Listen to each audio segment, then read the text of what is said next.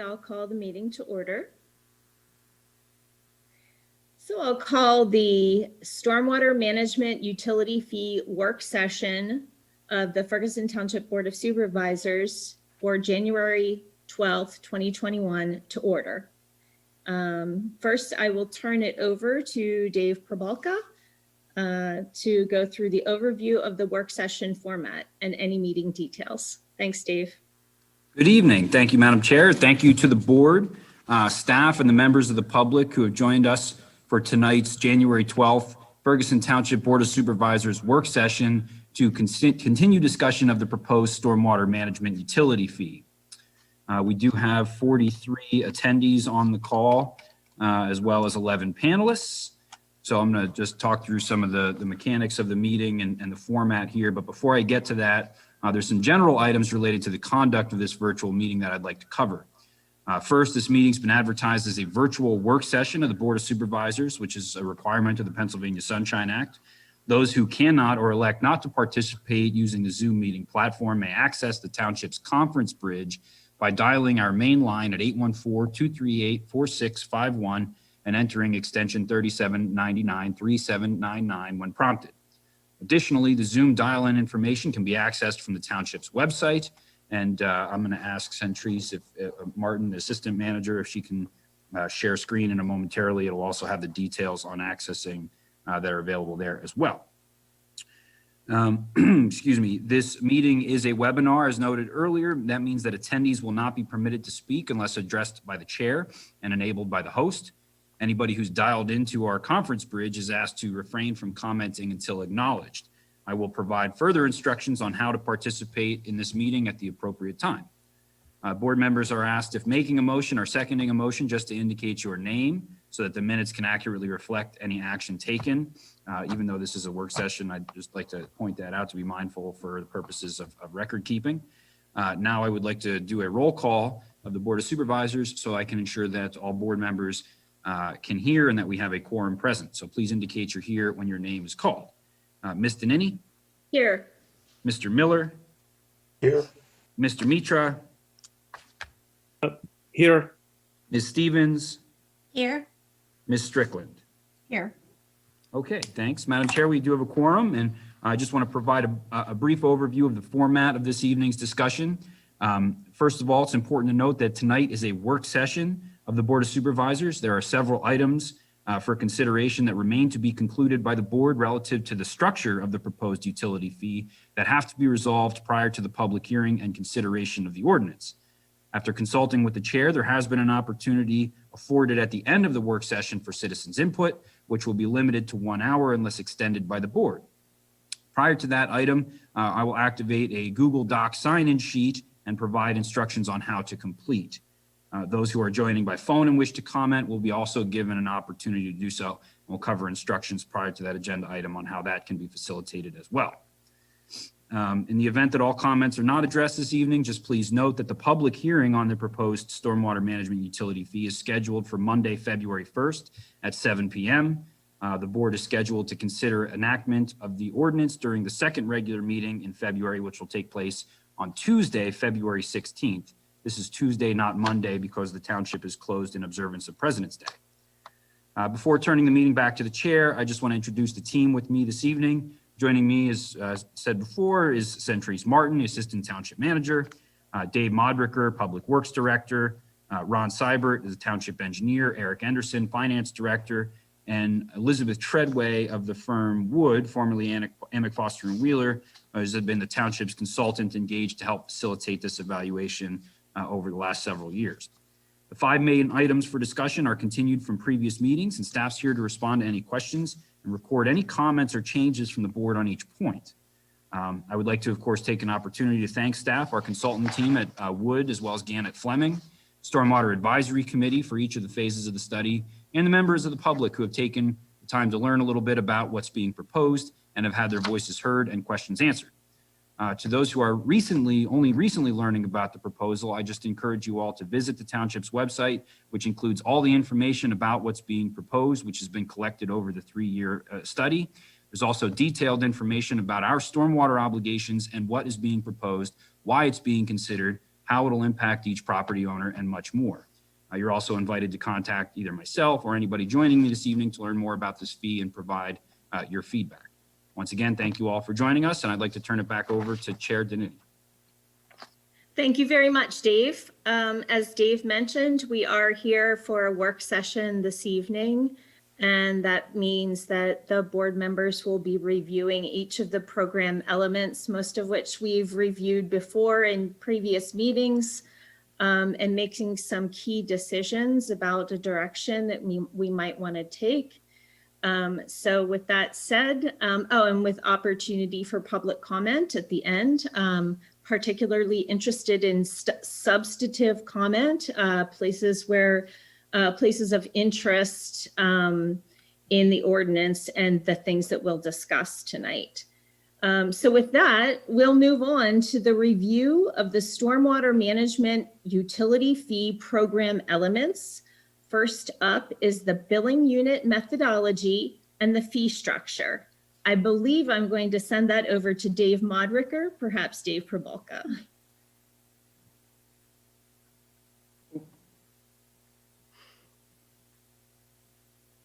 Okay. Yeah, so provided with your agenda is some material that was prepared by our consultant with Wood. It's a summary of the various billing methodologies that are available for consideration. The board's had some discussion about this in prior meetings, and at least right now, consensus has been to to include the billing unit methodology that's based on 1,000 square feet of impervious. So that is essentially what some of the rate tables that the board's had an opportunity to review thus far have reflected. But there are other methodologies that have been considered at the board's direction. In that material that's provided with the agenda, there is some definitions relative to the different billing unit methodologies, either the fixed value unit, the equivalent residential unit, and then the relatively recently considered the tiered equivalent residential unit model that the board's asked for some information on. So, I think really what we're looking for this evening is some conclusion to the billing unit methodology discussion so that we can incorporate that language into the ordinance that's advertised for public hearing on the first. And at this point, I can ask either Dave or Elizabeth or Ron if anybody has anything to add to the introduction. Thanks, Dave. Only that we've had discussion on all of these types of billing units in the past. The basis is impervious coverage. The ERU uses a basis of 3,097 square feet. The fixed billing unit, typically we talked about 1,000 square foot with the rounding at the 500 square foot. The board also asked us to look at a 500 square foot. And then at your last meeting really is when we got into discussion about the tiered ERU. And you could use the term pros and cons. There's differences, and reasons to use one or the other. And, really, I think we're here to kind of answer questions that you might have during your dialogue to help you make a decision. Thank you, Dave. Do any board members want to start us out in the conversation this evening? Lisa? I guess I will, Laura. I think Thank you. you were the one that sort of had done some research on the tiered Yes. methodology. Can you kind of go over that again? I'm not Sure. remembering. Sure. In general, what I found, and I'll ask our consultant to also recap some of the things that she mentioned at our last meeting. That would be for residential properties, so not for commercial properties. And basically, there's typically 3 tiers that you find in various programs. The lowest tier is typically seen at maybe 400 square foot of impervious and under, or maybe 700 square foot of impervious and under being really exempted from the fee.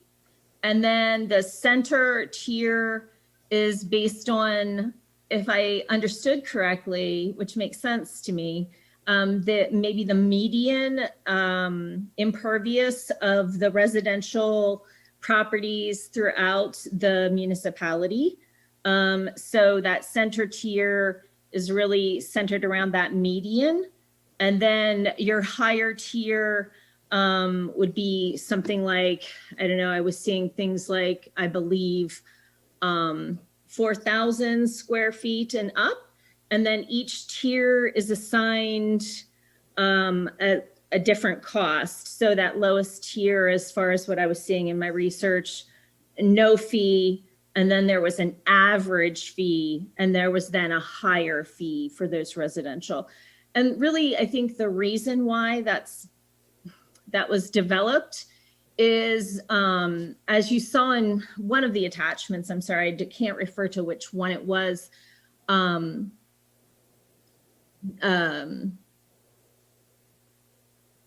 Sorry, I lost my train of thought, actually. We had a histogram of the housing stock. I don't know if that's what you were talking about, but it was a graph that kind of showed you of the residential units that we have in Ferguson Township, how many fall within a certain category. Yes. And that, I mean, that could be a basis of assigning the cutoffs at those different groups. Yes. Work Elizabeth did, I don't know if we saw real drastic breaks, but it could be done. I'm not right. And thank you. That's That actually wasn't what I was referring to, but it reminded me of what I was referring to, which is a perception of inequity when you're having all of the properties that are residential be the same fee, even when they're having a lot of impervious. So it just provides a way to be, while still streamlined, more equitable in that sense, as far as I understood. And yes, in terms of the way that we would determine it, it would be related to data within Ferguson Township, as Dave Modriger has mentioned with that histogram. So that's how you would chunk your tiers, so it'd be relevant to what you had in your own municipality. I think that I think like staff says, there's not just actually in a stormwater fee, but in any taxation, there are always going to be these issues that you try to manage the best that you can. And I think that whether it's ERU, whether it's square foot in one set way, whether it's square foot in tiers for residential, I think it's generally all three of the approaches are decent approaches, and we'll find some, I don't know if I want to say complaints or perception of inequity or, lack of ability to manage the complexity. I'm not sure. Yeah. Thanks for asking. So if you think about, the range or the scale of the billing unit methodologies, and maybe Elizabeth or Dave or somebody have some material that they could share up on screen for those that are joining by Zoom that describes this tiered model a little bit. Obviously, well, maybe not obviously, but certainly the most equitable or the fairest way to assess anything would be the lowest increment that you could think of, which would be, 1 square foot of impervious. Of course, that's not feasible. We'd have, everybody would be receiving, completely, different invoices. And the perception would be, particularly for homeowners or property owners that live, immediately adjacent to other property owners whose impervious area varies a little bit, that, there's certainly some perceived inequity about how that might be distributed for neighbors who are being assessed a different fee than one another. Where arguably are receiving the same services. So, incrementally, if you talk about some of the things that we've demonstrated through the rate tables are 500 square feet of impervious, which, kind of shortens that increment up a little bit comparatively to the 1,000 square foot of impervious. Then when you get into the ERU models, well, at least at face value, it might be, or in actuality rather, it might be less equitable because you have property owners that live next to one another that do in fact have different square footage of impervious surface. But there's a smoothing factor that's applied throughout the property owners in the township. So at least the property owners that, live next to each other and perceive similar service delivery or similar, discharge into the stormwater conveyance systems and infrastructure will be all assessed the same cost. When you tier it, you'll typically have that similar cost, but because we'll be, kind of stratifying or categorizing these different units of assessment, the very, very large or the very, very small lots with large or small numbers of impervious would be assessed a different fee, but a large majority of those would come in that middle of the bell curve where, you would be assessed a very similar fee to everybody else in the township. You'd only see those on the extremes in the tiered model that would be assessed something different based on one of the other structures. Thank you, Dave. I think that, yeah, if we go from a continuous to a discrete model, so I think if we go to whatever the every square feet model was, then it would be something like, the income taxes, every so many dollars you pay so much. And there are slabs used. I think the federal income tax uses slabs up to a point. After that, it's a rate. So 25% of every dollar you pay things. So you can, if you discretize things, it just becomes easier to calculate. You don't have to calculate for everybody. So that's what we save, but it could be done either way, I think.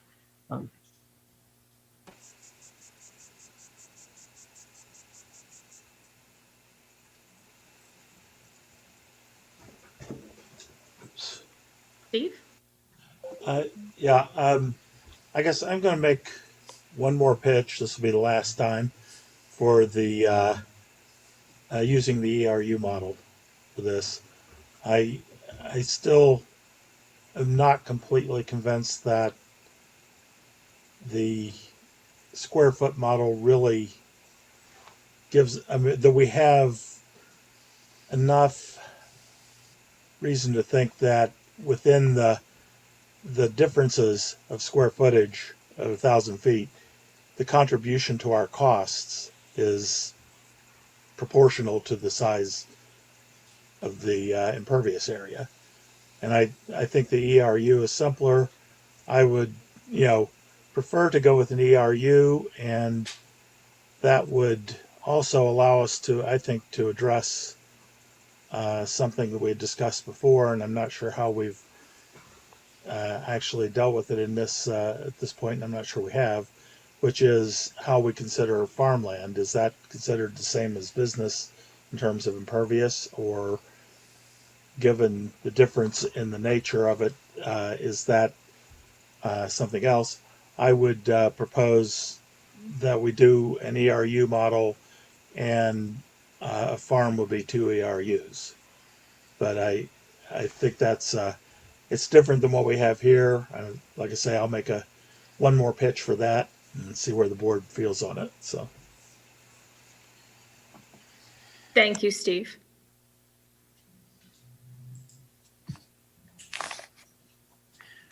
So I shared on my screen here the spreadsheet that's available on the webpage that kind of outlines some of the differences that you'd be looking at if you went with either a 500 square foot, 1,000 square foot, or an ERU billing unit methodology. And so you could see just kind of at a glance here, for all intents and purposes, I would disregard the columns that talk about the 6-month proration, because what the board's been talking about has been an implementation in 2022 as opposed to mid-year 2021.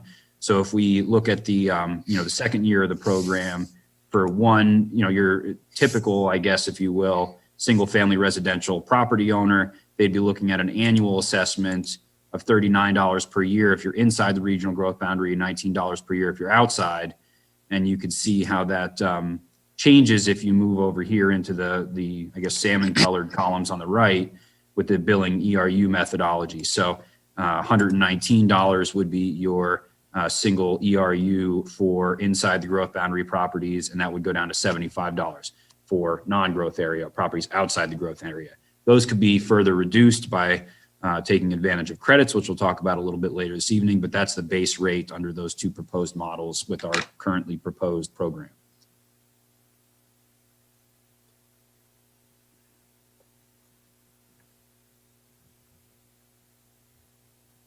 Thank you, Dave.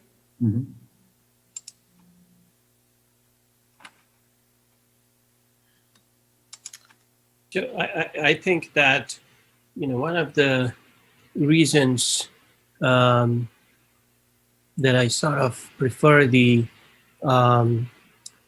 impervious area based method is that, I do not know if 1,000 square feet changes something, but it creates a mechanism which sort of sends out a message which discourages increasing the impervious area, in the sense that it just sends a general message saying that if you increase it at some point, you're going to pay more.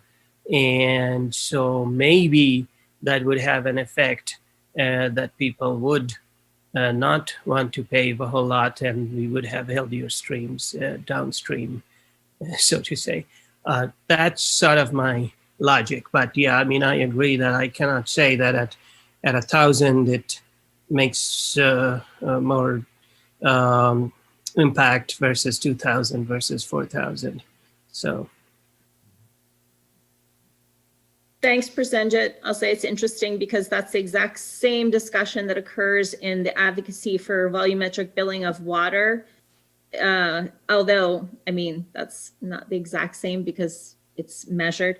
But the idea is that if you're measuring things volumetrically, even in an approximate sense, it brings people's consciousness to thinking of it as something that is related to that cost, and they are more conservationist oriented versus an ERU or EDU that's used in that.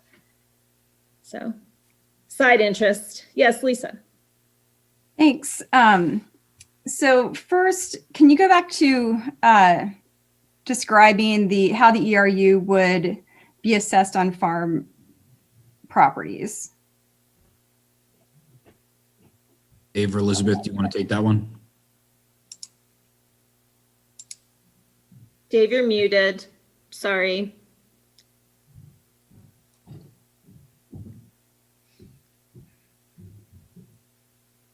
Well, I will give a try at this, realizing that you've not made a decision on this. The approach that we took was that the residents on the agricultural property, if only a resident and there is no commercial agricultural activity going on, is treated as a residence.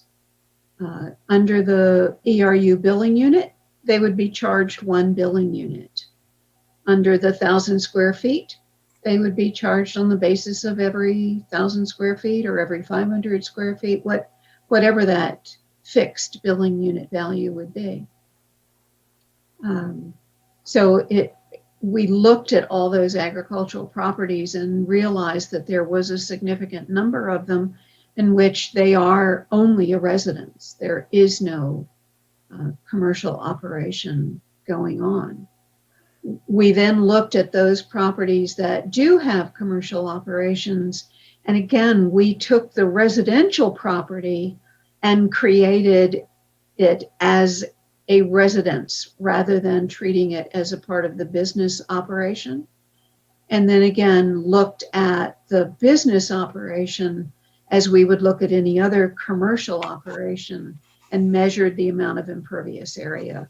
And again, depending on its billing unit size that you choose, we would divide that square footage by that billing unit.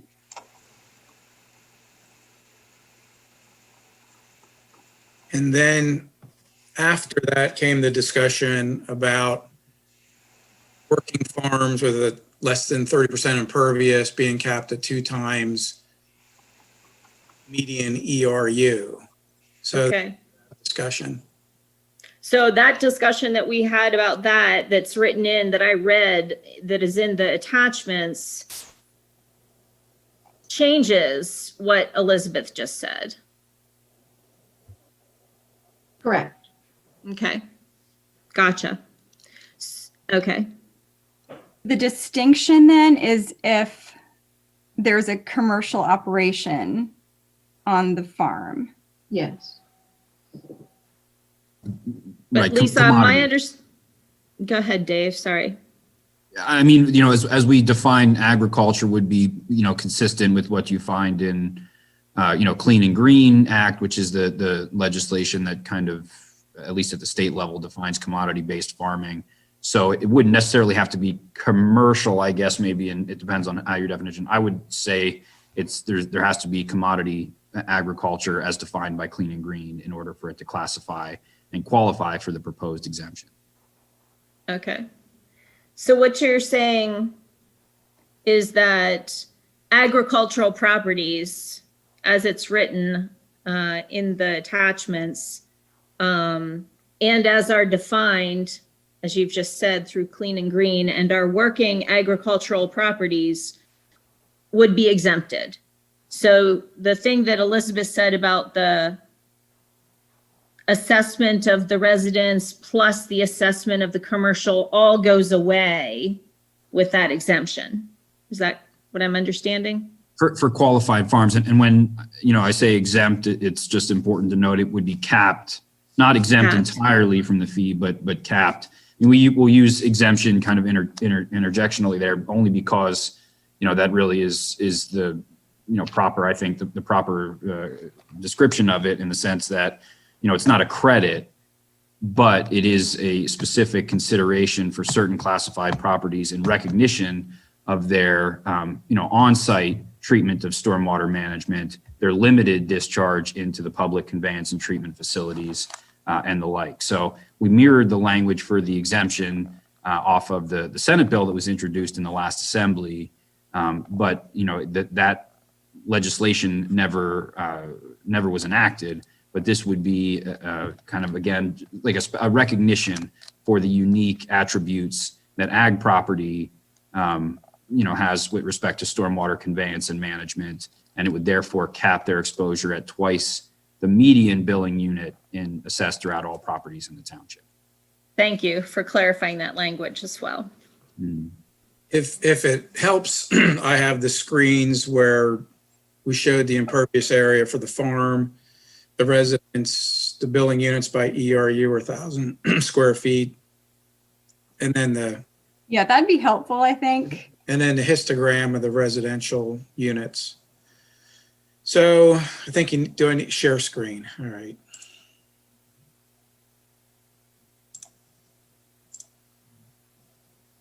So do these slides look familiar? Yep.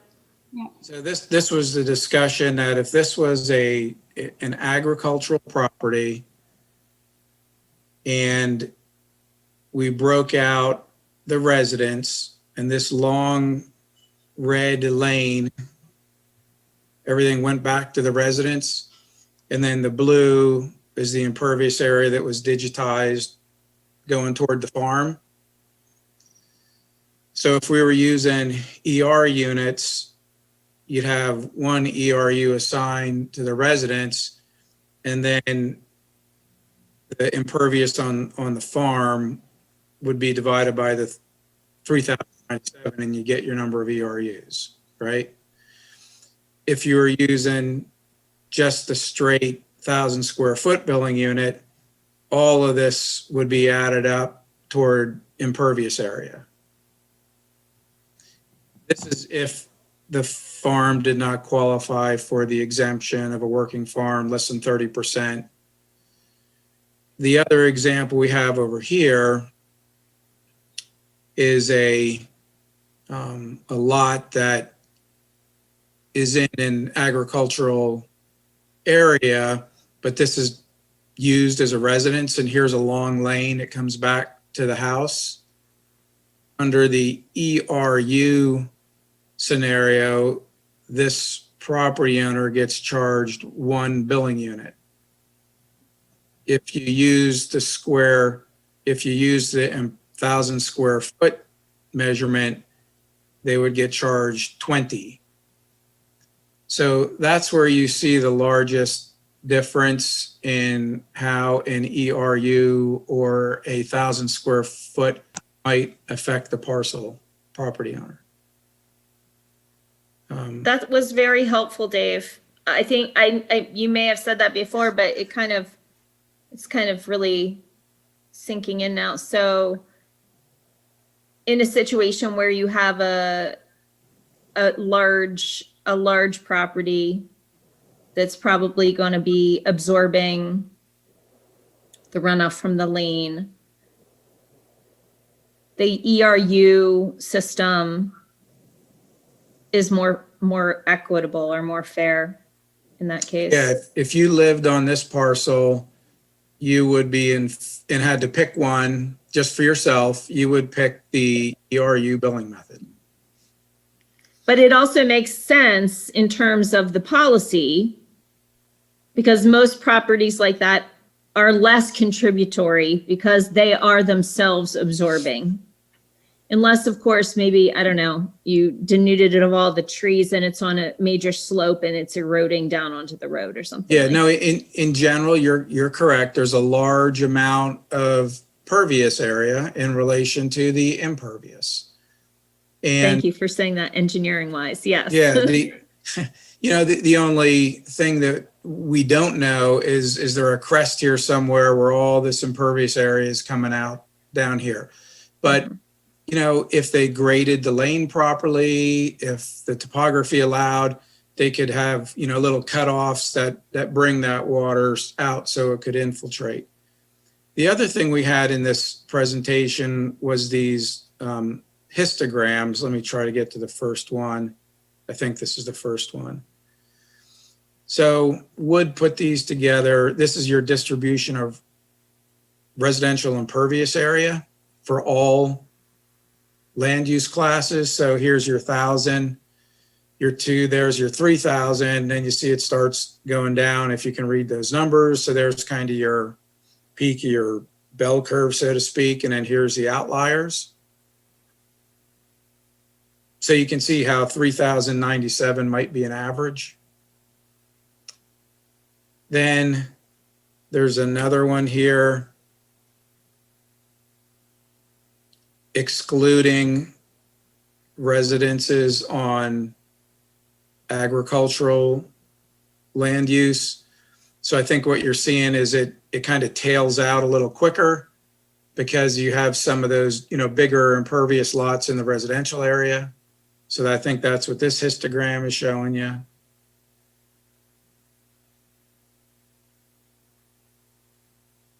And then this is just agricultural with residential parcels in an ag zoning. So you can see how the impervious area, as you would expect, is higher in these types of parcels. And so, again, in general, this is that's your distribution with all land uses. And then the other thing I could bring up, but I don't know how helpful it is I do have just a screenshot of a seminar I went to a couple years ago when we were going to seminars, and it had an example of a tiered ERU that somebody was actually implementing. Now their breakdown would be, probably different than ours. It's very specific.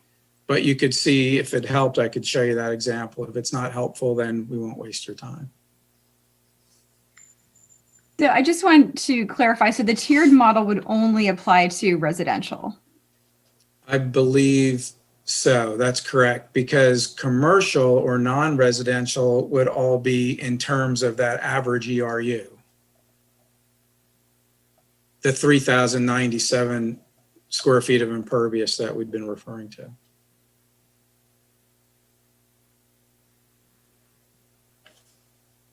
And then I'll take this off so you can see each other instead of that screen. But if any of those you want me to bring back up, I can do that. That one chart that had the different columns that showed the 6 months and the 1 year made me wonder how the fee for ERU or the tiered or the 1,000 square foot, how those change over time. I know we didn't model that out over a number of years. It was done for one, but what would you anticipate the change would be over the 8 or 10 years that you had modeled it for the one billing method? Maybe you could bring that one chart up.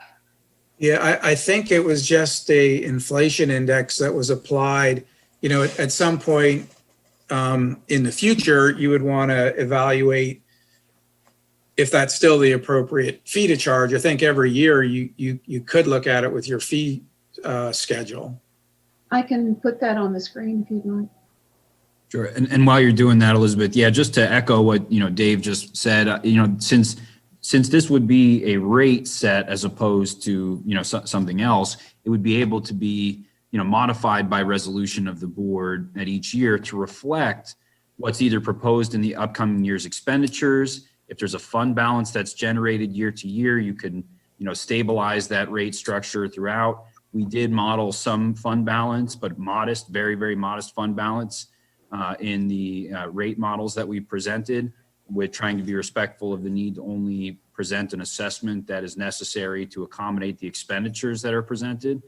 But in order to smooth the rate and to not have it as volatile year to year as expenditures fluctuate, it would probably be prudent as time goes on to develop a small fund balance in that could act as a buffer so that the board wouldn't have to modify those rates on an annual basis in any significant way. But Elizabeth, I don't know if you want to talk about this this projection here. So we did do what some of you're asking about, then, Ms. Strickland, and you'll see that here presented on screen. Elizabeth can walk us through it.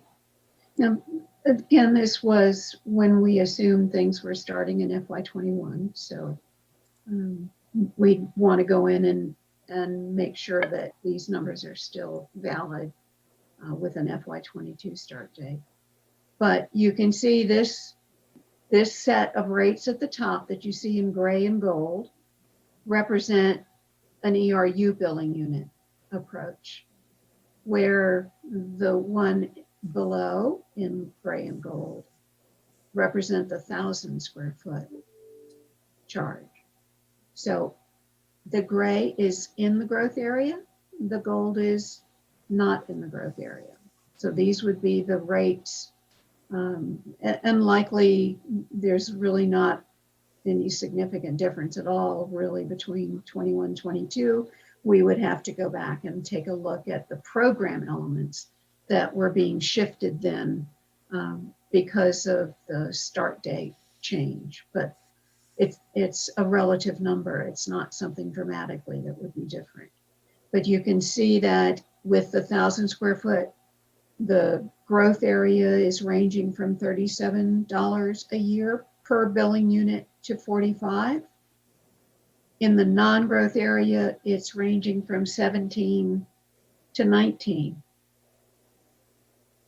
So there's not a lot of variability in the rate change for the non-growth area for the 1,000 square foot.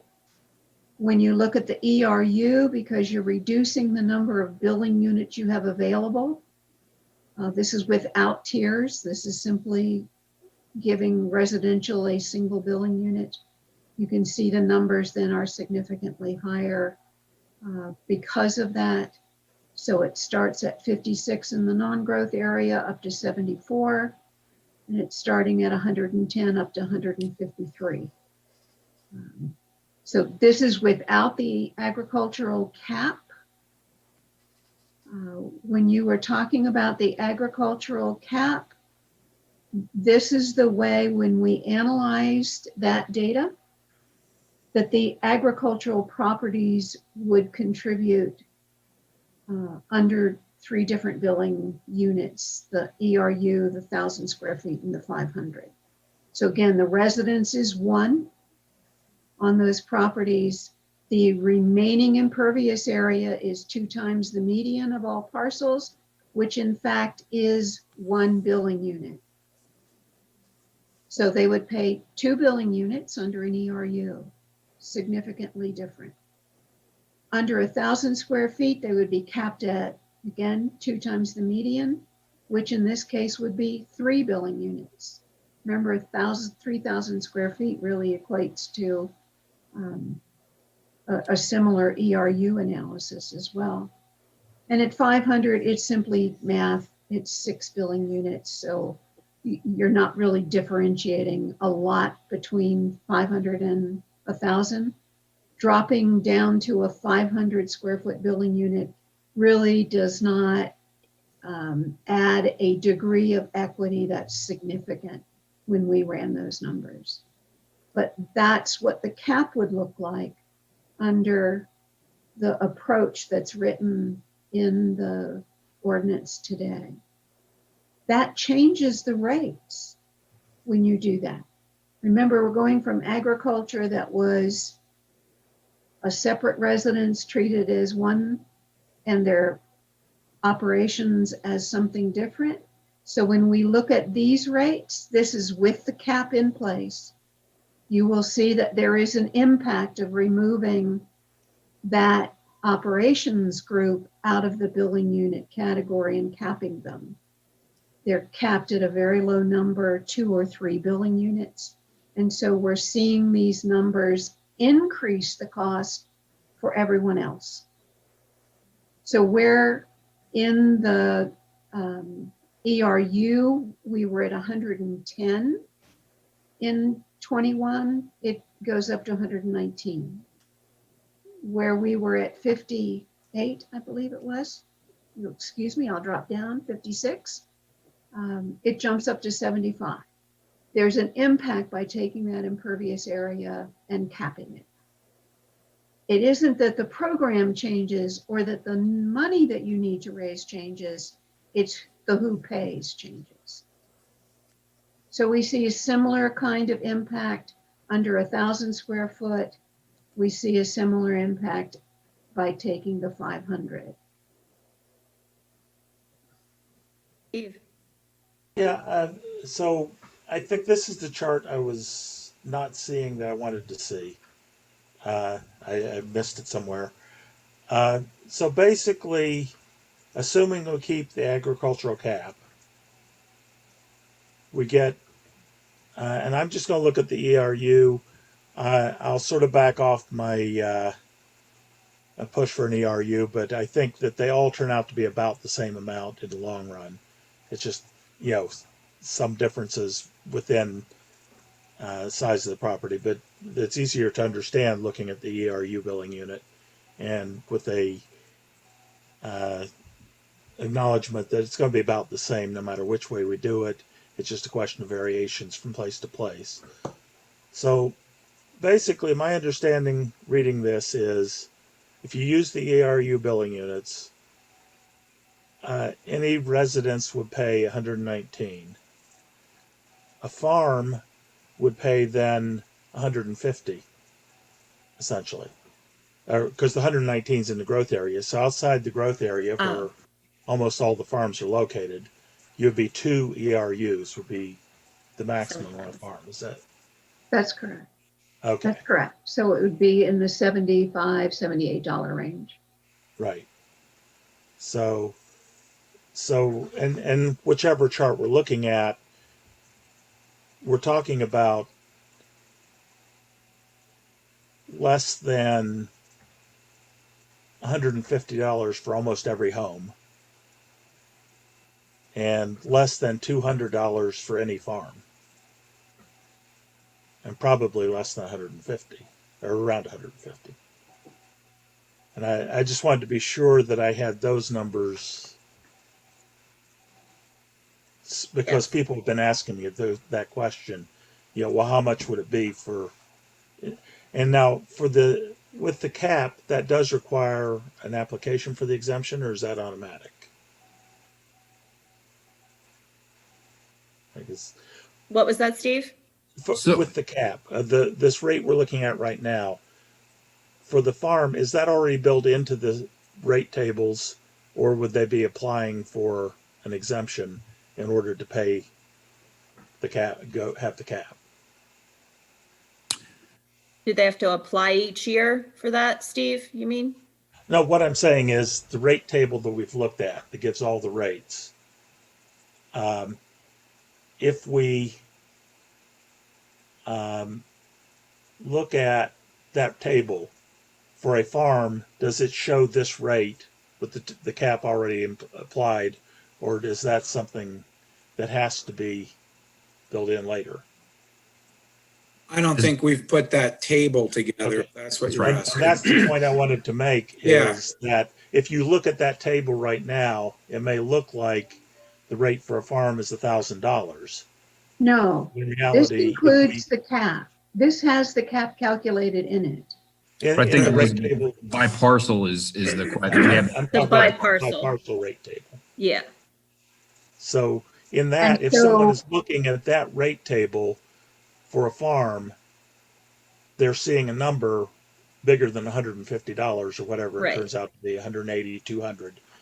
If But you in That's are, reality, if it qualifies, it will drop to that. And that's what I Correct. wanted to be sure of, so that if I'm answering questions to people, I know exactly what I'm saying or what I'm talking about. so the most a And to farm would figure out- play is 3 billing units under the 1,000 square foot. So in the non-growth area, 1,000 square foot, it would be 3 times $19. Yeah, I think what Steve is saying is that if somebody goes on our website and looks up the tax ID of their farm, they're not going to see this latest information reflected No. on the table because we haven't done it yet. Exactly. right, That, and that table is not there. And I wanted to Your clarify point. that because that's the table that most people look at That's right. Yeah. I'm sorry. when I they're thought- trying to find out how much they'll owe. So, yeah, the other question you asked a moment ago, Mr. Miller, is whether this would be an application process or whether we would apply. Because this definition would have to conform, the definition of agricultural property would need to conform, at least as written in the ordinance, to the definition established by the Clean and Green Act. It would have to be an application process. We don't have to do it every year. We might do what we typically do with these renewals of other similar licenses and things like that, and just say, hey, is this, you kind of send out a notice, hey, are you still using your farm for agricultural, as an agricultural commodity producing operation? And then, the individual, the farm owner, the property owner says yes or no. And then we roll that in, and then of course we, like all exemptions or credits, that are offered under the policy, could periodically spot check or do whatever we have to in order to ensure compliance. But at least as what's written in the ordinance right now, it doesn't specify that application process, but because of what, at least our limitations in the data that we have, we would have to have that self-certification from the property owner to note that they qualify for that exemption. We wouldn't be able to go in to our database and just say, yes, this one does, and no, this one doesn't. Yeah, it would be a certainly fairly we, simple process, though, wouldn't it? I mean, we wouldn't require a lot of documentation for that.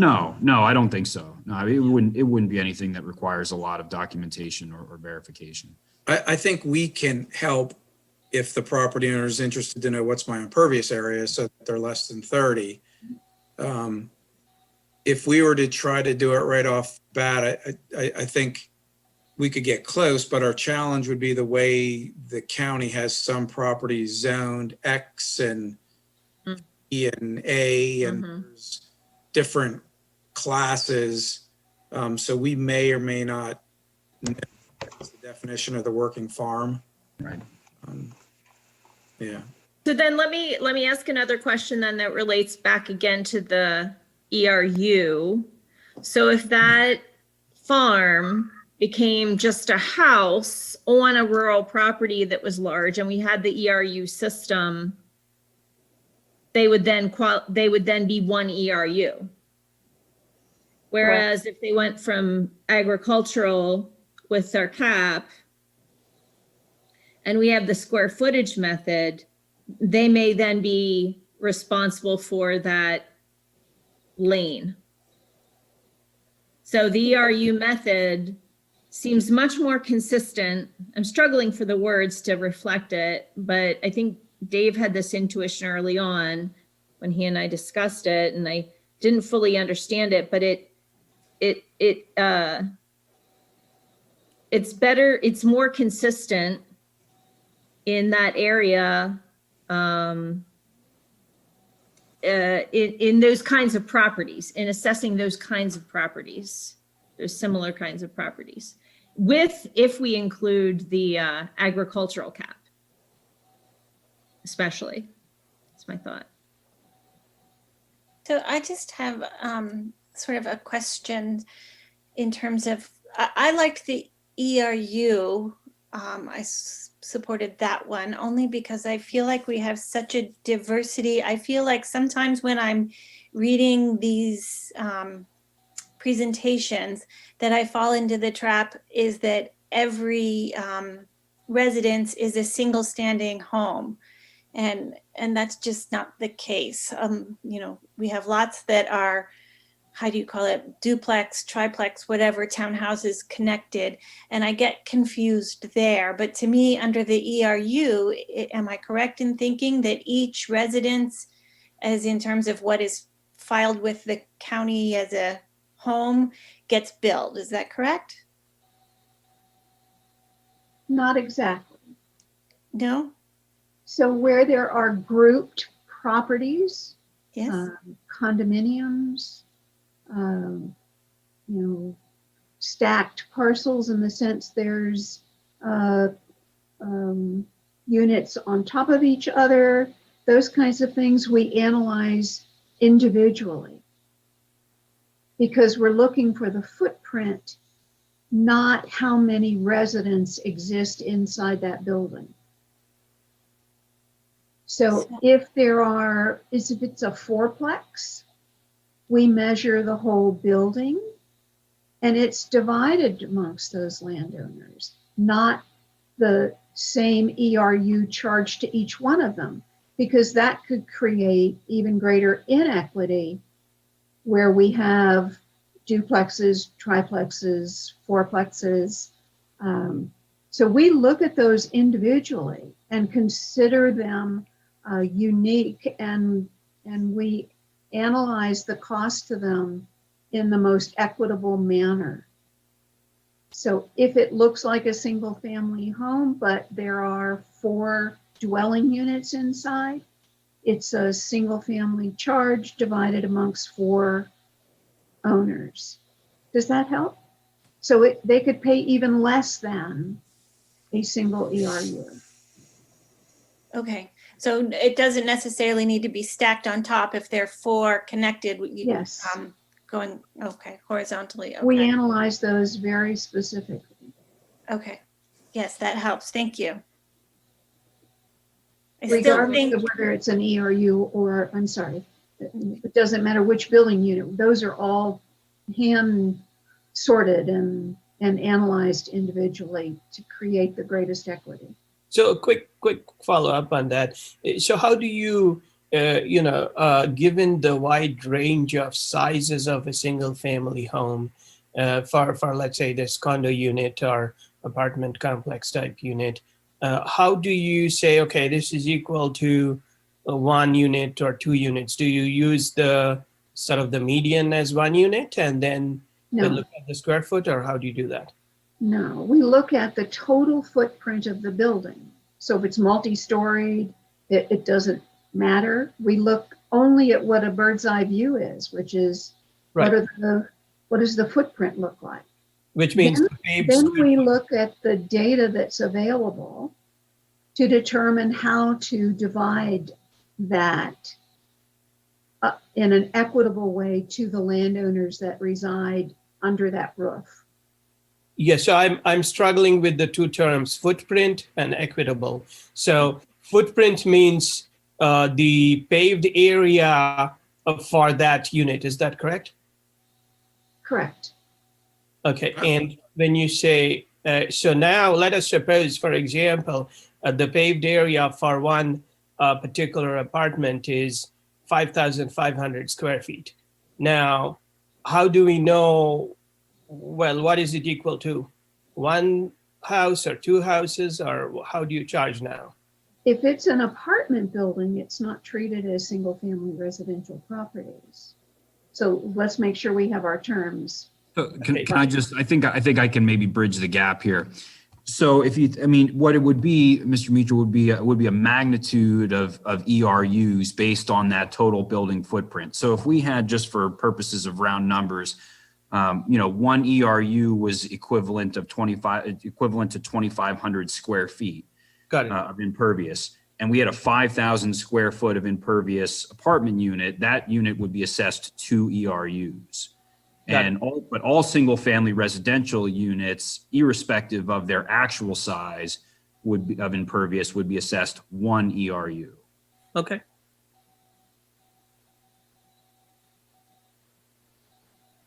And there's some rounding that comes into play, of course, if it's, kind of an odd, I'm using very nice round numbers, but, we would round up or down depending on the increment selected by the board. If it was 500 square feet, properties, 250 square feet increments or greater would be rounded up to the next one, less than would be rounded up to the one below. With 1,000 square foot building unit, we would use 500 as the cutoff for our rounding of ERU. So we wouldn't be assessing people a fraction of 1 ERU.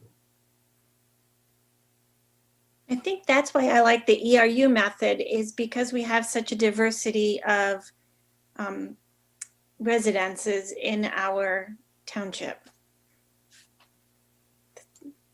That's just my comment. Thanks, Patty. I think that's helpful. I think this conversation has been really helpful. I definitely, I'm ready to go with it. I'm ready, Steve, I'm ready to go with the ERU system. Yeah, I agree with that. Percentage, yeah. Yeah, if I may share my screen. I know this is not going to happen, but since we are discussing this, if I may share sort of my screen. Let's get this out. So this is a document, so Urban Stormwater Preliminary Data Summary by the EPA.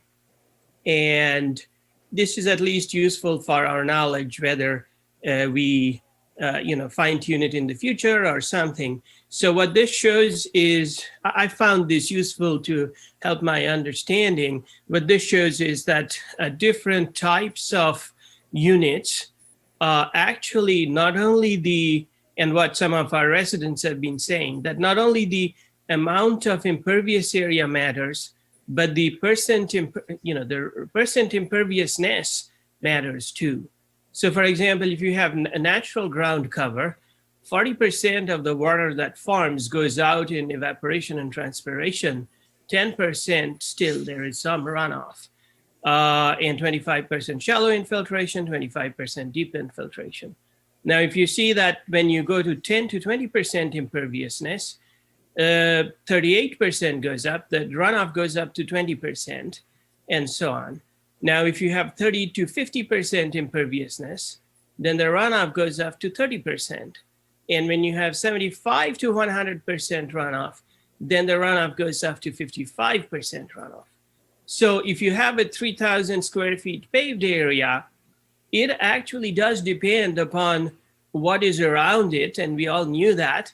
But this one tries to gather that. And so my thinking is that instead of the tiers being sort of like small houses, medium houses, big houses, and instead of possibly trying to do exceptions for growth area and non-growth area and agricultural, one option perhaps, I don't know, I mean, it might be too late to look at it or not, but one option would be to say, okay, this is these three cases, let's say less than 1/3 impervious, 1/3 to 2/3 impervious, and 2/3 impervious and above. And for each of these, the amount of square feet there would be different rates because the runoff is different. And there would be a higher runoff, higher rate for the more sort of urban area, which is the 75% and above impervious, and so on. And I wanted to find out, perhaps from Elizabeth, if you have considered something like this. What is the, what are the pros and cons, and so on and so forth. It has been looked at in various communities and is typically not adopted. Again, it adds the perception of an equity distribution until you get into a conversation with a landowner that starts talking about their slopes, their ability to infiltrate in a different way. And so it has its nuances as well, Brigitte. I mean, it's interesting. Every avenue that we have taken in the industry is always led to an interesting variation in perception of whether it really is increasing equity. But it has been looked at by various jurisdictions. It's rarely has been used. You know, I think the critical piece, maybe there are a critical piece that's missing, and something that we've talked about, at least in past contexts, is, you know, that while imperviousness or impervious surface is our barometer by which we're using to determine what the fees, or what we're proposing to determine what the fees assessed per property would be, it is not a coefficient or a ratio of impervious surface that we're using to justify the imposition of the fee. And what I mean by that is, and I think, you know, not to quote Ron Seibert, who's here with us this evening, but I think when he described it to me before was, look, if every parcel in the township was completely pervious, we had no impervious surface, we would still have a need for stormwater management. And that's a simplistic way to look at it, but it's very true, I think, when it comes to some of these different characteristics. And so when you start to talk about, and this has been mentioned by, as Elizabeth suggested, by the Stormwater Advisory Committee, that we conduct this analysis, you talk about a lot of different components that impact the infiltration rates of each of the properties. It's not true that just because it's for example, a rural parcel, that there's no need for public stormwater conveyance and treatment, or that there's no cost to public infrastructure. But, you know, I think as some of the things we've done to address this very issue, while not directly tiering our rate structure based on ratios of impervious to pervious surface on each lot, is things like this ag exemption that we've talked about, recognizing that rural properties are doing, you know, more than urban area properties to treat and manage runoff on their own individual lots. Credits for, you know, some additional best management practices or stormwater management practices that we can apply even, you know, to whatever that ultimate bill is per parcel. So, you know, I think there's ways that we can address the unique nature of impervious to pervious ratios that we see throughout the township, because we're so diverse with respect to our, you know, rural and urban characteristics, but that don't introduce some of the complications that Elizabeth mentioned that you really start to emerge as you look at individual lots and their infiltration qualities and characteristics. Yeah, but, I mean, you know, the level of service gets into that too, which we'll talk about. Steve? I guess I'm going to go back to my original thought that, you know, we need to keep it as simple as we can, and that even something like this, we may be over calibrating, because what we really need the stormwater infrastructure for, whether it's a pipe under the street or a swale along a rural road, is for the big storms. And that's where the real absolute need for it to prevent flooding comes in. And I think once your ground is saturated, these numbers no longer necessarily apply in terms of infiltration. So I think trying to calibrate based on that, I mean, this is from an environmental viewpoint, I fully agree with these, this analysis of how much infiltrates. But from a stormwater cost viewpoint, I'm not, I think we're trying to over calibrate if we go to something like that. And what happens is, once you get to a certain point, all the water's running off. Unless there's someplace else that's going, like a detention pond or something. But, the size of your lot compared to the size you have of impervious really doesn't, I don't think makes that much difference in the big events that we're really having to handle. If the So ground is frozen, I'm still leaning toward just a straight ERU, not even a tiered, and with the agricultural exemption or calculation built in. So if the ground is frozen, everything's impervious. Yeah, I mean, Percentage, yeah. that's true, but I think we are not keeping it simple because we are having the agricultural exemption. We are having the calculations that we are doing for common units. And to be blunt, I find if the reasoning that is provided is that there'll be some landowner who is going to complain about something or the other. I found the justification that Ms. Treadwell gave about this and the pros and cons to be very, I should say, superfluous. And I was looking for sort of more of an analysis rather than somebody will complain. Yeah, somebody complains about everything. So that's not a good reason to choose or not to choose something. And we will never reach perfection. So we are trying to find sort of, and I agree with Steve in the sense that we are trying to find the simplest, most accurate method, and that's the balance. And I think because we are not looking at the percentage paved, we are having to make so many exceptions, and it's just actually getting more complicated. But I'll just stop there and we can move on from there. But that's sort of my point of view. Lisa, thanks, percentage. I'm sorry. Lisa's hand was up and then Dave. Okay. Lisa? Thanks, Prasenjit, for sharing that. That's really what I was looking for in a tiered model. I think that was what I had expected to see. And I don't view that as over calibrating. I agree with what Prasenjit's saying. We're taking so many other factors into account. If what was just shown in that model were used, whether you're inside or outside the growth boundary, I think adds equitability because, if you look at RR, in some cases, we're inside the growth boundary, but we don't have the level of service as, many others do. So we have the same level of service as outside the growth boundary, but we'll be paying the fee the same as in the growth boundary. So any way you look at it, it's the expense is shifting. So if we're using an ERU, somebody with a big house and a small lot is making out better. If we use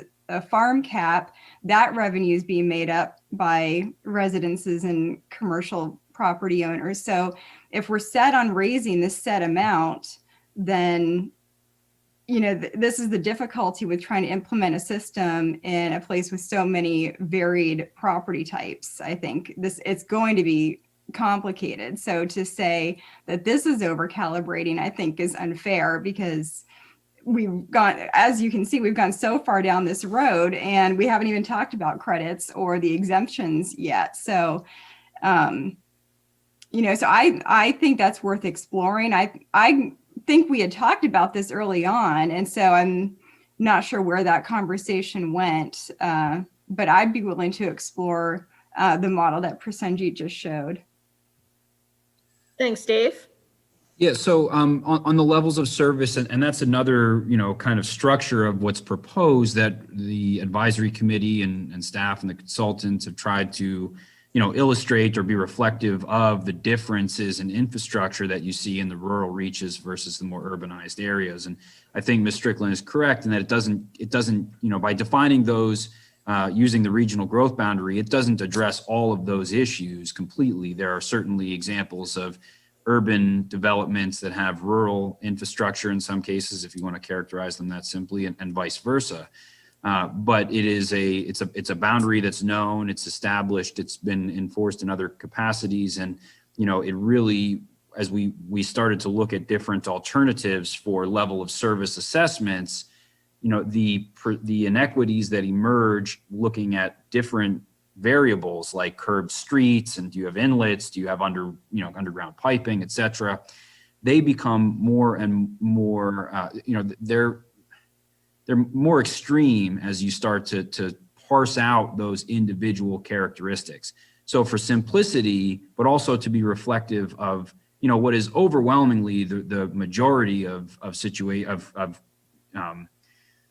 applications, both inside and outside the growth boundary, that was the model that's proposed to be used to distinguish those two levels of service. So when you have rural properties that, are doing a lot of on-site stormwater management, or because of, by virtue of the soil characteristics or other infiltration characteristics that apply, they're not discharging a large amount of volume into the stormwater conveyance system. There's not a need for necessarily for as robust infrastructure. We have, open swales, drainage ways, we don't have underground pipes and inlets. So what we did in evaluating these two levels of service structures was we took the costs that applied, blanket throughout the entire township. Because even if you live out in the rural reaches and not a single drop of water that hits your property ends up in public conveyance, you are still currently being assessed for stormwater management throughout the township. And there are costs that apply, universally throughout all properties, like our, federal permitting requirements, our MS4 obligations, administration and management of the program, et cetera, just like for any other public service that we provide.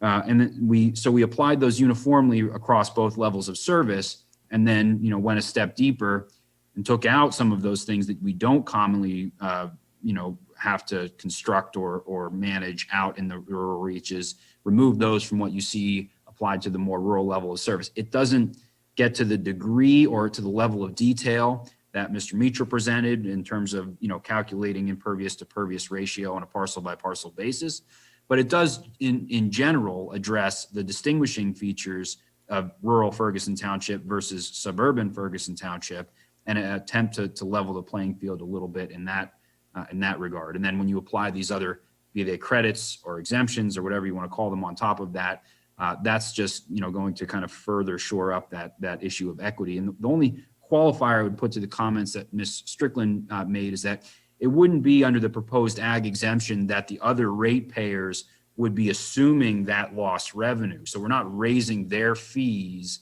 to make up for the lost revenue for the ag exemption.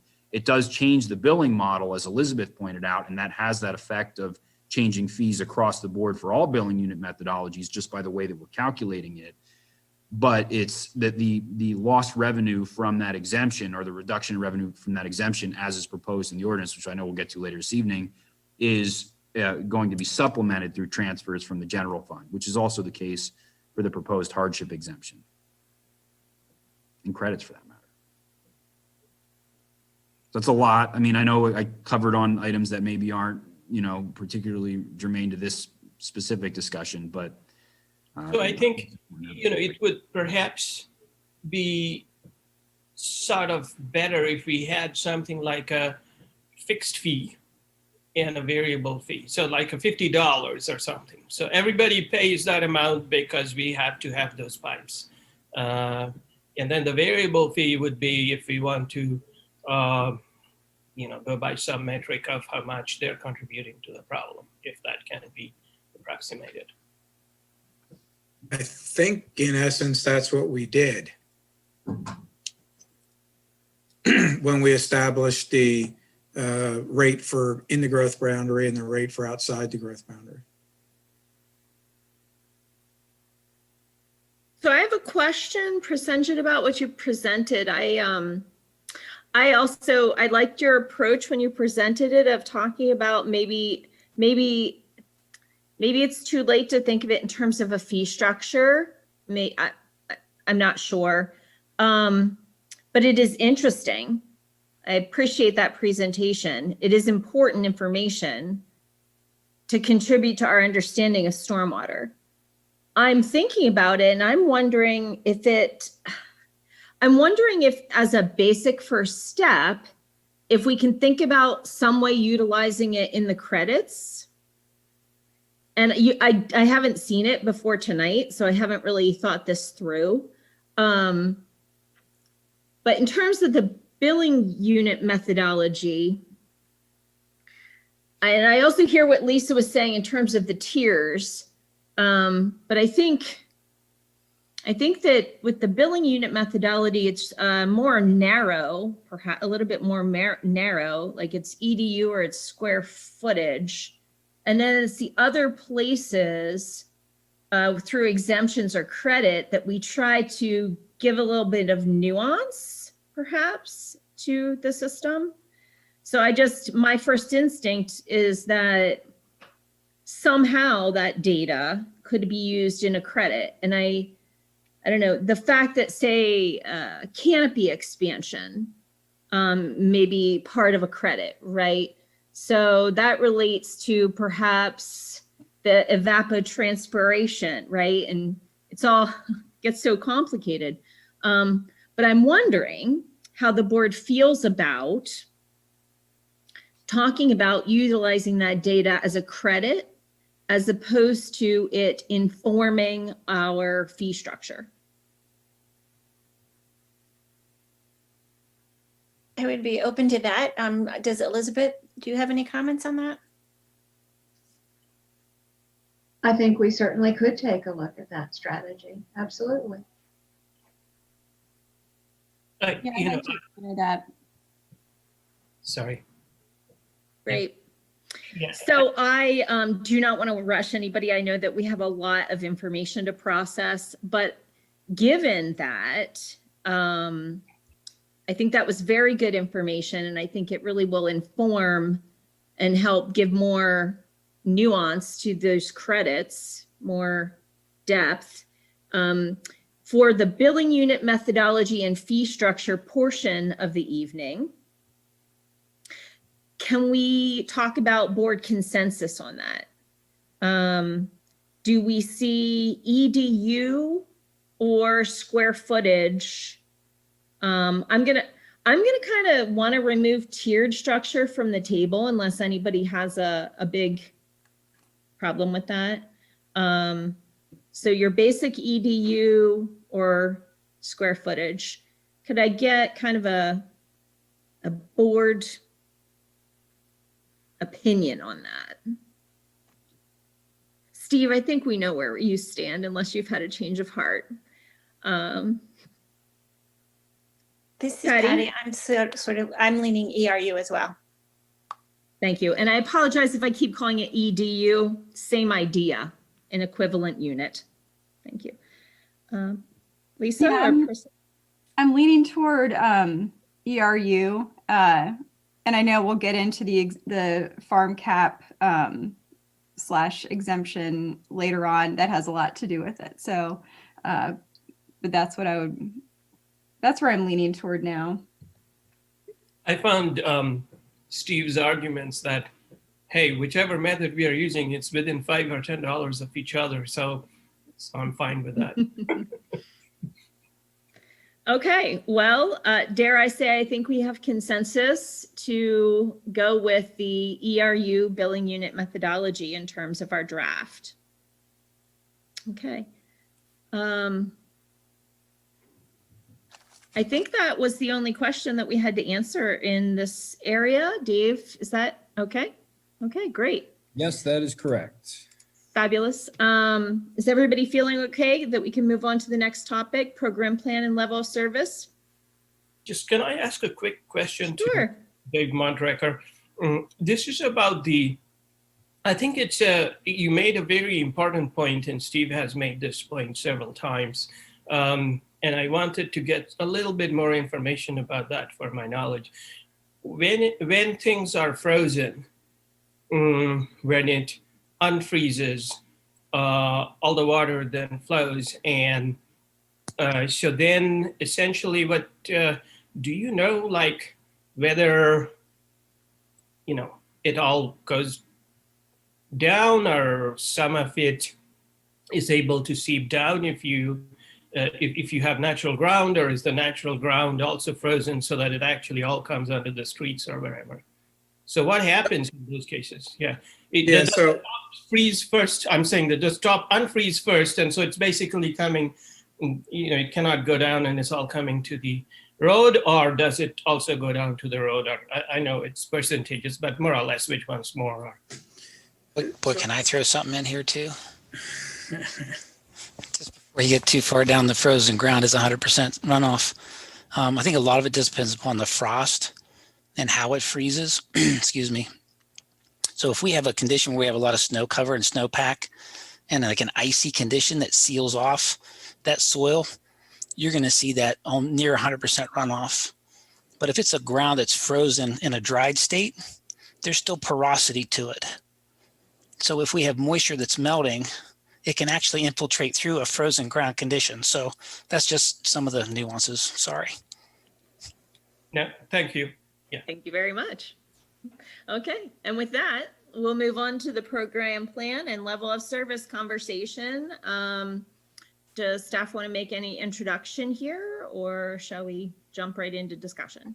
Well, not a whole lot. I mean, I don't have a whole lot to add. It's, you know, this has, again, been something that's been talked about in past meetings, and most recently, kind of toward the tail end of last year, the board had a pretty detailed discussion on the program plan, which, you know, just to kind of put some definitions to the two, the program plan is what you find on the website that says, you know, here's what we're proposing to fall under the umbrella of this fee. And, you know, an important point to make is that it's not true that we're, you know, now embarking on things that we're not otherwise doing. These are all, for far and away, a majority of them, things that we have historically done: storm pipe, you know, inlet repairs and replacements, pipe relining, you know, infrastructure maintenance, repairs, et cetera, management of our MS4, our federal permit requirements.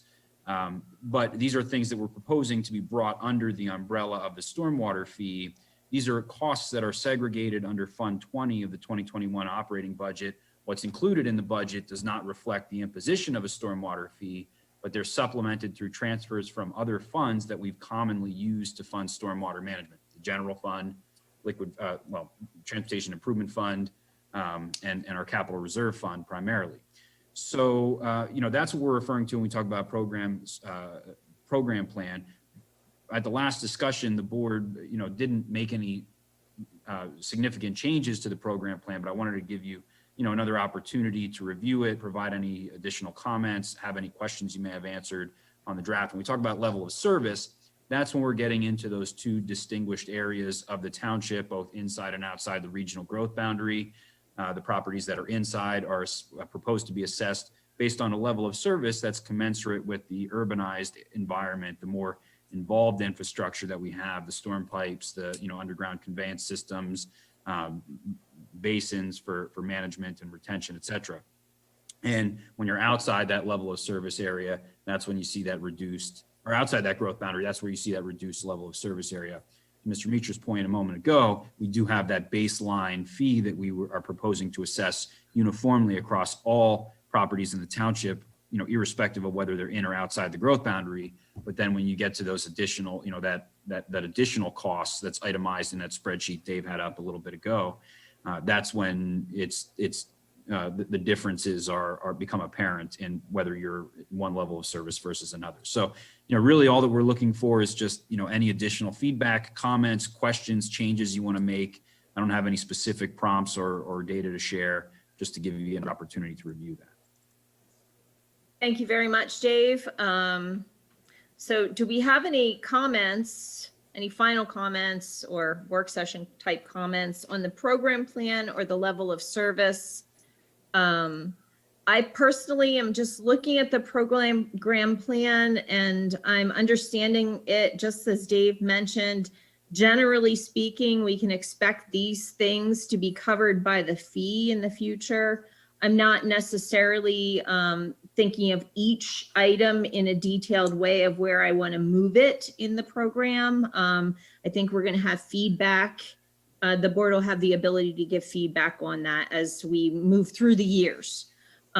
So in terms of an overall look at that program plan, does the board have any comments? Lisa. So I had a few comments and thoughts. And I wanted to start by asking about the master plan that's described under item 10. And what that involves, and how a couple of the other maintenance and inspection plans and protocols are related to that master plan.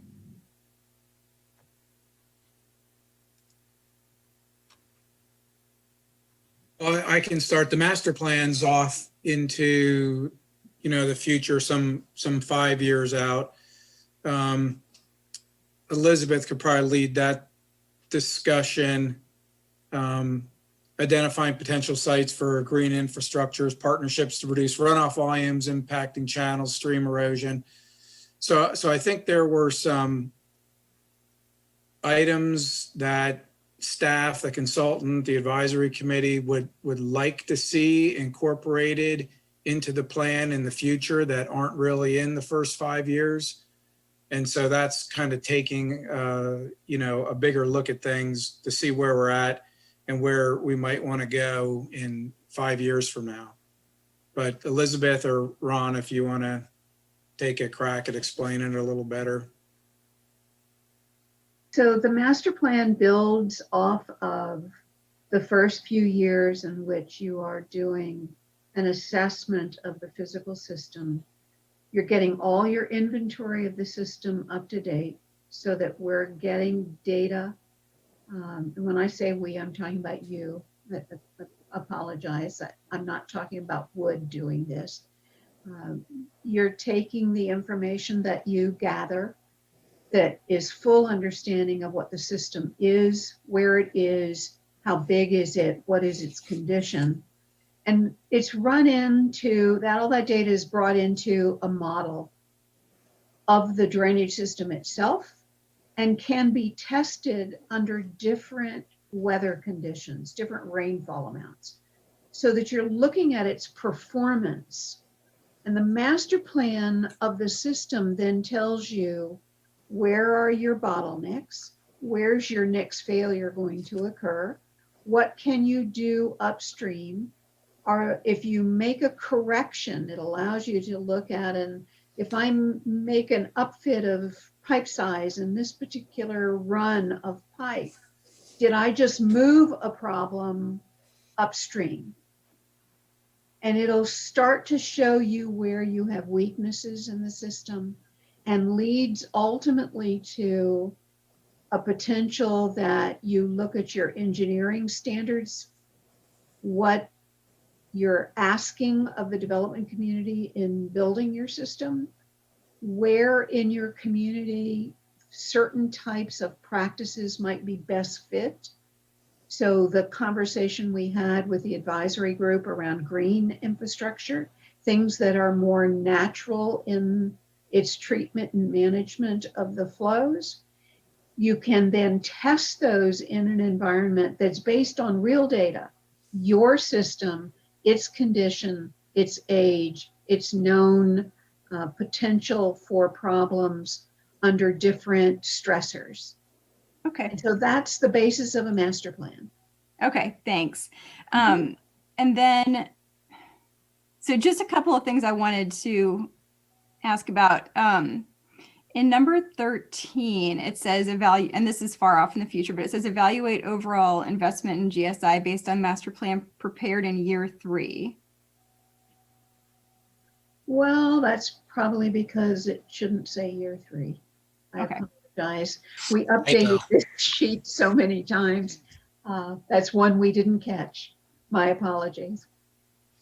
Well, it's the third year after the master plan's implemented. That's true, but Oh, okay. not the third year of the program change. Okay, so just some clarification there. It's not necessarily incorrect. It's just not what we understood to be referring to. Right, and so Gotcha. it does need some clarity. Gotcha. Okay. And then back to that number 10, it says in there with the master plan, you identify potential partnerships. I just want to make sure I'm reading this right, because the partnerships are identified down under the CIP number 5 as beginning in year 2022. Right. And in that case, those earlier ones are brought to the city by private landowners who have perhaps a change in their footprint that they're wanting to undertake, and they're willing to come forward and partner with the township for an improvement that they would like to make, and that perhaps there's a benefit to upsizing what they're willing to do. And so a public investment might be a benefit. Or it's a case where in partnership, the township is using a piece of the private system in order to move water through its public network, but it has to connect through and discharge into privately owned and operated system components. And perhaps there is a need to upfit that particular segment. Might be a pipe, could be a swale, it could be a basin that needs some improvements. So that partnership there allows for the township to engage a private landowner where there is public interest in the way they're managing their system. Okay, right. And I know that there was a lot of discussion in the advisory committee about public and private crossover and responsibilities and ownership and maintenance. And, I think I had understood that that was kind of a big part of the program plans, I guess. And then, it's not in the first year of the program. So, and then I was wondering why identifying the strategies and opportunities for partnering aren't in an earlier year. So I guess I'm confused about the timing of looking at those public-private crossover points that were identified early on, and where can I see that being addressed here? That's in those partnership dollars at the bottom, right, in the capital plan. The reference you're referring to in 10, which is talking about the master plan, is that part of the master plan itself is to look further for additional partnership opportunities, because you will have the full model, the full data, and it will tell you more about your interconnections and your needs. So the partnerships that are emphasized there are things that will come out of the master plan, where you may be seeing stressors on the system, where you may be able to partner with a private landowner to make a performance improvement to the system.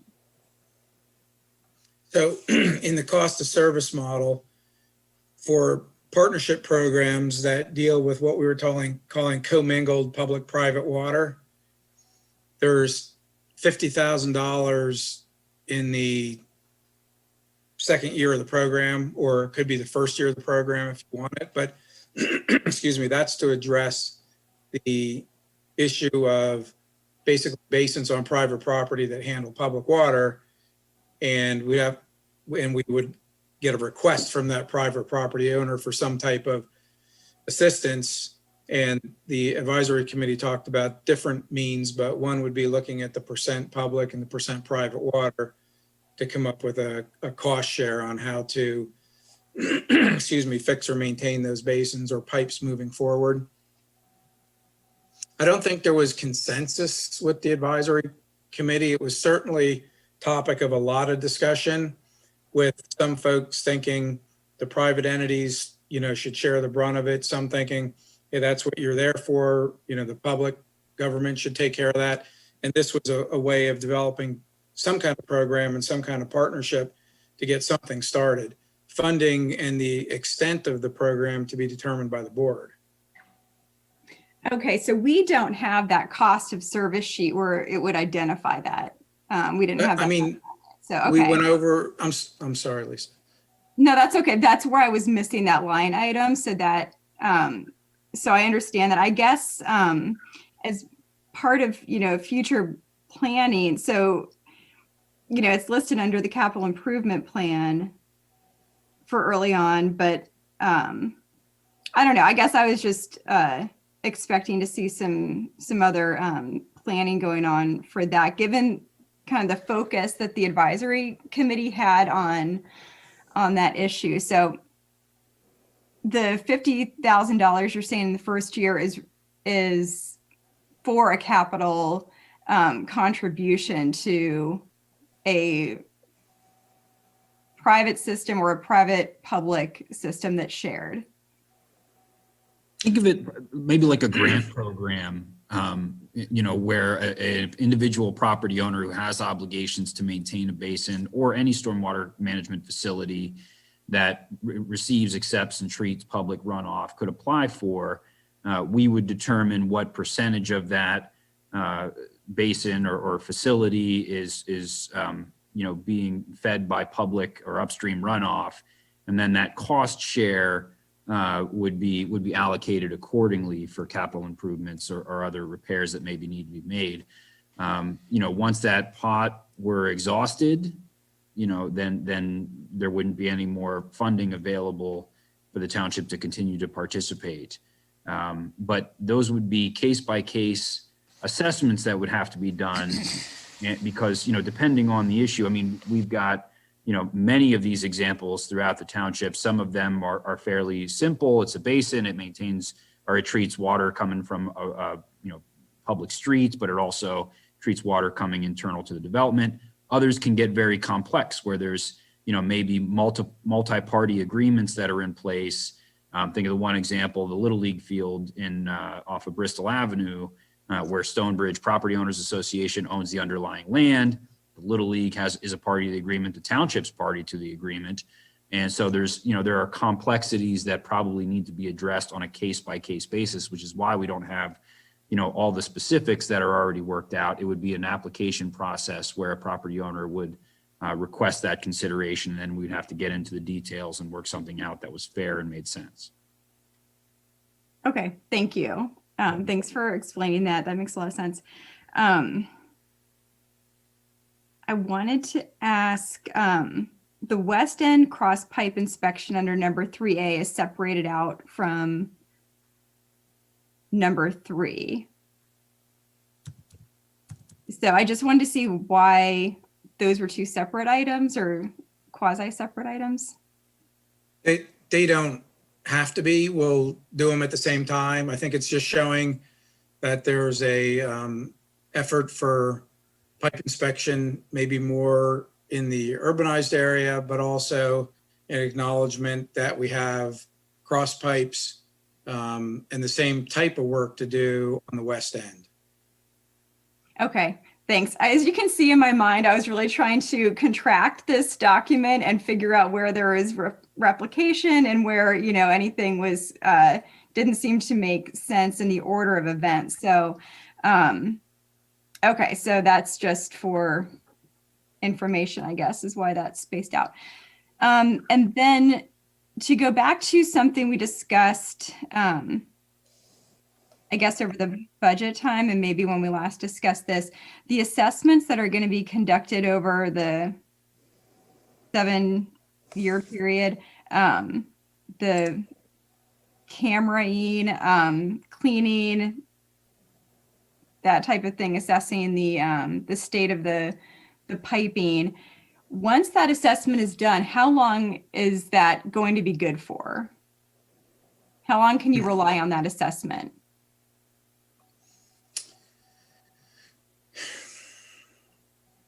Our goal was to do, looks like 6 or 7 miles a year of the 44-mile system. So, there's a good chance when we're completely done with our assessment, we're going to be going back and looking at things again. Now, we'll build some history in a database and perhaps know where we have problem areas. And those might be the areas we have to focus on. But in general, it's an ongoing process. And continue to build the township and put more pipe in the ground, there'll be a bigger amount that we have to take care of. So it's not something static that stops. We may find that we can make frequency less. Maybe it's not every 7 years, it's 10 years, but I feel like we're going to be continuing with the program. Sure. So I'm wondering, once an area is inspected and you determine that you need to reline those pipes, or that you're going to be able to reline those pipes. So say, whichever one we have coming up in the CIP shortly, Stonebridge. So if you went in and assessed that neighborhood, then how long would you think after the assessment would that assessment still be reliable?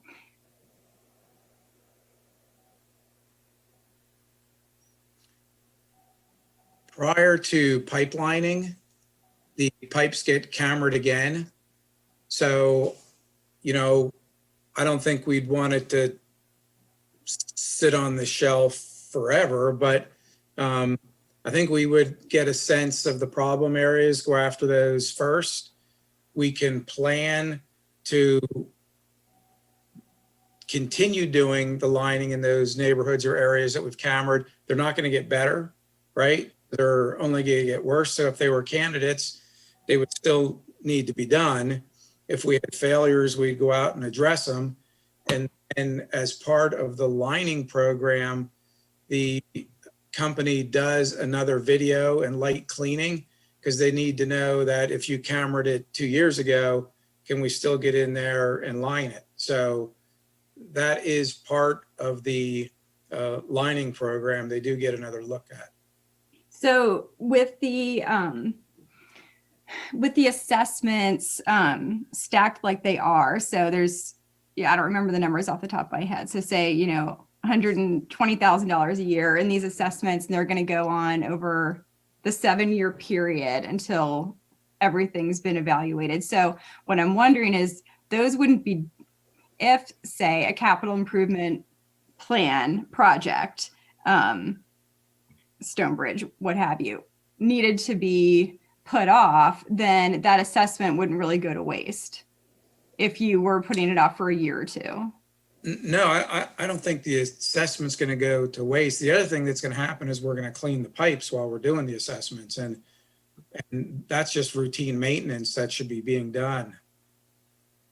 Okay, because I know we increased that number for how much we're assessing every year. And I just wanted to make sure that, that's not going to be in vain if the project isn't completed the next year. So you're saying that that isn't the case. Correct. Okay. And also, I would add that one of the things that happens, and typically within the pipe assessment, is a grading scale for all of the pipe, whether it's corrugated metal or regardless of whether it happens to be reinforced concrete or PVC. And a rating is a sign that tells the community in your asset management, as you're building this inventory, that you need to come back to this quickly, or it has a good life for it. It's in condition, 1, which is great. 5 is you'd better get this under a project pretty quickly. And so you have that information to work from. It helps you build your capital plan for the future. And if something is sitting in a grade 3, pushing a grade 4, that you're going to want to come back and re-inspect it more immediately, in the sense of a timing factor, than something that's graded a 1 or a 2. And so Okay. This gives you a broader information at detail in an asset management inventory to give you those pieces of information. So we don't have to look at it as if each year's assessment is tied to a major relining project if that can't be afforded that year. And then the other part of that is with, say, like the agricultural cap and some other credits, if that revenue is being reduced, we could maybe stretch out some of those relining projects so we didn't have to take money from the general fund to pay for that. We could maybe space out some of those relining projects if that assessment shows that, okay, this is in, whatever category shape this is in, we can put this in year 2027, where maybe, in the CIP right now, we have it in 2023. So that's going to show us, so there's the potential that we can push some of these things off and not have to use, and not have to supplement what we're taking out in, the credits and exemptions. But yeah, it's certainly going to give us the knowledge to recommend that we can push things out or move things forward.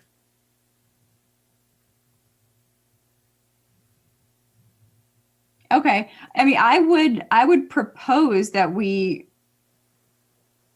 space some of those things out in the farther years. So several projects are already in the CIP for the lining. And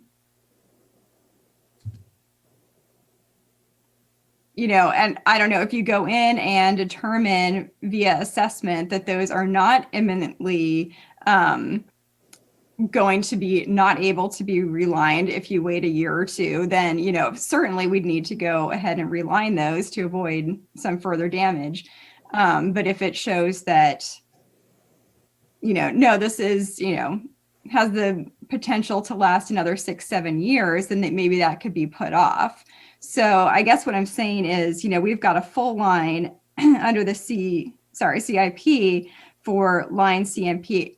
Again, I'm sorry, I should have brought that cost of service with me, but I'm trying to think about how to balance out some of those numbers when we get into the credit and exemptions later, and what we just talked about with ag, so that we're not tying ourselves to those expenditures year after year, assessment, reline, if it's not needed, and therefore kind of, spacing it out and able to prioritize based on the assessment, what we're doing. I kind of that's think typically, sorry, go ahead, Dave.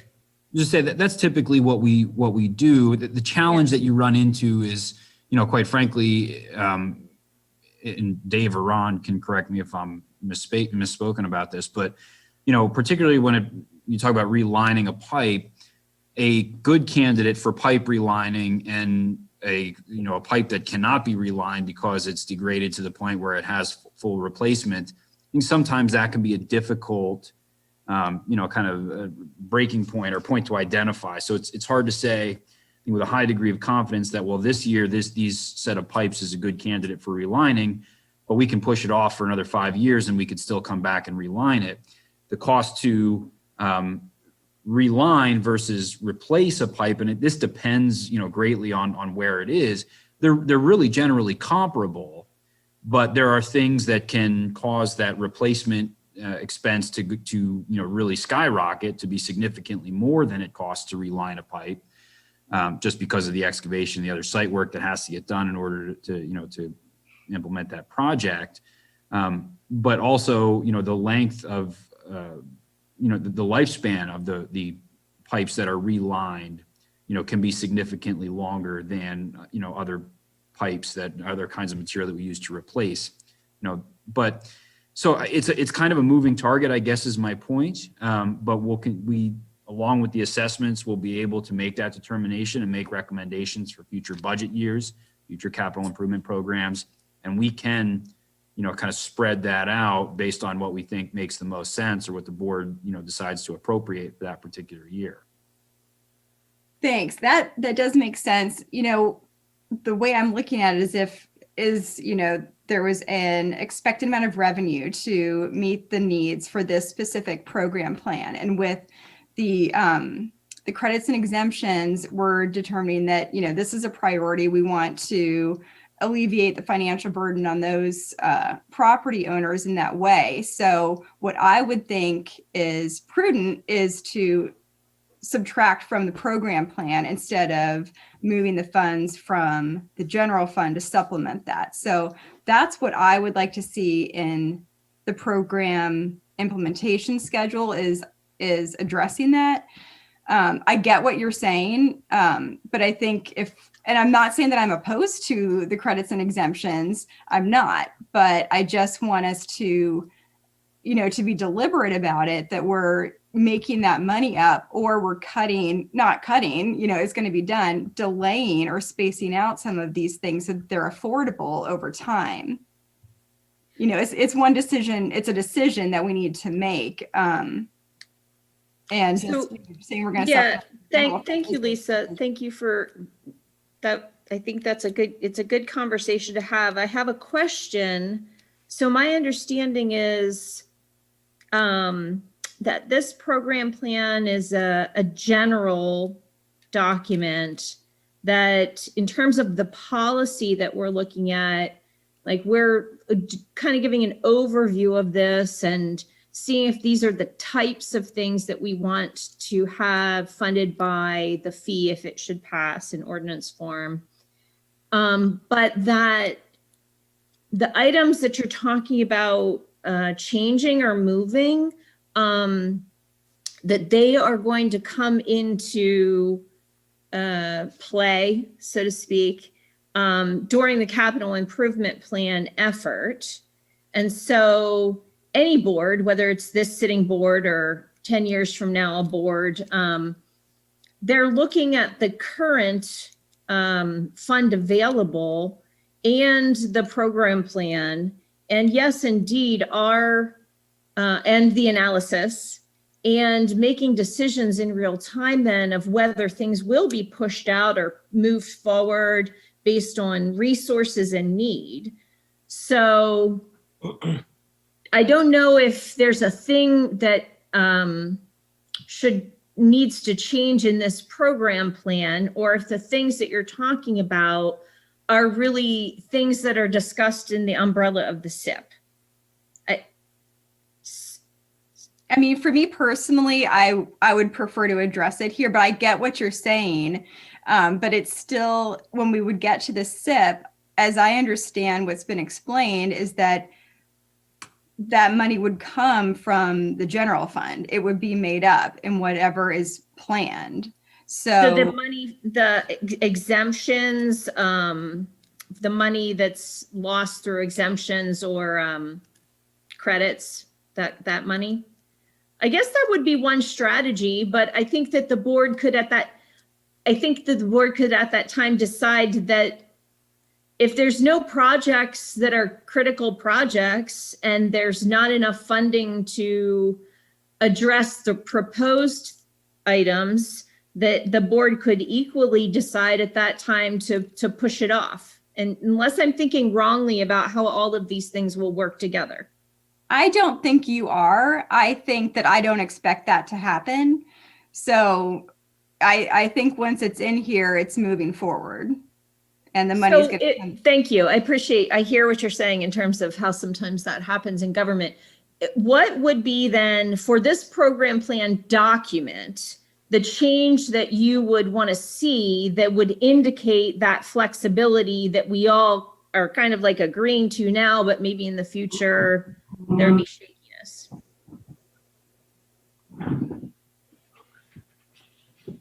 There are items in the CIP category under line CMP that are already in the CIP now. I would probably change that to as prioritized per inspection. Sorry, or assessment, however you want to determine that, so that we're really meeting, like you said, there's critical needs. I don't think, I'm not trying to suggest that we don't address things that are either imminently going to fail, or that won't allow the possibility of relining if we wait too long. So if we were to change that to line CMP as prioritized by assessment, referring back up here to line number 3, I think, Dave, does anybody have any concern about that kind of language in there? I don't have a concern. We certainly will prioritize pipelining based on the assessments that are done. And you know we're building a program here. So whether you want to program 3,000 feet a year, 4,000 feet a year, 5,000, I don't know what that exact number is, but I do know that it's in the ballpark, and that, you know, you will line what's necessary to be lined based on our priorities and based on our video assessment. And we have miles and miles and miles of corrugated metal pipe under the ground. And, you know, my sense is from doing this for the last so many years is there's a need out there. And I just don't want to ignore it. You know, I'm putting it in front of you. And I think, you know, there's some flexibility in determining, you know, what that right number is, both from what's critical and what we can afford. And I appreciate that. And I do get what you're saying. And so what I'm thinking is, if you take the CIP that we have right now, we have an assessment for Stonebridge, and then either that year or the following year is that year, I guess, is the relining.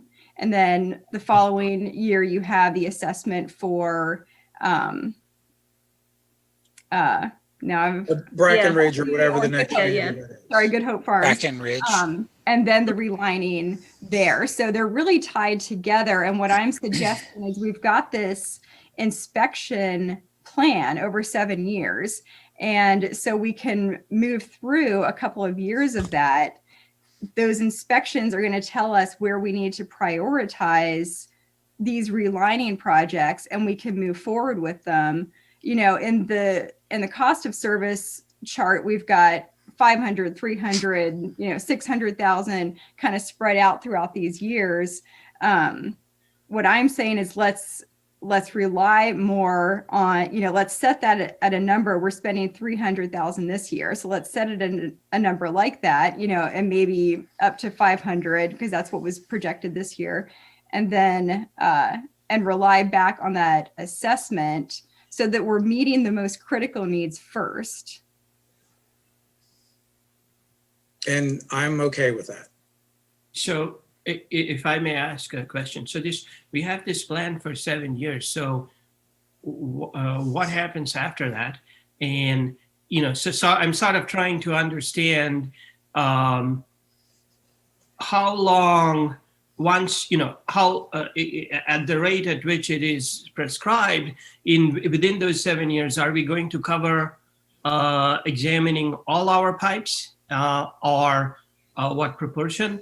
And, you know, if once you fix it, meaning either replace or reline it, and maybe the numbers are different, how long will those last?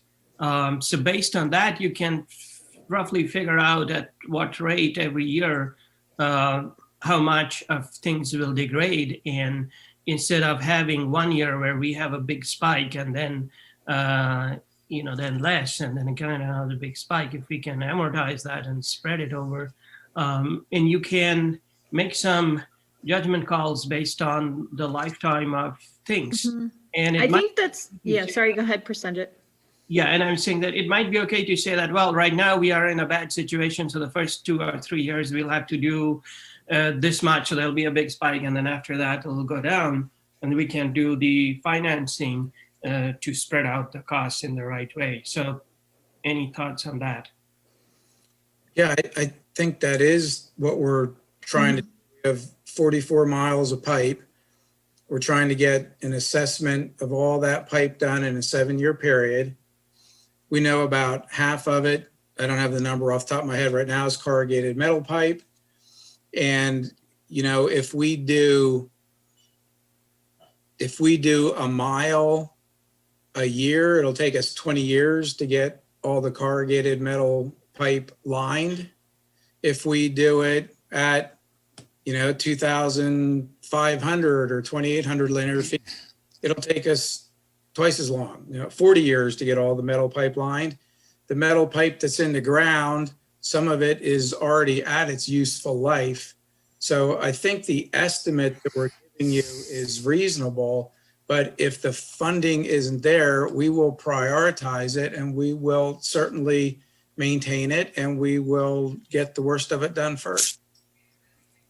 Right, Yeah, I but was just fix gonna it how- add that in terms of time, it really, a lot of it is an interplay between the policy of the board and what staff can achieve with the funding that the board gives them. So, you know, if our assessment comes back that things need to be repaired and this board or boards in the future decline to fund those things, things will continue to deteriorate and costs will balloon. So it's a moving target. And I think that one other point I'd like to add is, you know, if you listen to other authorities that deal with pipes, whether it's the Borough Water Authority or UAJA, they have these similar conversations. It's an ongoing forever process to maintain pipes, apparently. It's things under the ground that most people do not think about.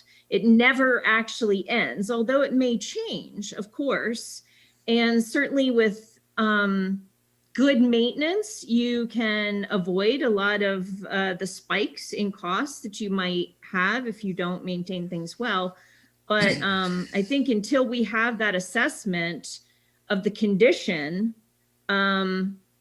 we can't kind of reassess and see where we'll be in the next chunk of 7 years. That's just my guess. No, but once we fix it, what is the life of that thing? I think it depends on the pipe, what kind of pipe that we're using, and then a little bit of luck and climate change. On average? So the pipe lining that we're doing, I believe we're looking at a 50-year plus life.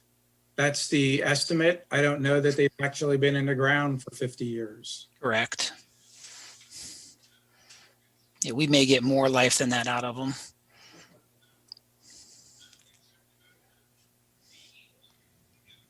So I'll just bring the dialogue back around to any decisions that the board needs to make tonight on the program plan and level of service.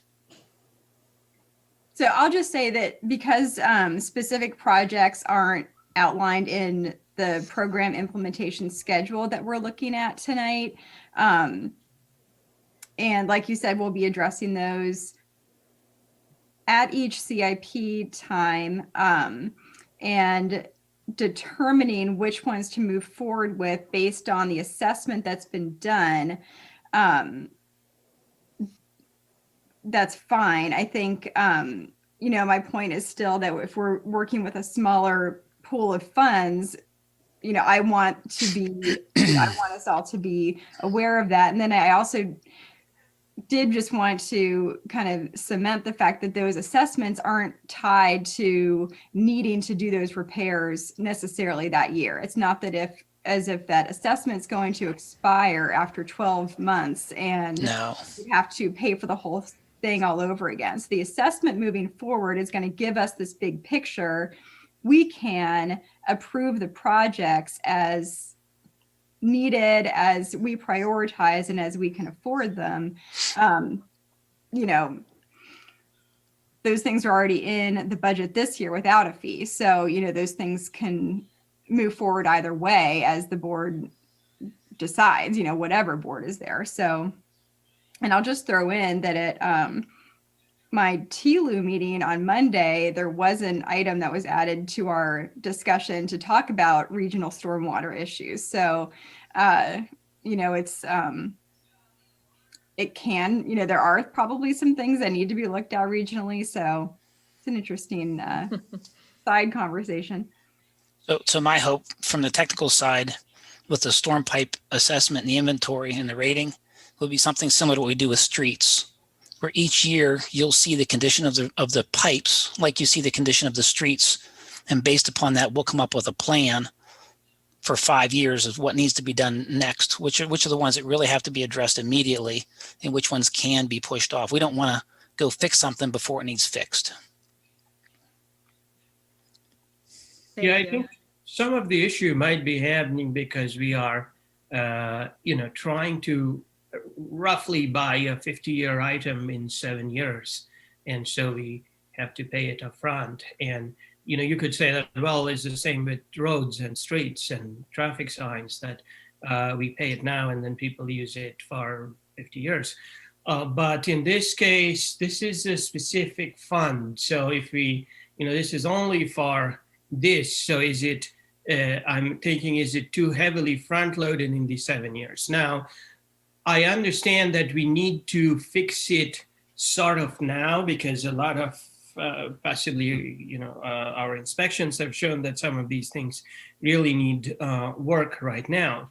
So is there a sort of a financial mechanism which could work where, in essence, it's sort of like a loan from the general fund, and then the stormwater fees come in, let's say, over 10 years, and then pays that back, so that we can do the, some of the fixing right now and not leave it for another year or 2 more years. And by that time, we actually spend more and the prices go up.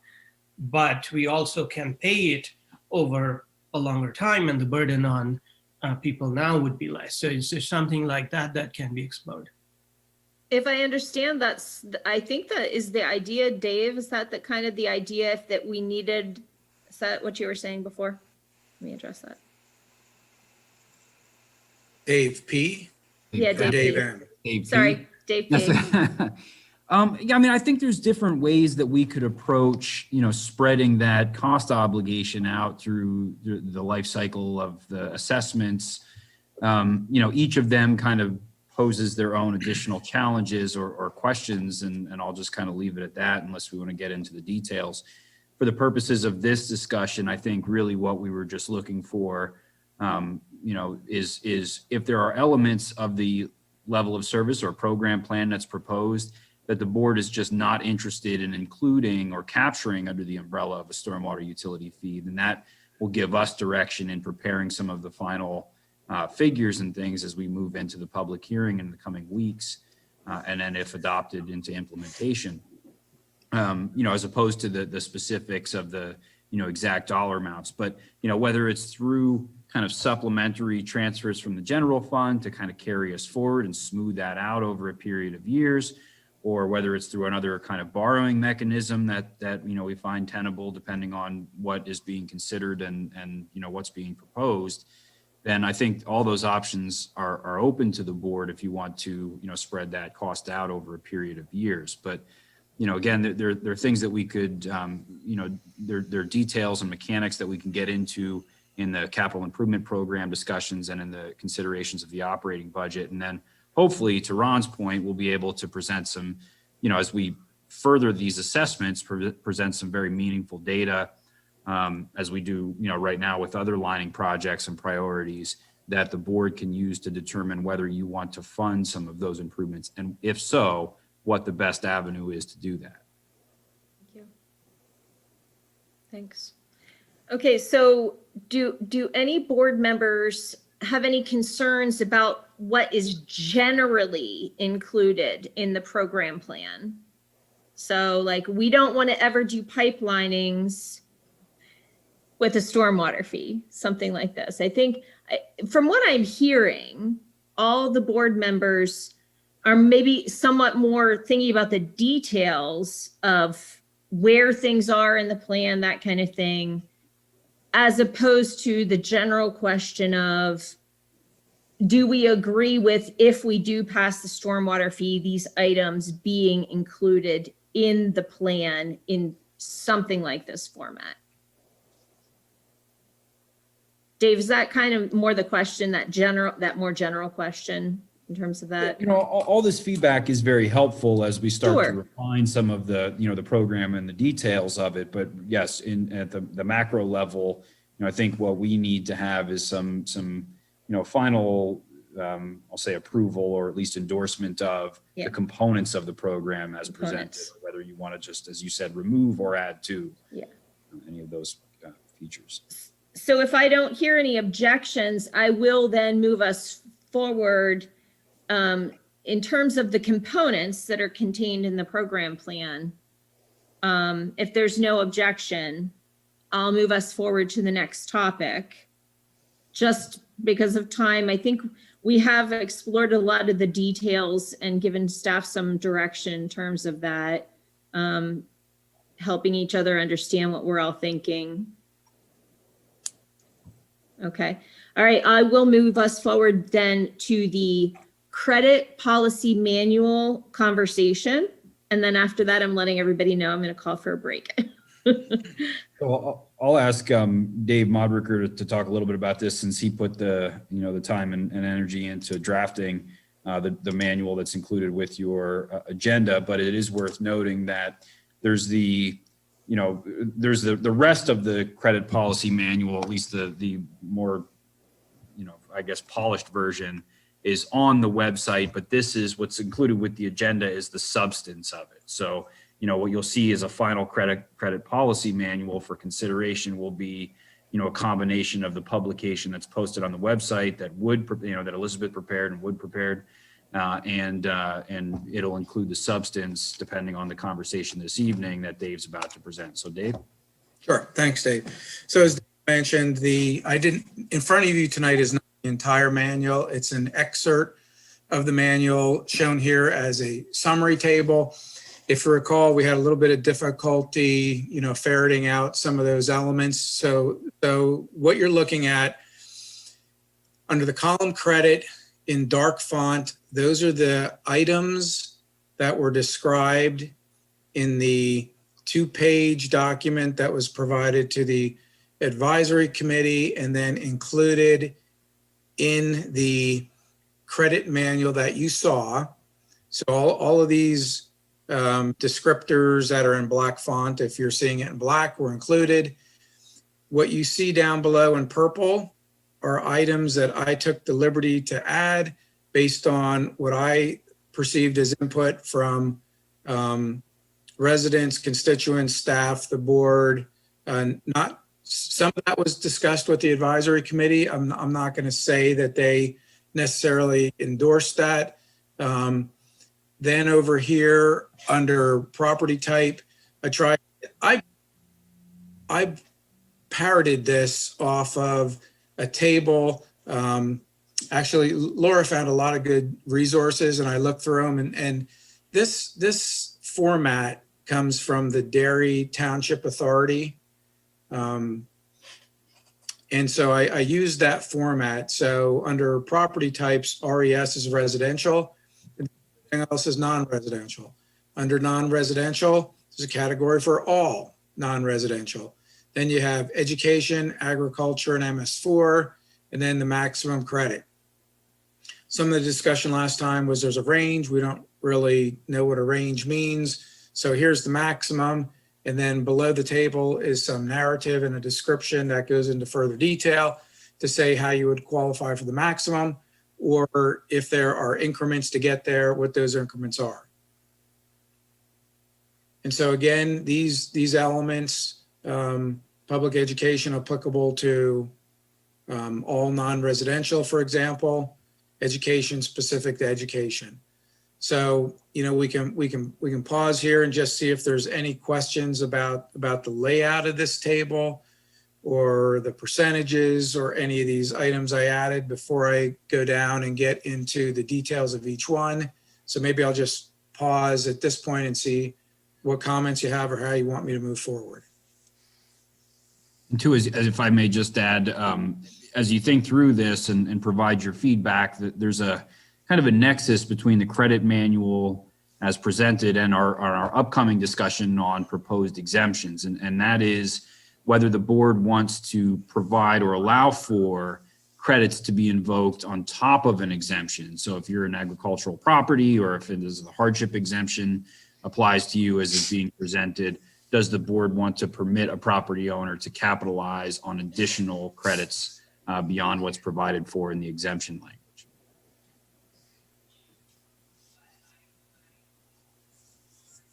So, Dave Prabalka, that question you just asked,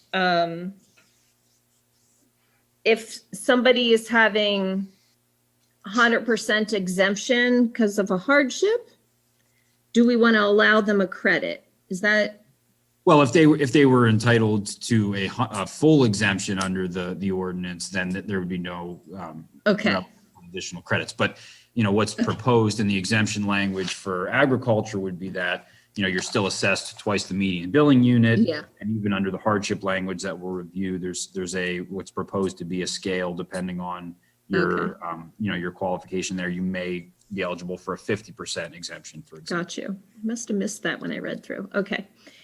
Thank you. Sure. Okay. Back to questions for Dave Mudrick. Are there any questions about this table, how it's set up? So I think just a comment to the previous comment, I think it sort of depends in the sense that my thinking, I think Dave Pribilka's question or comment, my thinking is sort of as follows, that if there is a fixed cost, so, I mean, there is a fixed cost. So let's say whatever it is, $40, $50, and that might turn out to be 10%, 20%, 30% of the ERU units. Then I would not want the exemptions to go below that. But otherwise, I would be in favor of stacking exemptions. And then, so, you know, and then for the except in the case where we are putting a max cap on the other side. So for the agricultural land where we are saying it's twice the median, in that case, you can calculate it using two methods, either twice the median or using the exception and using the credits, and then you pay the minimum of the two, but not in sequence. So you don't cap it at the twice the median first and then reduce it further with the credits. So the credit should be applied to sort of the full amount and then pay whichever is the minimum. So these are my thoughts on those things. I think I Thank agree you. with that, Prasenjit, because it's about trying to encourage behavior that is going to be best for the what we're trying to achieve. Right. I would agree too. I think if we say apply your credits, if the exemption drops it lower than that, you get the exemption. If not, then you get the credit level. So. Staff, do you have any feedback on how that might work for you?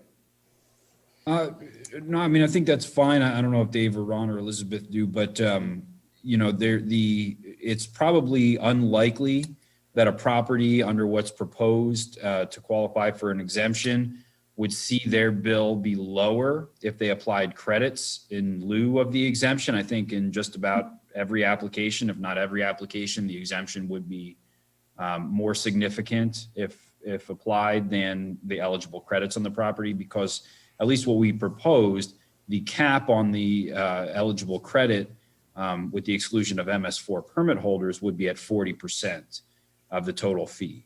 So that would be the most that a property owner could take advantage of by, looking at the credits that are available to them. And then for MS4 permittees, that maximum credit is set at 50%. So, even that, there's still an exposure that would apply regardless of other credits that are available. So what I think I heard Mr. Mitra say is that for, assuming that the exemption, well, I guess regardless of whether the exemption or the credits result in a higher reduction, that those credits would not be applicable to the standard costs that are shared through our fixed costs throughout the township. They're only applicable to the additional costs that are related to the level of service as they relate back to these, credits, particular best management practices or other kinds of things that are taken advantage of. Mm-hmm. That's what I understood. Okay. That there would be a floor and it would be at that shared cost level. Yeah, with one small thing that I was saying, that you could, in principle, have some amount of stacking. So you could, if you it might be very unlikely, but if you do 3 of these things and you get 10, 10, 10, that could all add up to 30, or a 30 and a 20, it could add up to 50. And I would allow that, but not to go below whatever the minimum % we think is necessary to keep this solvent. And I think Although that's we where are the saying in the 40% manual, maximum came in. maximum of 40% credit. Okay.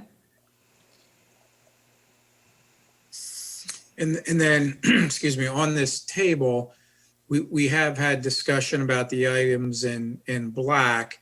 So perhaps what I am interested in knowing is the board interested in these items in purple?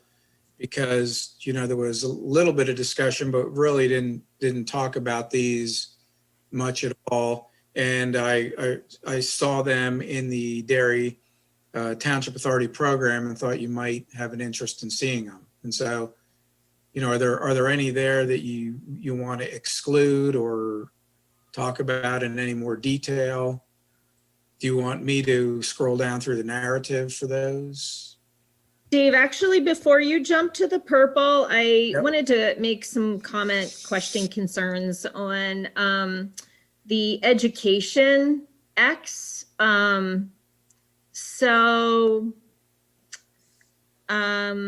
What would qualify as an activity that an education facility would do that would earn them a credit?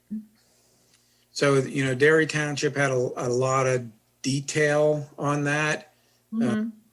Kept it a little bit simpler, but, you know, Okay. they had educational programs, field trips, classroom lessons. You know, they would put together some type of program, present it to the township for our approval. And is that considered, so then, is it 10% per one-time event or 10%? How does that, So, yeah, so I think if that institution, so we'll just use State College Area School District, then if the Ferguson Elementary School, for example, in some of their K through 5 programs, took the initiative to, you know, include these type of programs in discussions with, you know, their students, then we go back up to the table and that parcel of land at the Ferguson Elementary would qualify for a 10% credit, not the entire district, but the facility where the education is being given. okay. But it's just like a one-time lesson kind of a thing would then get them, It could be Annual. yeah. But it could be whatever you want it to be. You could say, you know, 50% of the enrollment has to participate in a program. Okay. I didn't do that. The way it's written, you know, conceivably one third grade teacher could have a program and then submit it, and then that school would qualify. But if you think it needs to be more, you know, detailed or expansive, we can build on that. Okay. Thank you for that explanation. Okay, we can move on to purple now. Thank you. Lisa has her hand up. Oh, I'm sorry. I don't have all my squares. I can't see all my squares right now. Oh, Lisa. that's okay. I had a question about education, so I thought I would just ask it since we're here. I was just wondering why education was separated out. Why are schools separated out as a non-residential use and they have this ability to get the 10% credit for an educational program? Well, there is public engagement that others can qualify for. So, you know, they are probably very similar. Yeah.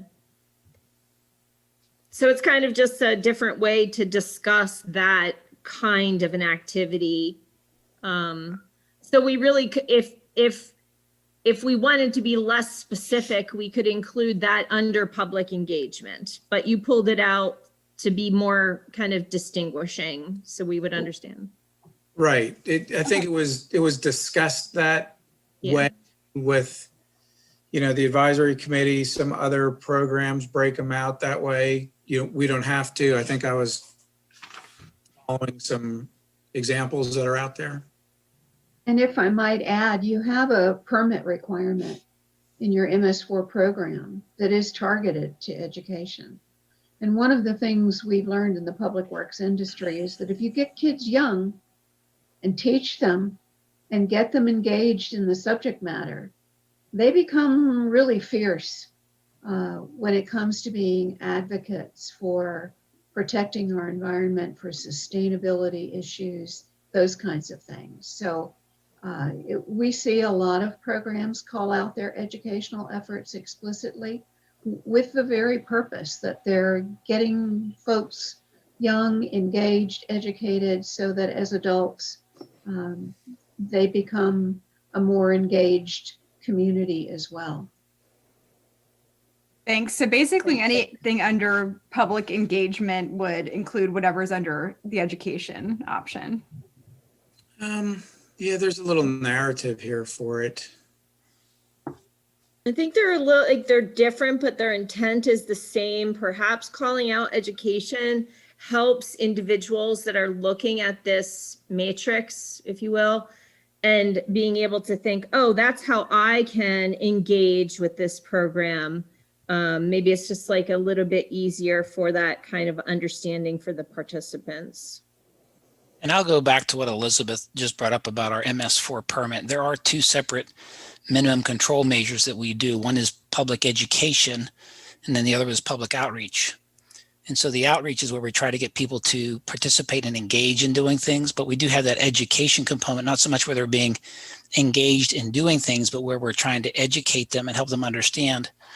So to have a separate category for education, I think is good as part of our credit program. I'm not sure what other entities other than a school that really makes sense to expect someone to get involved with education in the sense that they would get a credit. We do education at, Clearwater would. If there was an agency like that might be eligible, that might be another entity that would make sense. Although I don't know of any other entity in the township that would have that level of ability to do that type of education. But I think it does make sense to have that separate category there for education as opposed to public engagement.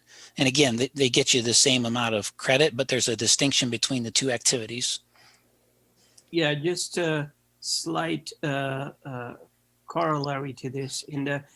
If we, I'm not assuming that we will, but if we allow stacking of credits, we have to make sure that there is no double dipping.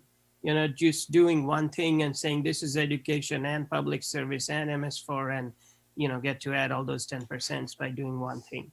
So that we have to just keep in mind. A good point.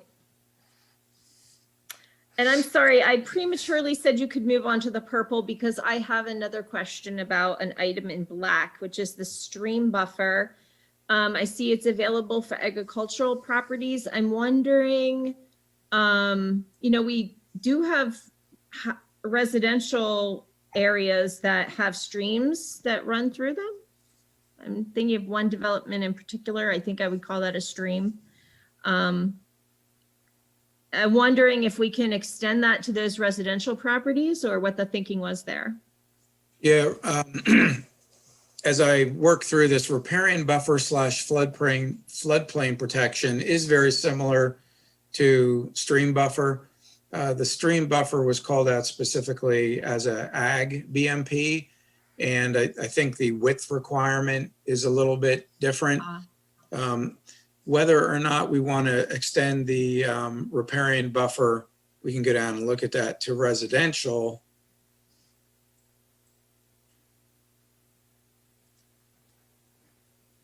Sorry. I think it does qualify for residential for the riparian rough floodplain. I don't see it. It doesn't look like it has an X there. I'm sorry, my screen's not moving. Should it be? Yeah, there's not an X there for residential. Yeah, I have it called out as non-residential all. I'm sorry, non-residential. Oh, all. Oh, okay. I'm sorry. It's not scrolled down. So I'm just, gotcha. I Okay. gotta think about Great. why it didn't pertain to particular residents though. And perhaps it could. Well, if you have riparian buffer floodplain protection for all, then that's all. And if stream buffer has certain dimensions that are relevant to agricultural things, that's fine for that to be there. You've explained why it's like that. That makes sense. Except I think I need to add RES to the floodplain protection. I don't have it checked off for residentials. I have it for non-residential all. Oh, okay. Thank you. I think it could certainly apply to residential. I think other board members, what do you think?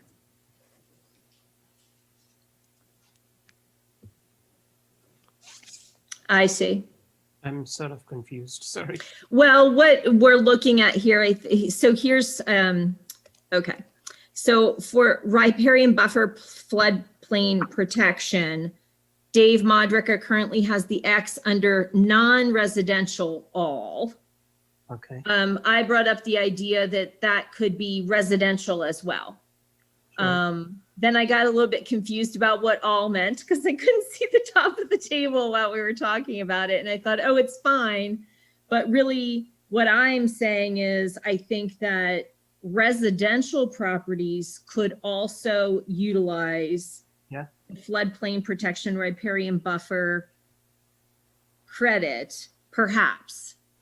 Yeah, it's a minimum of 25 contiguous linear feet. So, you know, if you had a residential property and you could get at least 25 feet buffered for a distance of 25 feet into your property, then, you know, conceivably you could qualify.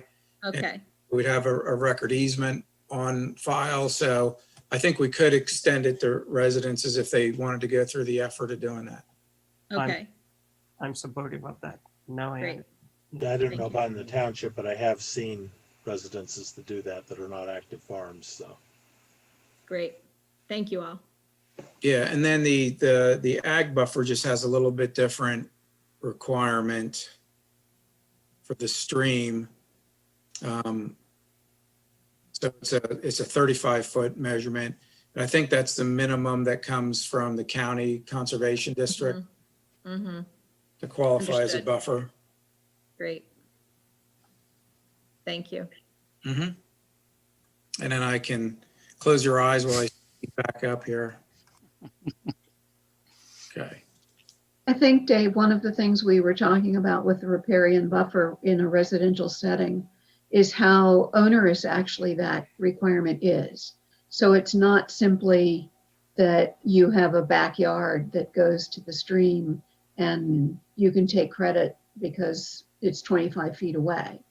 There are requirements on the plantings that have to be there. They have to be maintained. You have to have a maintenance agreement on it.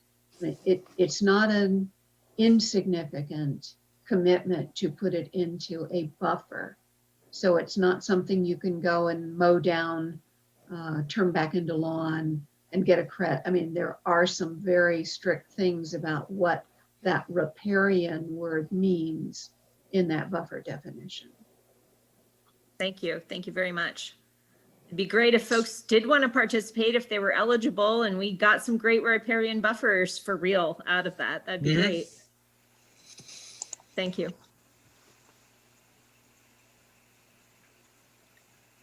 Dave Modrick. On to purple now. Sure. Yeah, so these are some elements that were, you know, they added. There's an adopt an inlet program. It lets, you know, residents adopt an inlet. And I don't know how much of that we'll get, but if we do, they basically keep an eye on it, clean it of debris, call the Public Works Department when it needs maintenance. The rain barrel downspout disconnect program, just a little bit more detail in the narrative about, you know, what qualifies and the number of downspouts and size of the rain barrels. Separate MS4 permit holder, I think we talked about. We'll go down and look at our urban tree canopy expansion and then innovation. So the urban tree canopy expansion allows credits for residents and all non-residents that, plant a certain number of trees that would go toward crediting a certain percent of your ERU.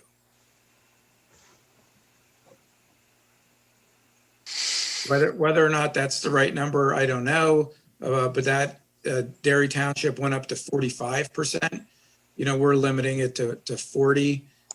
In the narrative for this down below, you'll see I had 45, so that needs to be corrected to 40. And I can take a look at that example. Again, I apologize for paging through here, scrolling down. There's the details on the rain barrel and downspout disconnect program. And then with the urban tree planting, a minimum of 4 trees are needed to qualify for the credit. And then there's a little table down here that shows for a residential unit, 4 trees, 15% credit, up to a maximum of up to 10 trees would qualify for the 40% credit. And then the non-residential, just a slightly different calculation. And an example was a property has 100 ERUs, there's no trees. You plant 30 trees. So they need 5 trees in the non-residential example. So they'll have 5 trees for 6 of the ERUs. So then 6 of the ERUs would qualify for that maximum 40% credit. So a question here, and I'll admit that I have a conflict of interest here because this applies to possibly my property. And so I was wondering if there is a reason to put in planting new trees versus, preserving sort of existing, lots of existing trees. And so I mean, I'm saying that when we made the house, we decided not to cut out all the trees, and I'm trying to sort of preserve as much as we can. And people who are trying to do that possibly also should get qualify for the credit. That's sort of my view, and of course I'm biased because of my own situation. Yeah. Yeah, so tree canopy credits can be applied to existing trees if the tree canopy covers existing impervious. Okay, thank you. And then new trees don't need to cover impervious. Okay, thank you.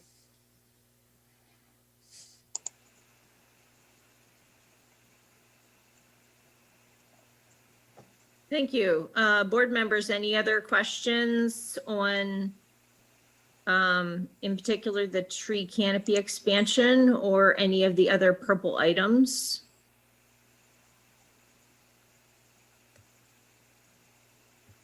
I can't see everybody's square, so thanks, Lisa. Nope. Steve? Thanks. I wanted to ask about the MS4, separate MS4 permit holder and why that's at 50%. Yeah, I had a similar, yeah. Go ahead. the discussion about, the credit that would apply to MS4 permittees, and really when we say there's really only 3 that operate in Ferguson Township overall, one being the township itself, Penn State University is a second, and then the Pennsylvania Department of Transportation, PennDOT's their own MS4 permit holder. Now, for transportation corridors, we've carved them out of this fee, whether it be a shared use path or a roadway or whatever. So for the purposes of this discussion, PennDOT doesn't have any property that would be, while they wouldn't be exempt from the fee, they don't have any property that would be subject to this assessment currently. It's not What to say they about the couldn't borough, change. Dave? Oh yeah, you got me with the borough. Yeah, well, yeah, the Borough State College also has a sliver of property for their maintenance facility that exists that's in the township. So, but there's no rhyme or reason, or there's no specific calculation that went into that 50% figure, but except to say that as an MS4 permittee or permit holder, automatically you're not paying for any of the obligations that Ferguson Township itself has to pay for. So in this case, really, it only applies to Penn State University, but there's that baseline assessment that we talked about a number of times throughout the evening that applies uniformly to all properties throughout the township. A large component of that is funding our MS4 obligations. That represents about 12%, I think, of our overall fee.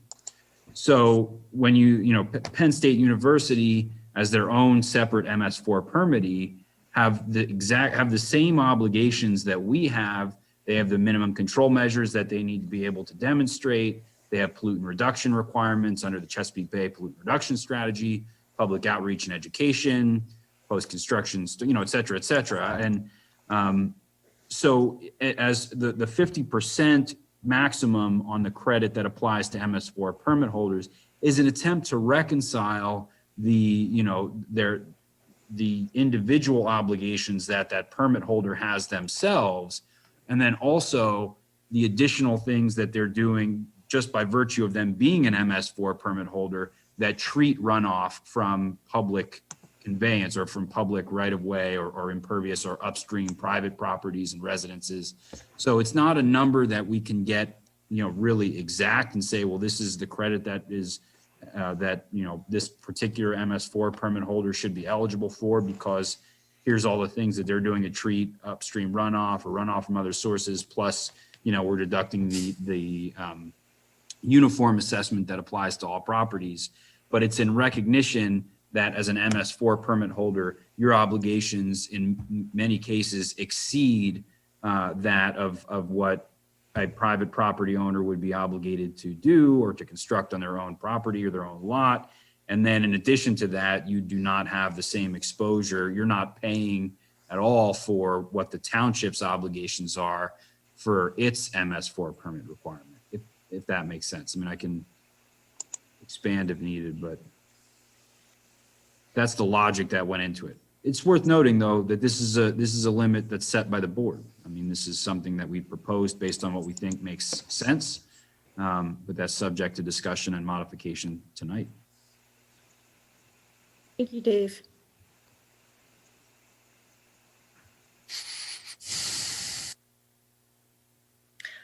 It seems a little high. It seems a little high to me. I guess, it's more than any exemption for any other property owner. And I don't know, it's the way I'm thinking about this. If 12% of our fee is for MS4 activities, and another MS4 permit holder is getting a 50% credit, I don't know, somehow it seems like those numbers should be closer together, like that.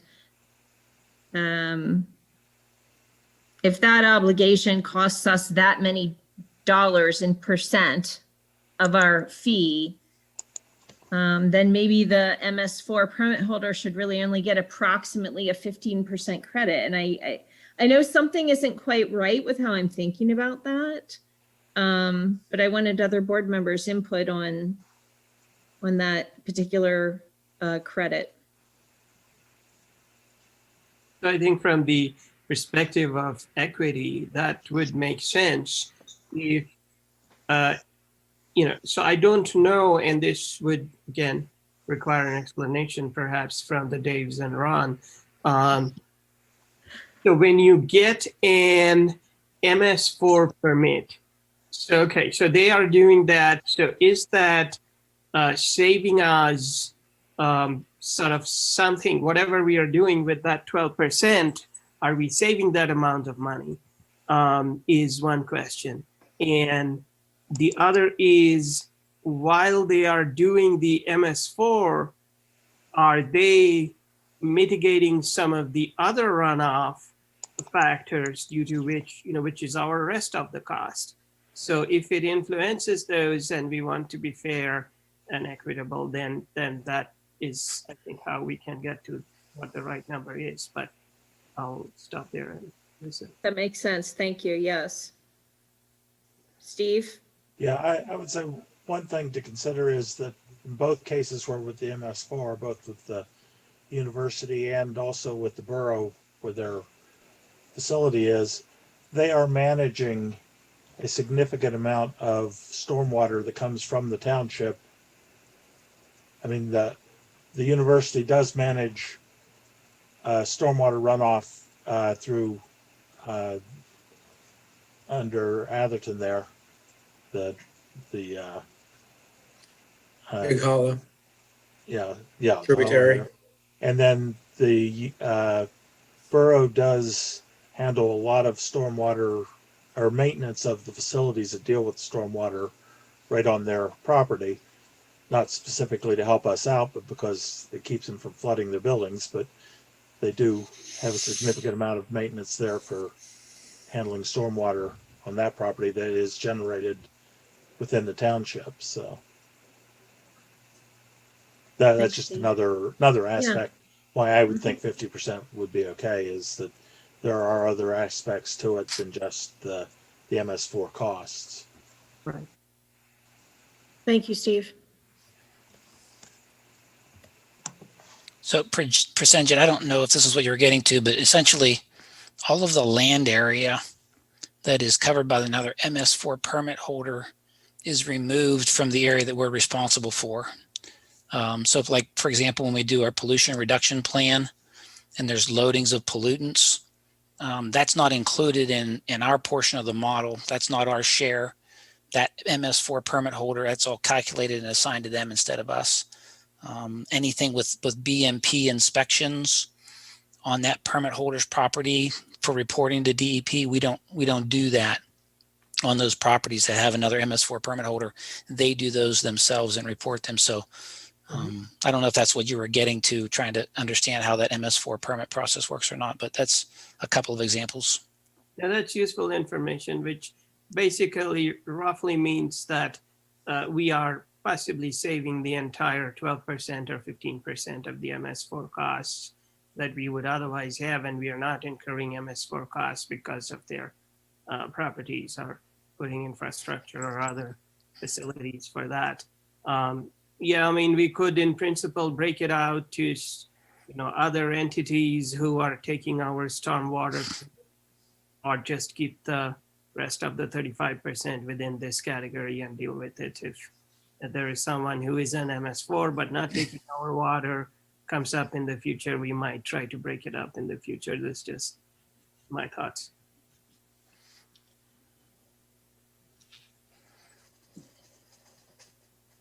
And just because it was talked about, I think there's a point of clarification on the State College Borough Maintenance Facility. Although part of that property is in the township, I think that property is taxed in the borough. So they don't get a tax bill from us. So they won't get a stormwater fee from us, if I have that correct. Really? It is a borough tax parcel. Oh, So if there's a parcel that crosses the municipal boundary and it's taxed in another municipality, they will not get a stormwater fee from us. That area has been removed from the calculations. oh. Well, there are kitchens located in the borough, so that's why. Yeah. Okay. All right. Any other conversation or on any part of this table? Any part of this credit manual? So this is in response to a comment sort of made in the chat. By having a lot of these credits, how much administrative overhead are we increasing? Or is it, if you have a credit program, then it's going to be roughly the same? Or, I mean, should we simplify this, or this is very good. I like it, but I just wanted to find out what the administrative costs are, and is it a burden? It's a fair question, and I think part of that is very difficult to answer until we know what what amount of credit will be invoked by property owners. And I think I don't speak for Elizabeth, but Elizabeth and I have discussed this quite a bit in prior meetings, and you know, just typically while credit policy manuals are commonly a very detailed and elaborate discussion that takes place in communities and municipalities that enact the fee, the reality of it is they're just really they're not capitalized on as much as they ought to be. So not as many people take advantage of credits as you might think. In fact, I think Elizabeth and I were just talking about this week when she mentioned that there's another community that she's been working in that 3 years after they enacted their stormwater fee, they have their first credit application. So, you know, and it's not, I mean, we'll do what we can to educate and to, you know, publicize what credits are available and to assist property owners with, you know, taking advantage of them where they're applicable, but it's hard to say with any degree of certainty just how many of these we'll be managing. But what's proposed is a self-certification process, essentially, you know, coupled with, you know, spot checking or, you know, kind of auditing as appropriate. So, you know, depending on how aggressive the township wanted to get with its auditing of these credits and ensuring compliance with them, it could be very, very minimal as far as administrative overhead that's required in order to manage this policy. We're really just getting the certifications, doing checks where, you know, either at random or where we feel there's verification that needs to be done. All that we've proposed, and we've looked at this, and all that we've proposed as far as additional staffing is moving a, you know, part-time, and, you know, at least for this purposes of this application, moving our part-time stormwater engineer to full-time, which, you know, was eliminated by the board in the 2021 operating budget. But if we had to, you know, manage some of these additional programs through the implementation of a utility fee, you know, we would need that additional staff time to be able to handle not just the credit policy administration, auditing, et cetera, but the general administration of the program overall. So really that's all that we're proposing in the way of staffing. We would have to do an annual, you know, verification. So of course there would be, you know, overhead that relates to that, doing mailings, you know, logging the responses, et cetera. But it's nothing that I can imagine will significantly increase our need to staff this program. Thank you, Dave. Yeah. Steve?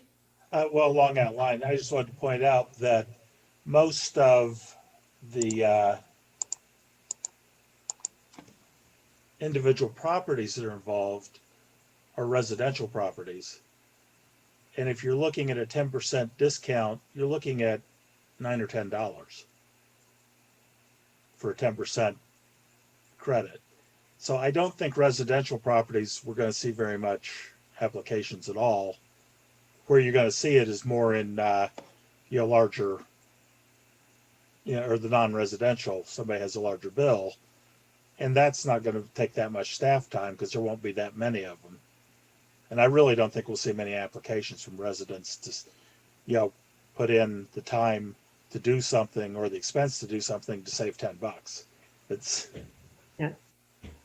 Thanks everyone for the explanations. I'm comfortable with this as is, and if later on we find something is too burdensome, we can then change it or modify it anyway. Good point. Okay, I'm feeling like perhaps, oh, Lisa, yes? Sorry, I knew you were going to break. I just had a few last things. Just to go back to the MS4 permit holders, I understand the explanation. Thank you for that. I would suggest still keeping it at 40% so that it lines up with the maximum that's available for everybody. It's not that far off the 50% and it keeps it consistent. I agree with that. I think it's somewhat I'm not going to say arbitrary, hate to use that word, but you know, I understand that it's significant that they are then managing the nutrient needs of the MS4 permit for that amount of property. But yeah, I would definitely support some consistency there between other property owners and that would be my suggestion for that. On table number 2 for the tree canopy credits, that goes up to 45%. And maybe you mentioned this and I missed it. Sorry if you did. I just wanted to clear up. That really would be 40% unless this is, Yeah, it would be 40. okay, I just wanted to clarify that.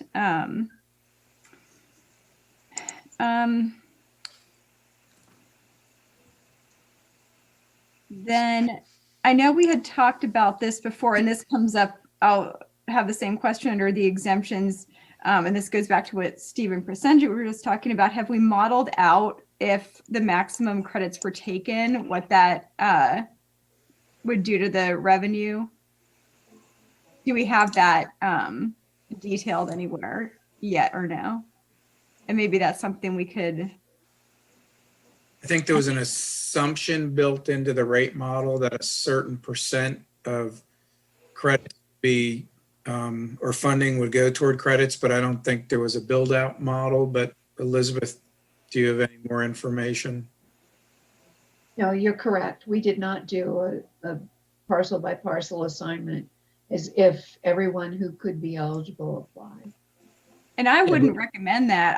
I would suggest, I think Elizabeth had said before 9% is typically what they see. And we're saying that 40% would be the maximum. So I guess if we just had those numbers at hand for the public hearing so that we could look at the potential range that we're looking at.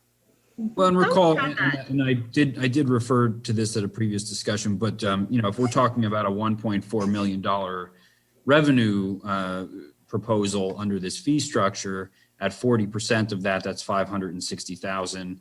At 10% of that, that's 140,000. So, that would be the range. I think there's probably reason to believe, for reasons that we talked about, that it may be even less than that. Because we're assuming that 9 to 10% is what we're more likely to see. That may or may not be what comes to fruition, but it would be between 140,000 and 560,000, assuming a 40% maximum credit and a projected annual revenue of 1.4 million from the fee. If everyone took full advantage of all of the credit available. Correct. Okay, but if only 10% of the folks took full advantage of the credit available, it would be a much smaller, obviously, impact than that. No, those were the numbers with the 10%, I think. Yeah, the 10%, you're looking at about 140,000. Again, 10% of 1.4 million, just, rough numbers, rounding.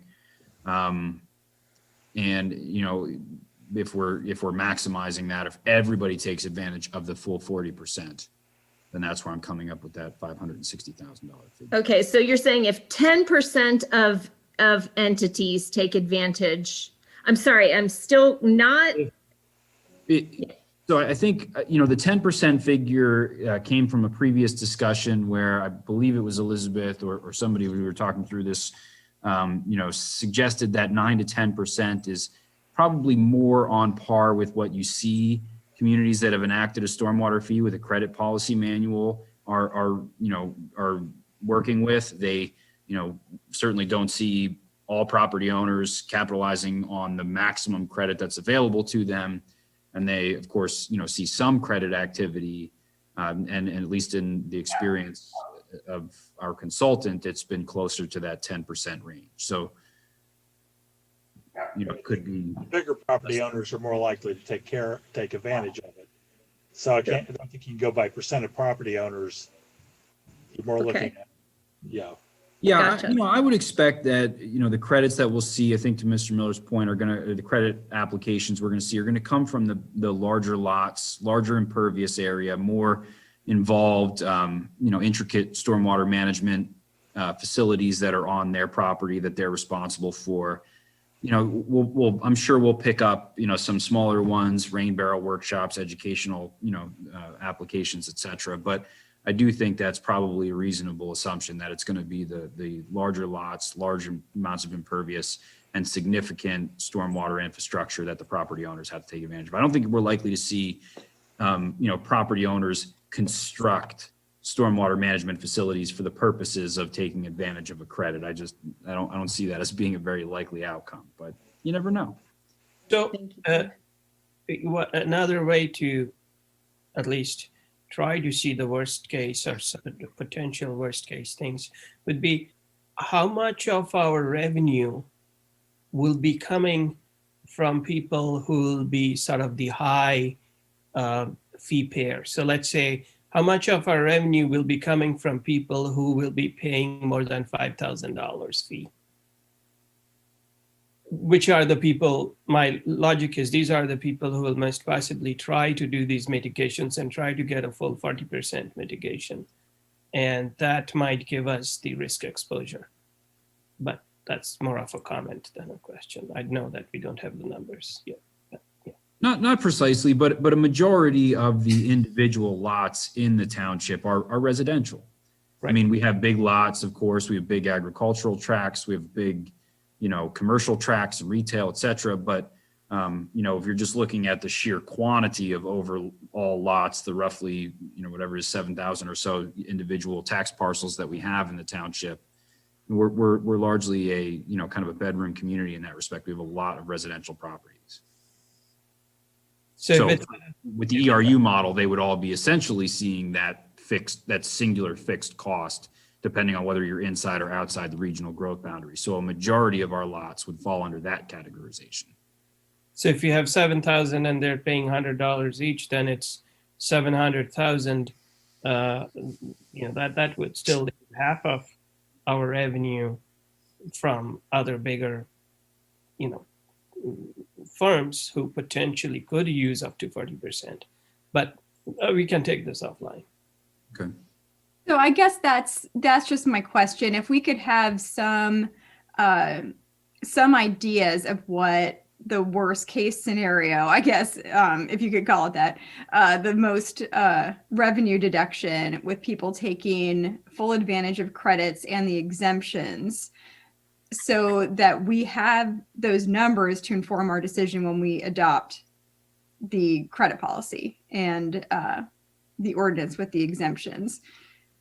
I think it's important to have those numbers. And I do remember us doing that back of the napkin calculation. And I don't remember if we really did it with the agricultural cap. So I don't know how much work that is to get a range of these numbers in a chart. So I don't want, hours spent on this because I think we have an idea, but I think for the public hearing, that'd be helpful to have just some idea of what the deduction in revenue could be.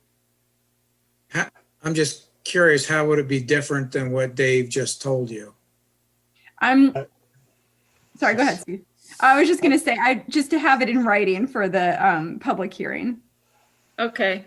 But Basically, I- just a reiteration of that process of how that napkin, back of the napkin estimate. Okay. Because I had jotted that down and could not find it in a note when we did that in a meeting verbally. And so that'd be helpful. I think when we get to exemptions, I think Lisa's point will become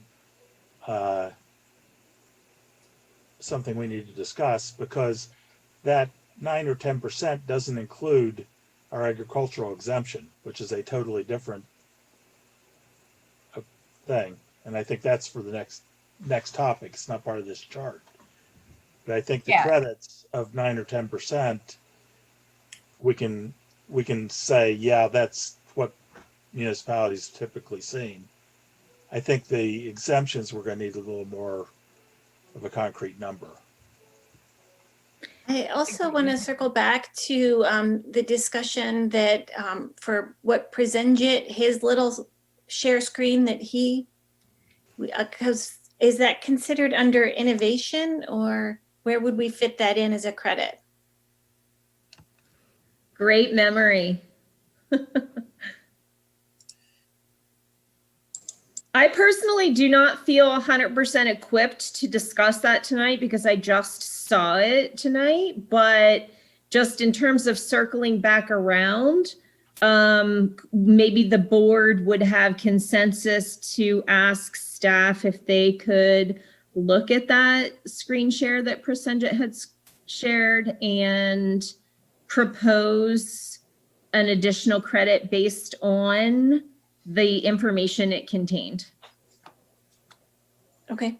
I'm just winging it here with that, but It it's, yeah, I guess, again, I'm also bringing it to some extent because I hadn't thought of it as a credit, but it would be that we could say that, some who have less than, let's say we can figure out some number. So credit for people with less than 30% or 20% pervious area, the impervious area. So something like that. And then they would get like a fixed, they would get a 10% deduction for having, So that, we have a credit for disconnected, impervious, or low impact development. So if you have 10% or less, your total site area is impervious, or 20% or less of the total site's impervious, but you have that impervious area disconnected, so to speak, then you qualify for a credit. So we just need to put an X under that residential section there. Ah, 'Cause okay. right now it's only an X under non-residential. Okay. Is that what you want to do? Extend that to residential? I Well, I think that thought that- might handle, Wasn't that sort of the point of Presenjit's? yeah. we can do that, except like Steve's thing is that that's going to be $10. So, or it's actually 5%. So it's going to be $5. You can put it there. Or I suppose it'll help. Yeah. I think it is a science-based way to justify that particular credit. I think it's more supporting evidence that that's a good idea for a credit. And I think that Patty's right. If we extend that to those residential properties, this is also an ongoing educational process. If people are interested in getting the credit and Public Works is interacting with them and we're talking about this and why is this helpful? And I think that all of that hopefully is going to contribute to the greater good of managing stormwater in Ferguson Township. I would support that, putting the X under residential there too. Yeah, I think what Persinjit, and maybe I'm thinking of a different share screen, he was talking about a different method of determining a fee based on intensity of development. But I think we got away from that and talked about how to handle it under a credit. And yeah, I can extend that to residential. Thank you. Yep. I think it's a good first step in terms of that for this particular iteration of an ordinance. Yeah, I think it's just trying to be responsive to what people have been asking us too. So it's just a way of addressing it. Sure. I will do that. Thank you. Okay. Lisa. Yes. All right, I just had two more things that I wanted to get to. And actually, I'll save one for the draft ordinance, so we won't even do that. I wanted to see if the solicitor had reviewed the proposed credit policy.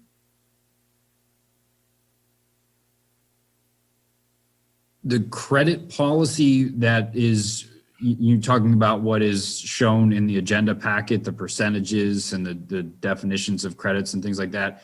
The township's solicitor reviewed the structures of the program and reviewed the ordinance and the mechanics of it, but individual policies are, at the discretion of the board.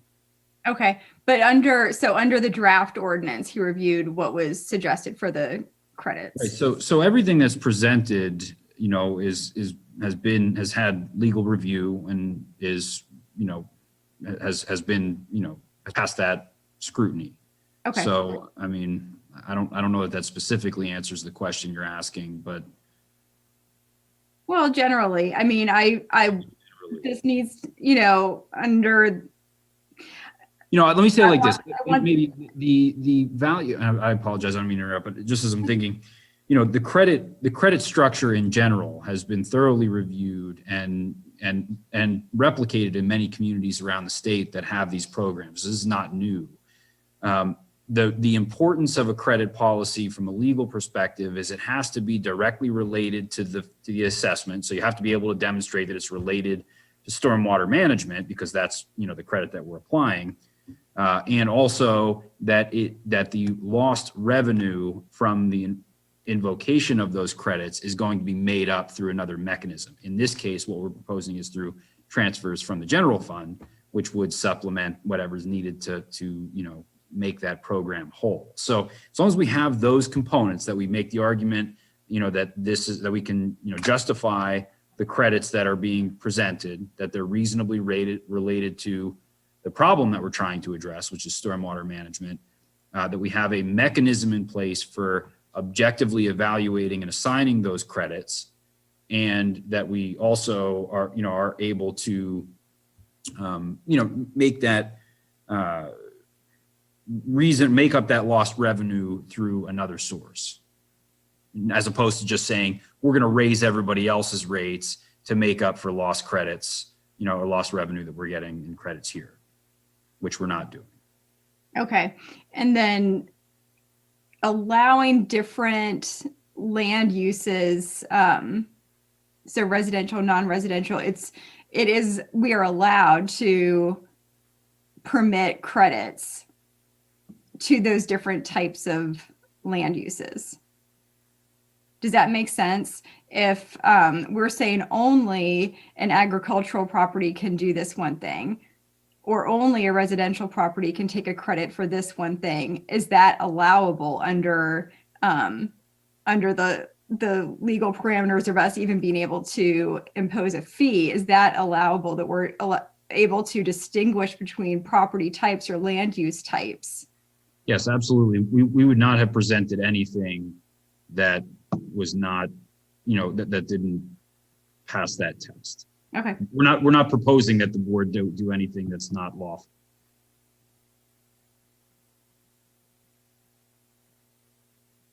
That's it. And then I'll save my other comments for later. Great. Good conversation, good questions. I will ask one more time, does anybody else have anything else before we move off the credit policy manual? Okay, thank you very much. I am going to ask for, it's a bit late, but I kind of would like to ask for a 10-minute recess if folks are okay with that. Can we take 10 minutes? Is that all right? Okay, all right, so it's 9:12. I'll see you back at 9:22, not a second later. All right, thank you.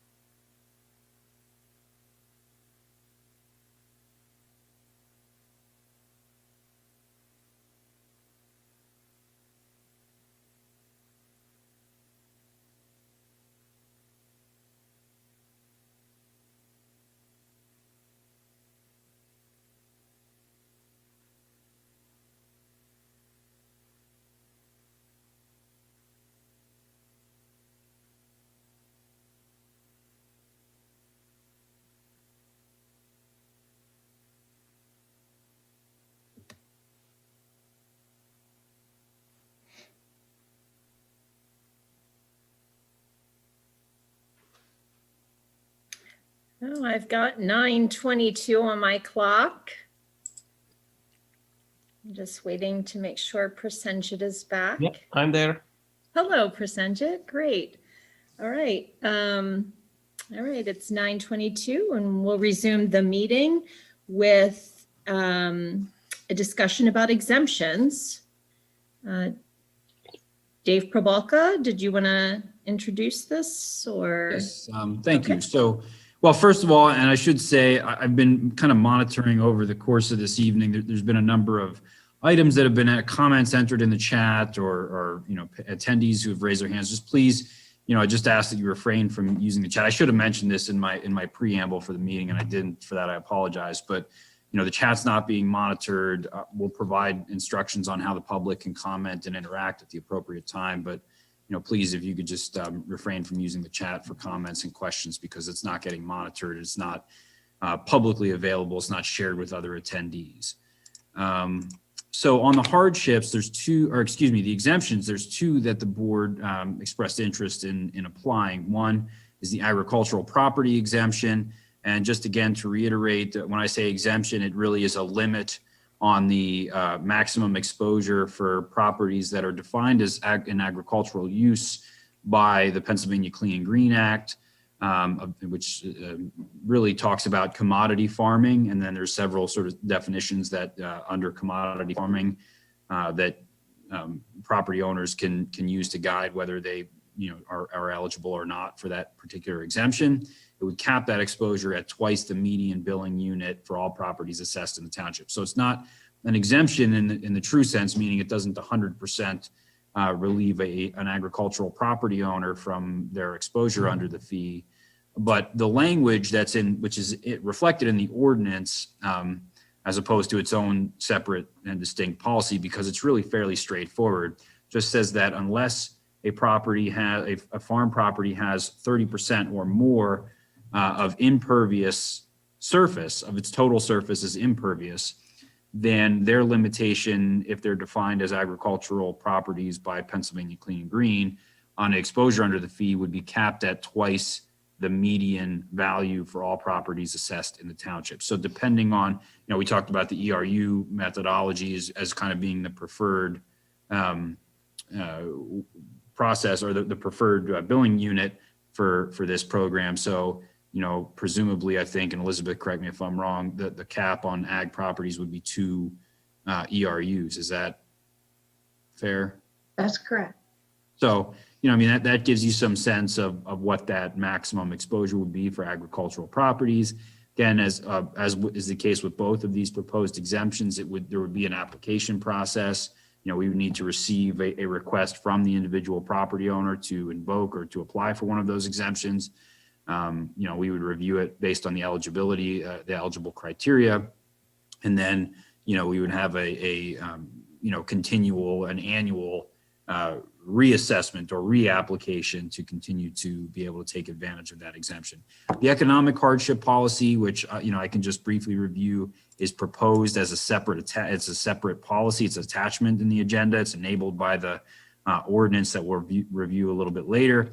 But there's an actual policy to accompany it. Some of the modifications that I made in response to board and public feedback have been to apply rather than just what the board reviewed earlier, which is kind of an exemption that runs contiguous with the federal poverty level.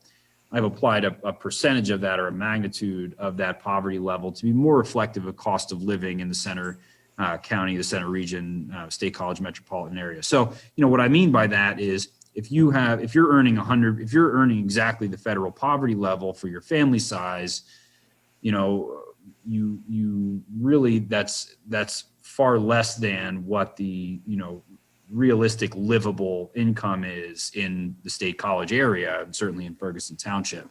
So there's been some data that's been made available. Actually had I thought a good request from the Center County Realtors Association to look at the United Way Worldwide's data that looks at livable wages by region, as opposed to using the federal income poverty threshold. There's some challenges that I can get into with using that data, but, suffice it to say, when you translate that to federal poverty levels, you're really talking about individuals and families earning up to 200% of the federal poverty level in Ferguson Township, as really earning the bare minimum for a livable wage.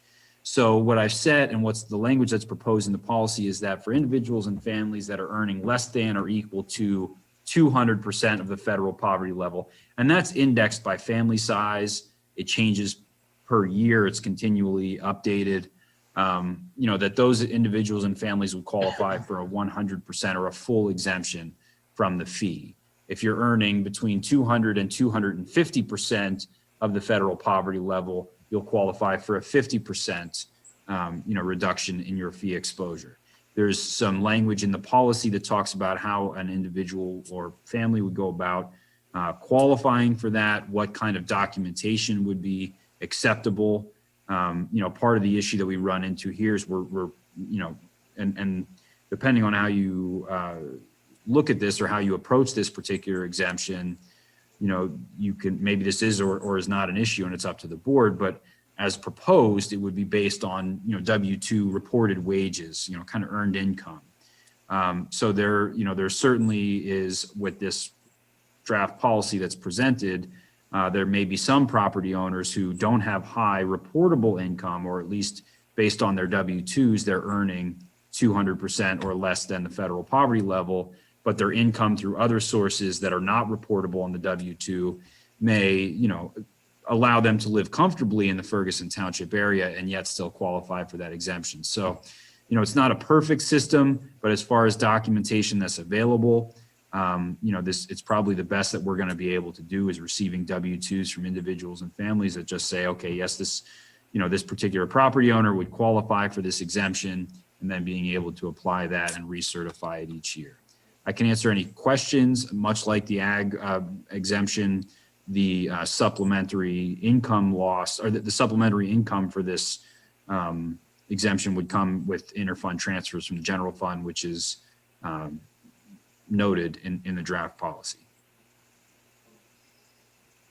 Thank you very much, Dave.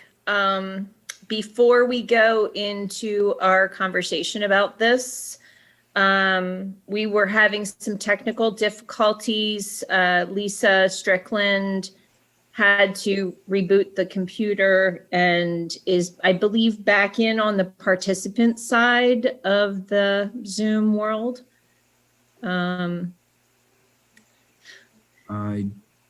see a Lisa. I don't know if that's, oh, here she is. Great.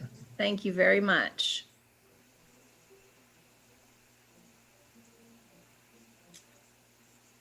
Hi, Lisa. Great. Can you hear us? Great. Welcome back. Okay.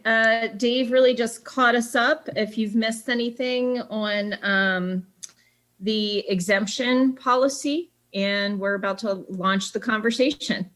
Thanks. I was actually able to hear everything and it just froze and I had to drop out and come back in. So I think I caught everything. Thanks. Fabulous. That's great. Okay, so I'm going to open up the floor to conversation, questions, comments, concerns. I will note, I thank staff for putting this together and working out some of those constraints that we need to acknowledge if we want to enact this hardship policy. So, folks, Steve?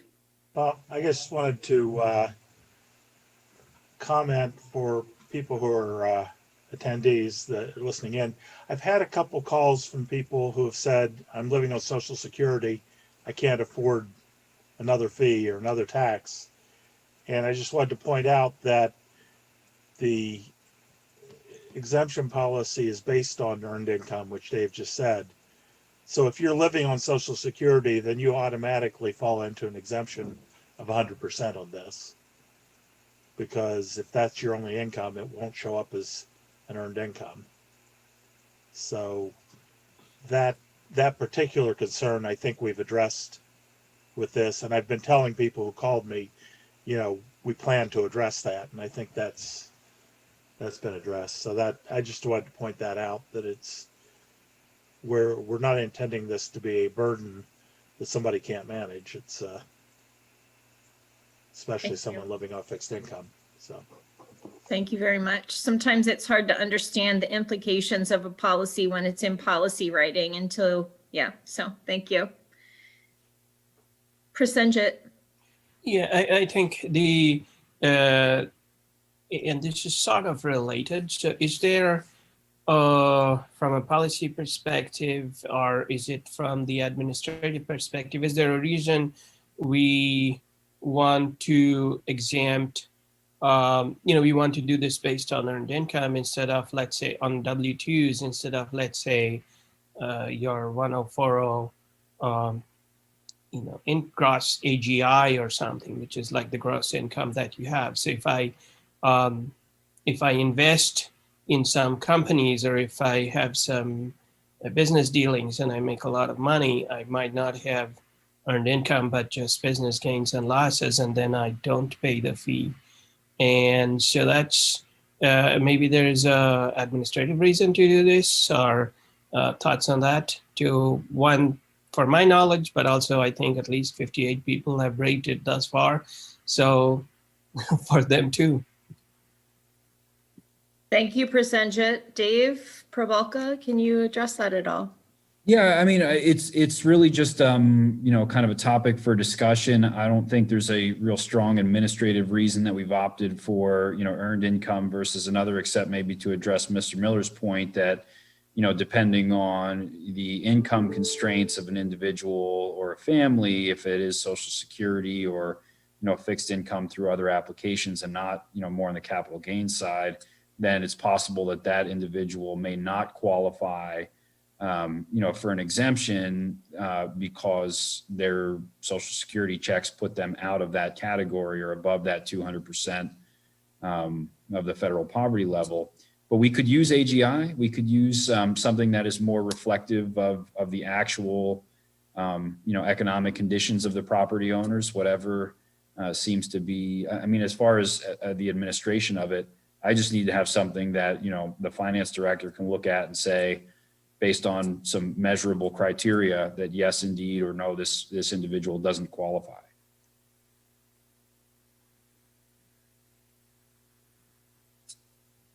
I have a question about that before we even discuss that.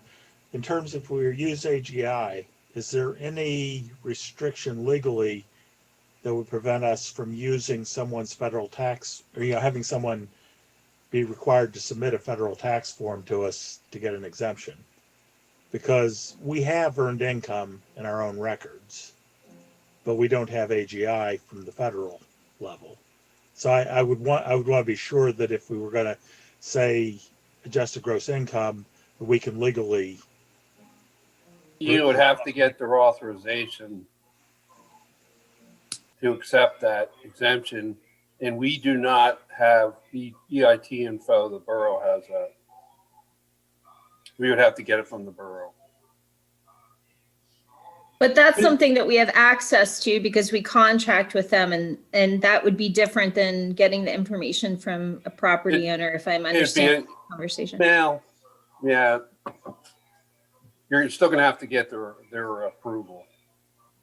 Yeah, I would have to say that is something that we would want to take a closer look at, because I've not evaluated that or had a chance to discuss that particular component with the solicitor. If there's any kind of limitations or restrictions that we would have on requesting that information. I would think that if it were an optional exemption or something that we were, making available but not requiring, then to Eric's point, I mean, they would want to be able to they'd be volunteering that information. They'd be willingly handing it. We're not mandating that they do so. So that may have some bearing on it, but it's definitely something that if the board would prefer that we go with another mechanism for income verification, that I would want to take a closer look at.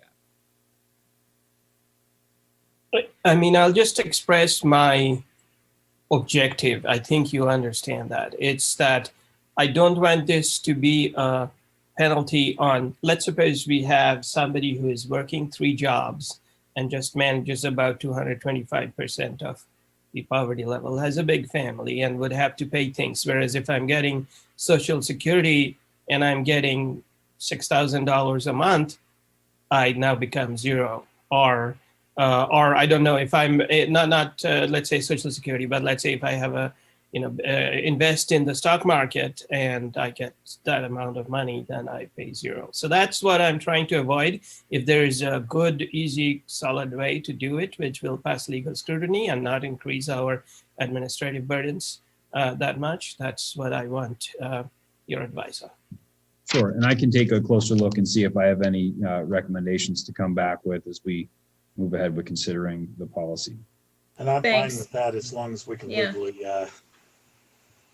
legally obtain the information. I mean, but even voluntarily from somebody, require somebody to provide that. Right. One of the Sure. things I checked on as preparing this draft was I reached out to Natalie Corman with Center County's office because she manages a lot of the assistance programs that they provide, just to see if some of this data would be available, readily from the county programs. And unfortunately, there really is not any ready-made data set that I think we can apply for this purpose. But I do understand the goal that you're trying to achieve, Mr. Mitra, and I have a couple of thoughts that are kind of swirling around in my head right now. I'll try to get them in a coherent form and see what we may or may not be able to do, and then present that back. Thank you very much. Sure. Other comments on the hardship policy? Don't have one on the hardship, but on the ag exemption. Do we want to move on from hardship policy? Okay. And this is something essentially Lisa was getting at is, I think we can assume 100% participation in the ag exemption. So I think we can come up with an actual number that gives us a good idea, maybe not an exact number, but a good idea of how much that's going to affect the total amount, and whether, I think I'd like to know how much the agricultural exemption changes, because we're basing everything on an assumption of a certain amount. And I think, with the hardship exemption, we really can't come up with even a reasonable estimate, because we don't know how many people would be involved with the credits. We can't come up with a reasonable estimate other than say what other municipalities have found. I think with the ag exemption, we can assume a 100% participation, because it is a significant. There may be a way, if you look at the CAFR, there's a EIT schedule in the back that shows it's graduated by income levels and a number of taxpayers. So you could probably get some, it won't be 100% correlation, but you might have a reasonable correlation for that. Okay. But I think with the ag exemption, we can come up with a very good estimate. And I think I'd like to see what that would amount to. Thank you. So it sounds like for both of those exemptions, we can actually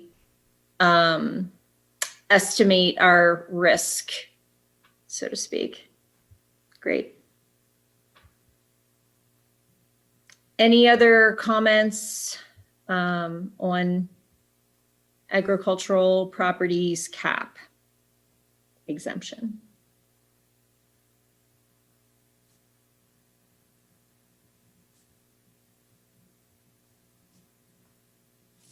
Okay, so it sounds like we might have zoomed right on through, no pun intended, the exemptions talk. Any other final comments from the board? Okay. We will then move on to the draft stormwater management utility fee ordinance. Dave Prabalka, could you please introduce that?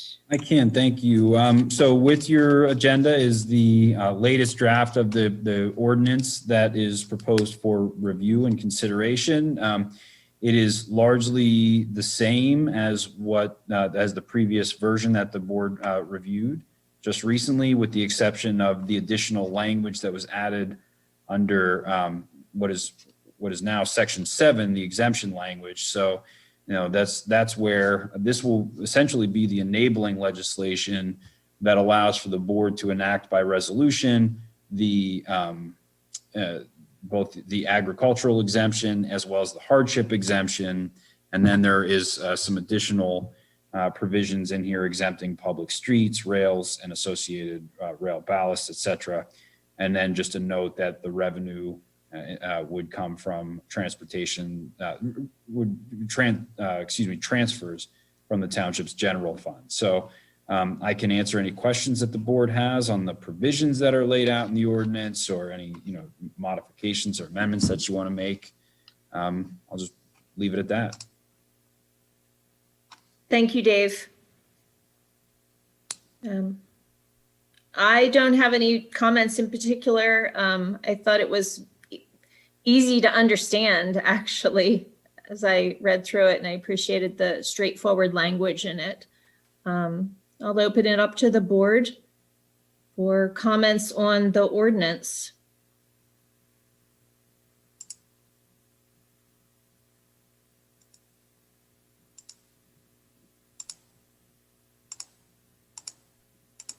Laura, I agree with what you just said. I think it was pretty straightforward. I'll have to go in and modify that and make it.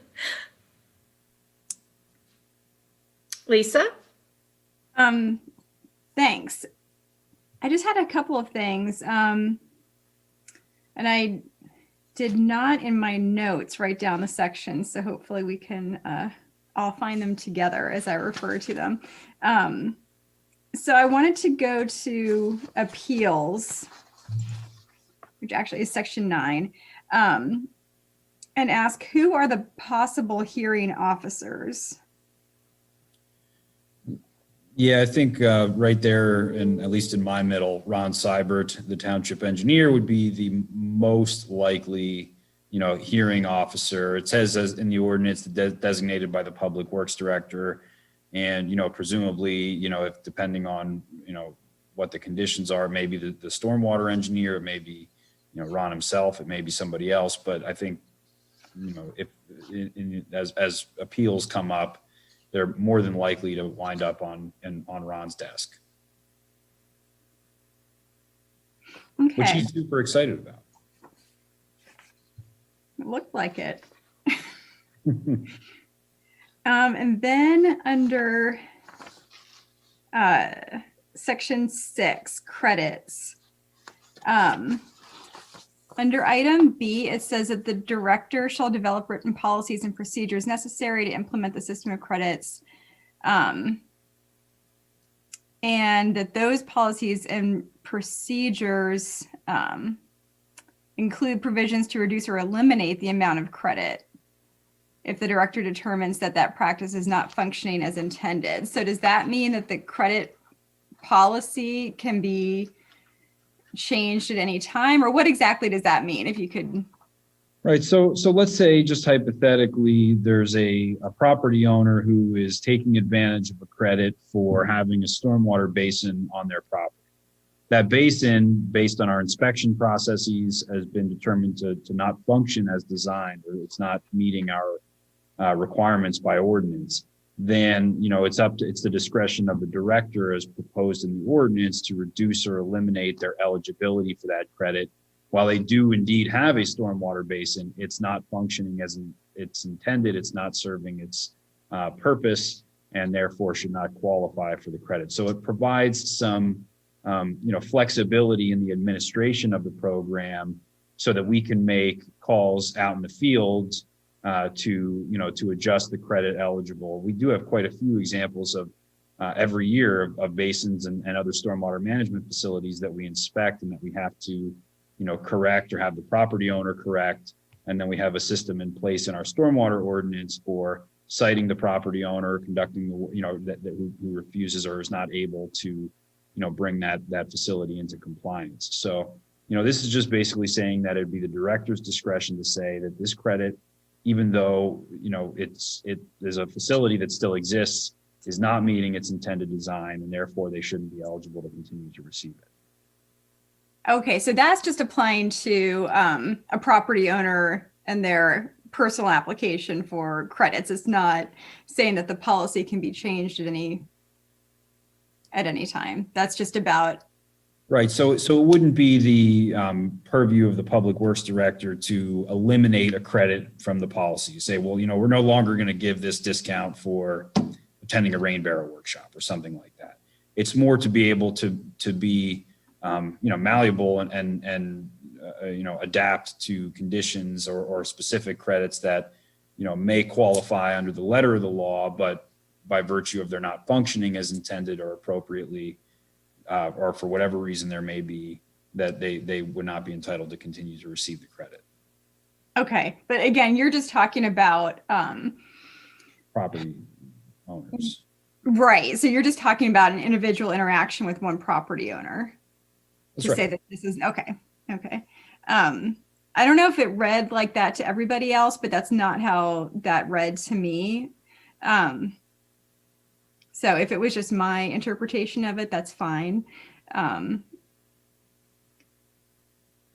Which maybe it was. So that's fine, but I didn't read it like that. So No, Lisa, I see your point. I can adjust that language to be more aligned with its intent. I see your point. Thanks. and then just sticking in that section, was there a process to appeal if you're denied a credit, or say that that administrative action's taken and your amount of credit is reduced? Is there an appeals process for credits?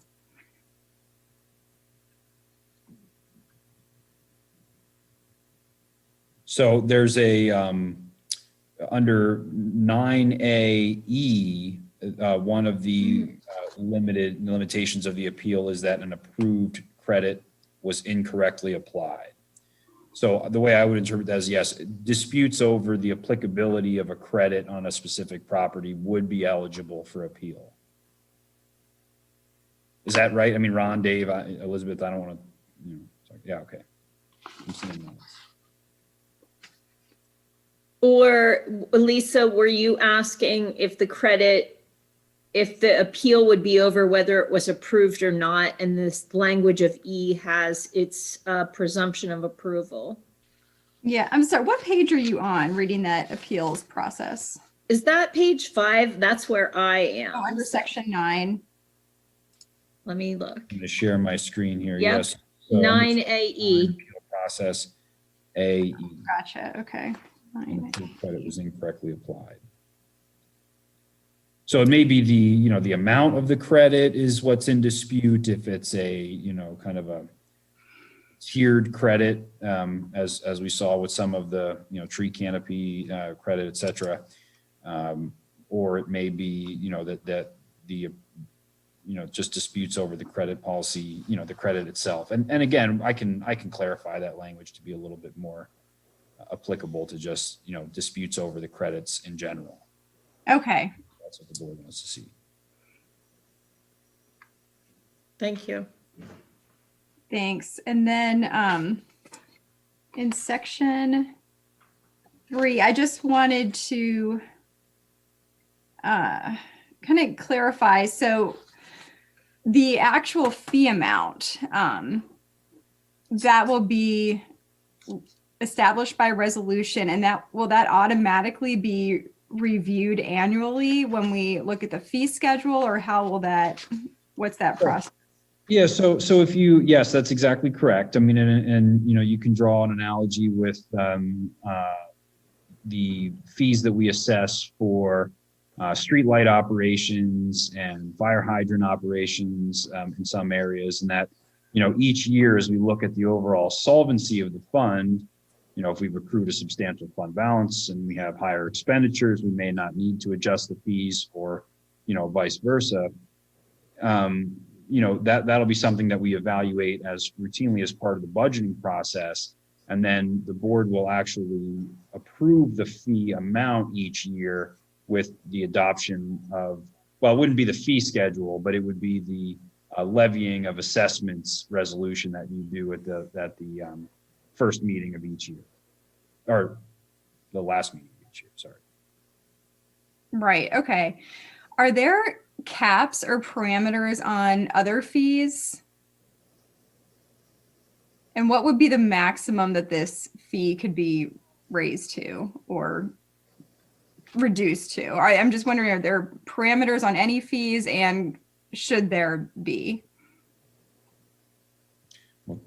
Should there be, I think, is a broader question, but to my knowledge, no. I don't know, Elizabeth, maybe you can field that one.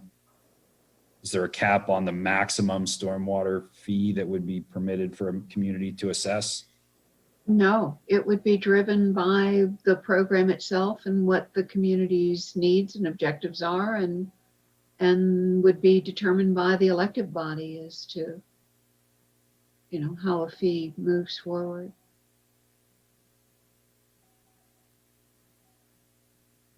And really, you want to then base that on the estimation, the program plan, and then assessments as you get them. Right. You would want each year to have your rate model updated based on what services you are going to fund for the following fiscal year.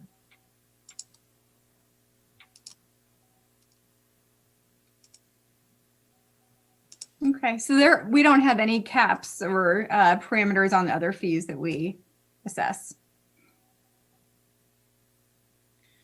Yeah, that's correct. I mean, there are different limitations that apply to different classes of municipalities with respect to their taxing authority. Us being home rule, we have additional, leeway in that regard. But as far as fees and assessment goes, at least as we apply them for hydrants, streetlight operation, et cetera, those are provisions that are outlined in the second class township code, and there's no limitation or cap on those fees that we can assess.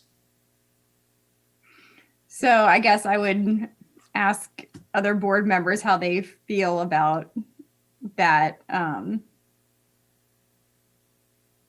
don't know if I don't expect it to, I wouldn't expect it to quadruple one year. Now, I'm kind of thinking about this like any other fee or assessment that we're doing annually is really they don't change a whole lot without some sort of justification and conversation. So like recently the code permit fee, there was a discussion about raising it $1, and there was a discussion of why. We recently had the additional hydrant assessment because of State College Borough Water Authority raising the rates quite a bit rapidly. So it wasn't done like for no reason.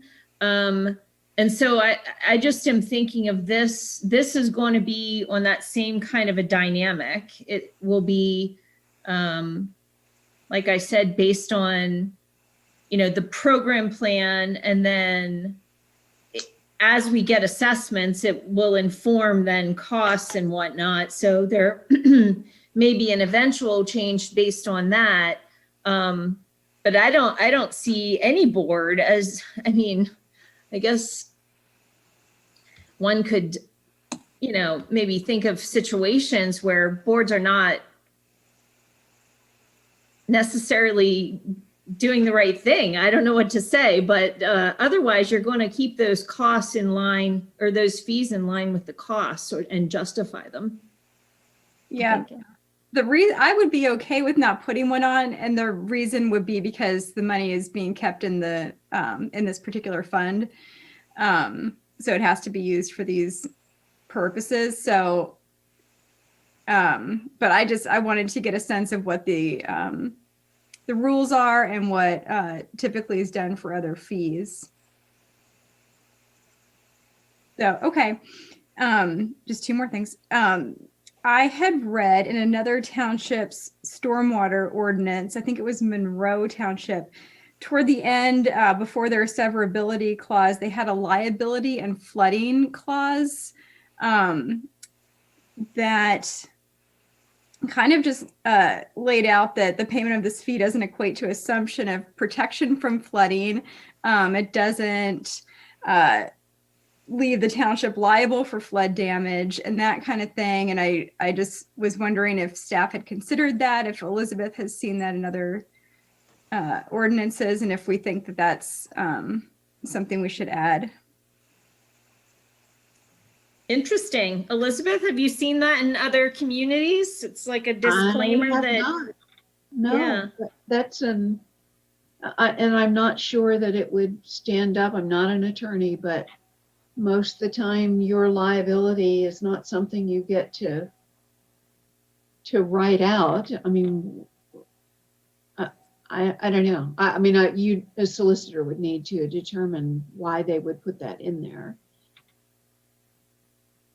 So I think if I'm sort of guessing right now, and so the idea is that we are getting a fee. So the township is collecting a fee, and in lieu of that, what we are going to be doing is just maintaining the drains and pipes and things like that. And just because we are saying that we will do that does not mean that we are saying that we are guaranteeing that all water shall always be taken out by our means. And if we cannot do that, then it is our fault. So something to that effect, saying that, no, we are not, this fee is not guaranteeing that such and such, a quality of service that will be provided, and flooding will not be, will not happen, things like that. I think that might make some sense, but again, I'll leave it to the lawyers and so on. Yeah. Yeah, I don't necessarily think it's particularly required for this ordinance, but I will say that I think there are applications of or implications, if you will, in this program or what's being proposed, where that language would be appropriate. And the example that I'm thinking of offhand is, as we start to share in the cost burden for maintenance and capital repairs for stormwater management facilities that accept public runoff or upstream runoff from the development, then we would absolutely want to, as part of those agreements, cover indemnification language, hold harmless language, so that we're not obligating ourselves to additional liability just by virtue of partnering with a private property owner in affecting repairs that they need to make on their management facility. So we definitely want to be careful of assigning liability where it otherwise wouldn't apply. I don't disagree at all on that. I think, to Elizabeth's point, it's not something that we could really say in an ordinance with a broad brush that, by enacting this fee, we're not accepting any liability under any circumstances for anything that may happen with respect to stormwater management or flooding. I don't know, perhaps in Monroe or the municipality that you're referencing, they had a program that targeted more of those privately owned BMPs and management facilities where there might be a need to have indemnification language apply in the ordinance itself. So I guess the mechanics of the program are probably important here. With what's being proposed by this ordinance, I just don't think it would really have much bearing, or that there's a lot of necessity to include something in the ordinance itself. But as we get into the individual agreements, as they assign risk, absolutely. Okay, so your recommendation would be that we not include that type of language. Yes. Okay. And that- I agree. Sorry. Go ahead. Yeah, no, I mean, I agree that we cannot just write off our own liability, but if there is, I'll do my homework, but if there are people who are, putting disclaimers that we are not promising anything at a certain level, that's what I would like to see, if at all. well, I mean, I would guess there would be no harm in asking our solicitor about the inclusion of something like that. Like Dave said, I'm also thinking kind of a broad brush like that. Perhaps that board just included it. You know, we don't want to include anything that's not necessary, but I wouldn't, you know, if other if it's concerning to other board members and they would like an opinion from the solicitor, we could get an opinion from the solicitor on that. I mean, I think it might be worthwhile. I'm bringing this up because this is something that I discovered in my research that I wanted to make sure everybody else was aware of. I don't recall it being discussed before. So, you know, if the rest of the board is comfortable moving forward without this kind of language, you know, I can think about that. You know, I haven't thought about it too much. You know, I guess I was hoping that Elizabeth might have seen this before.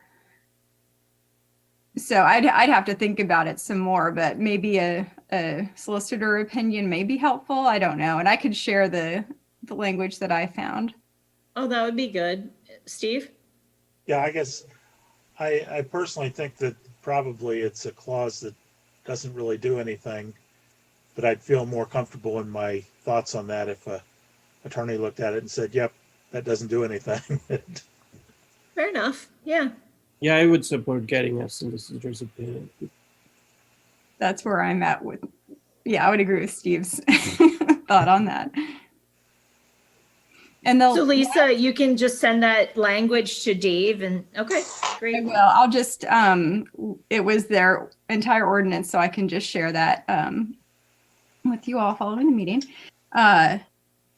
And then one final thing that we had discussed very early on that I wanted to suggest is inserting a sunset clause in here so that we revisit, well, you know, whatever board is in place at the time, revisit the fee after, you know, this program plan goes out 8 to 10 years. So to revisit the fee at that time.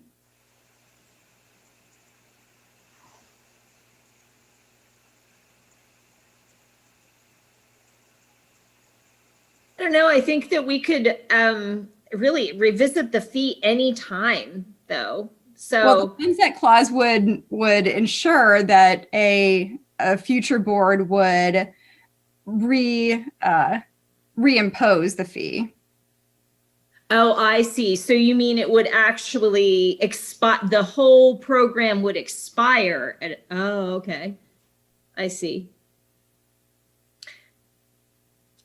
Yeah, Steve. I'm not in favor of doing it, but if we wanted to do it again, I would want to get a legal opinion, because I know in the past there was a question about a board putting on a sunset clause on a tax increase, and that was something they couldn't do. They wanted to do it, but the legal opinion was that that's not allowed.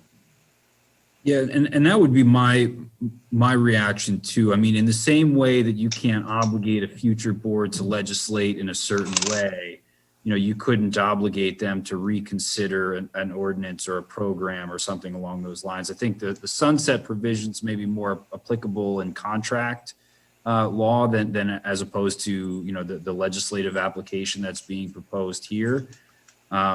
You know, I think there are, even beyond the legalities, there's some additional challenges that I can foresee, you know, presenting themselves if we have to, if a board in 10 years or staff in 10 years is forced to kind of reconsider or reevaluate this program, you know, or the assessment of the fee, in the same way that if, you know, kind of arbitrarily or 1 year, surprisingly, another initiative or program were just simply stopped, you know, we would really be scrambling to figure out how to make up for either lost revenue. You know, we could be in a position where we're really trying to reallocate or redistribute expenditures across the rest of our budget. I don't disagree that this, if the fee is enacted, that it's not necessarily set in stone, that it'll be in place forever and ever.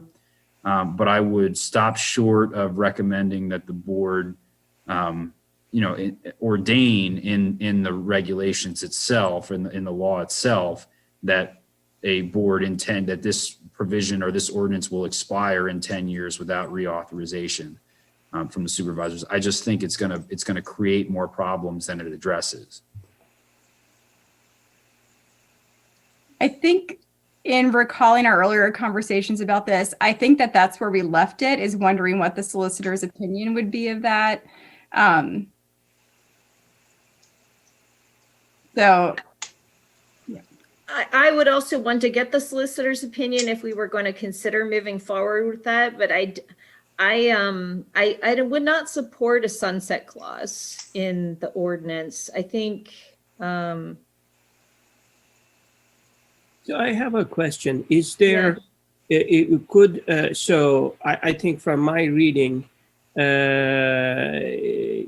somewhere, it says that the Board of Supervisors is essentially setting the fee every year. So could in principle a Board of Supervisors set the fee to 0 a particular year? Yeah, absolutely. I think you could. And even, while it may not be recommended, of course, it depends. But if the fund itself accrues a balance that's sufficient that it can, sustain the program for a year or so, the board may elect for whatever reason to reduce the fee or to defray that expense. I mean, like you said, it's set by the board by resolution as part of your, assessment strategy that you consider at the last meeting of each year. It would be the board's discretion to establish what that assessment would be, on an annual basis. So, I think my information need or that where I was stuck was slightly different in the sense that, does this program commit ourselves to certain expenditures? And, if let's suppose we don't have that, like you said, if we have the money, fine, we don't want extra money this year. But if we don't have the money, are there certain expenditures that we are saying we will do by passing this resolution that would then sort of force a Board of Supervisors to, so that they cannot do a 0 fee that a particular year. So is there like something that we are saying with this resolution that we will be doing year to year on the expenditure side? No, I don't think so. I mean, I think we're obligated under our MS4 permit requirements. So there are certain fixed costs year to year that we as a township don't have any ability to modify.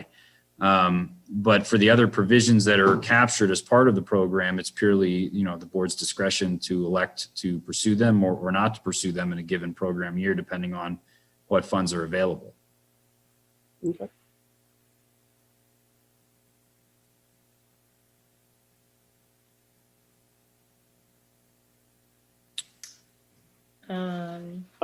I had a couple of other, if Lisa is done with her list of questions, I'm sorry to interrupt. I just want, before we close the book on that, is the request to get an opinion on a sunset clause? Are we not pursuing it? I just want to be clear so I know what follow-up direction I have. That's a good question. I think we all agree that if we wanted a sunset clause in the ordinance, we would want first a solicitor's opinion, but I don't know if we actually did conclude with consensus or not, if we want to include a sunset clause. I would say no from my point of view. I would say yes. Others? I don't have a strong opinion one way or the other, but I'm leaning towards no. I think I sort of share the objectives, but if I were in the board, I would, and I couldn't afford it or the program isn't working, I would just use the power of setting the rate to zero it out. And so I don't see a big need in this. That's, because it doesn't tie my hands as a future board member to absolutely do certain things. I understand that if there is a program, it's hard to dismantle, but the same thing will happen if we have a sunset clause, that it'll be. So I'm leaning towards no on this one, although I share some of the goals.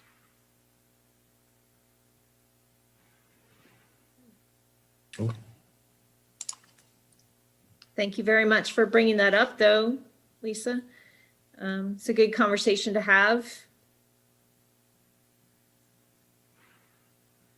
Yeah, I have two small questions. One of them might be the same as what Lisa raised. One is 7A, where, and this might be a language issue, where we say in the second last line and towards the end, a property owner who demonstrates financial hardship.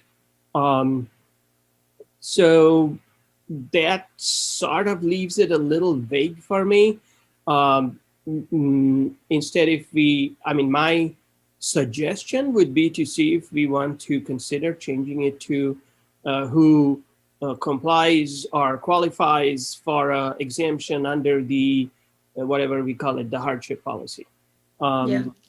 Instead of, because then they would say, well, I have financial hardship, and then we get into subjective decision making. So just, and if that doesn't read like that to you, and this is fine, then this is fine. It's a small request to reconsider the language. And I think we discussed this, but yeah, my notes say 8B, which is the director can eliminate some of these. My reading was that the director can eliminate the credits. 8B, I think, or did I write it wrong?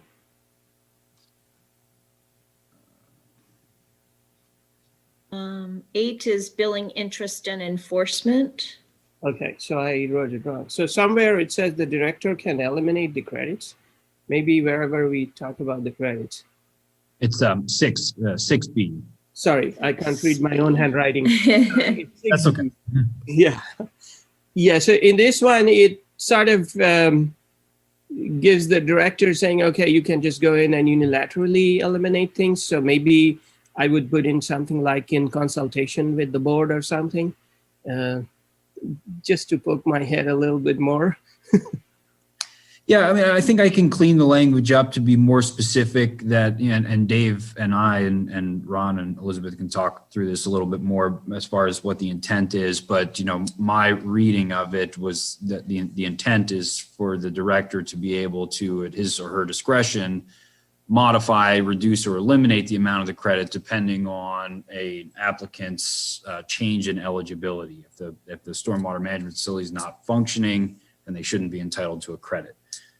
So I can clean that language up and then Sure. present it back and see if that's maybe closer to the mark. And if we want to, even further refine it, we can do that as well. Sounds good. Thank you. Okay. That's all I had on my notes. Thank you very much. Okay, any other comments on the ordinance? Ron? Sorry. It's fine.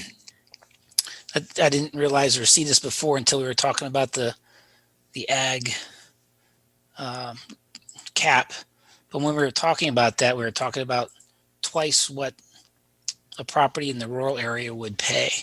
And I don't think that's exactly what the ordinance says. So I don't know if we need to clarify that as well.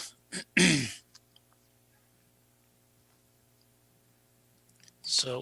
Right. So if the proposed ag, it's a good point. If the proposed ag exemption is twice the median billing unit, which we've now defined as an equivalent residential unit, are we talking about twice and this is a question for the board, twice the growth area ERU or twice the non-growth area ERU, which will significantly change what that value is at the end, and or should we specify what the enabling or what the legislation or what the bill, I should say, suggested that this was modeled after, referred to all the median of all properties assessed within the municipality. So, Okay. it didn't really consider the two level of service model that we proposed. So, the board could say, hey, we want to use the non-growth area model, which certainly stands to reason since the majority, if not all of these properties would exist outside the regional growth boundary. Or you might say that in order to, limit the value of that exemption, if you will, that you want to apply the growth area ERU, and that would raise that fee a little bit more as far as what the maximum exposure would be for ag properties. But we should specify, to Ron's point, we should specify in the ordinance what that limitation is applied to. Okay, board members, do you have thoughts on that? I have some initial thoughts, but do others have thoughts on that? There is only Steve? one ERU value. The Oh. ERU value is established based on a review of all properties regardless of where they're located. So there's Oh. only one ERU value, which is the 3,097 square feet. For a billing unit, there's only one ERU value. There's not an ERU for the non-growth area value and an ERU for the growth area value. But All there's a residential different- properties were considered. Yeah, but there's a different fee for one ERU, There's a different rate. a different rate. And I guess that's what the question is, it's going to be two ERUs, but what rate are they paying? And I guess my thought is, since it's outside the growth area, that's the number that would apply. And that is the Yes. number that would apply. Yeah. I mean, that is the case. The Yeah. dollar value would be based on where the property's located. Oh, Because we're not really following exactly the model that the state Senate had proposed. That was what started our conversation. But that's not where we ended up. We ended up with two ERUs, Two levels of Yeah. service. No, two billing But- units. or two billing units. Two But billing that's what- units times whatever the rate is within the non-growth Right. area. yeah, so I understand we're talking about the same thing and, right, so it's, right. The rate would be the rate of the non-growth area Exactly. because that's where it's located. That's correct. Yeah. And it's two ERUs. Exactly. Does that mean a working farm that's in the growth area pays the growth area rate then? Yes. Yes. Okay. Well, yeah, It's, capped at two, yeah. Capped at two billing units. Mhm. Yeah. Right, so it's consistent, it's just, right. I think, can we change the language, then the 7B, twice the median assessment fee imposed on service area? I'm not sure. yeah, I wonder if we even need to get it that complicated. It's just say that it is we capped at two billing units. Oh, capped at 2 billion units is very good. That's, Because again, Yes. we don't have to follow the model that we started with, which was the state Senate model. I mean, I think that's where the median value came in, was from that legislation that didn't even pass. But I think we've moved beyond that. we are, but we're still using conceptually the same idea, Right. and we're just adapting the language to reflect our situation. Yeah. How, Okay, how's I that can sound? modify that language then so that that under that exemption, the maximum exposure to qualified properties would be, in this case, two ERUs, two billing units, multiplied by the rate assessed to the applicable level of service area, whether it be inside the growth boundary, outside the growth boundary. Good catch, Ron. Thank you.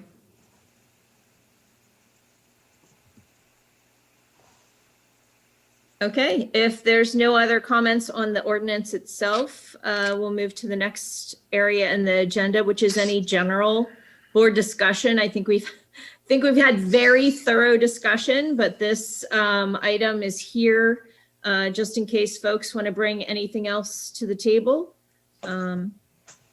Review anything else.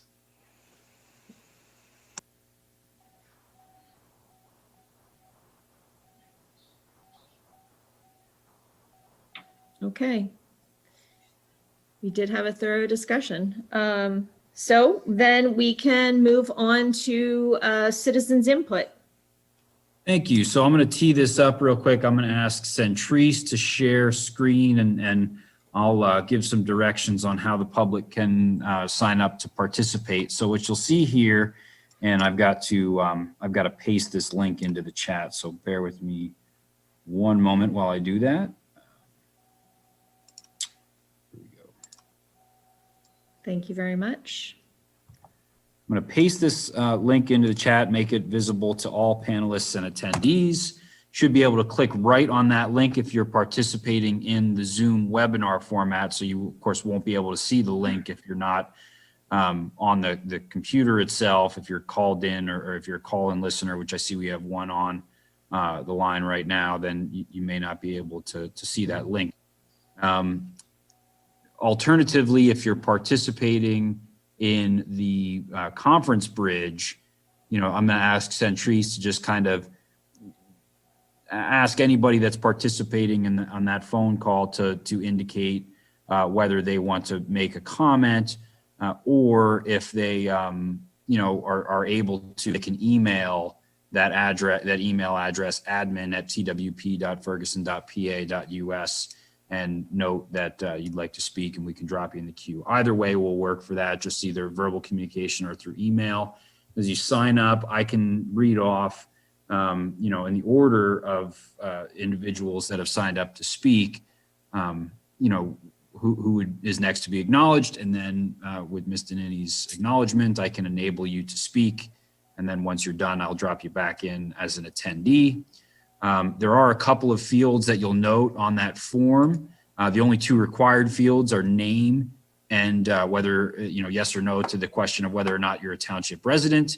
If you'd like to provide your email, you may do so. That'll help us follow up if need be. Otherwise, don't feel obligated. And then secondarily, one of the issues we ran into in October with this format was that we maybe ran into, we had a situation where there were multiple individuals seated around one computer. It's, the Zoom attendee is one name, but the person who wants to speak may have a different name. So we have a field there where you can put the name in the webinar if different from the name that of the individual that wishes to comment.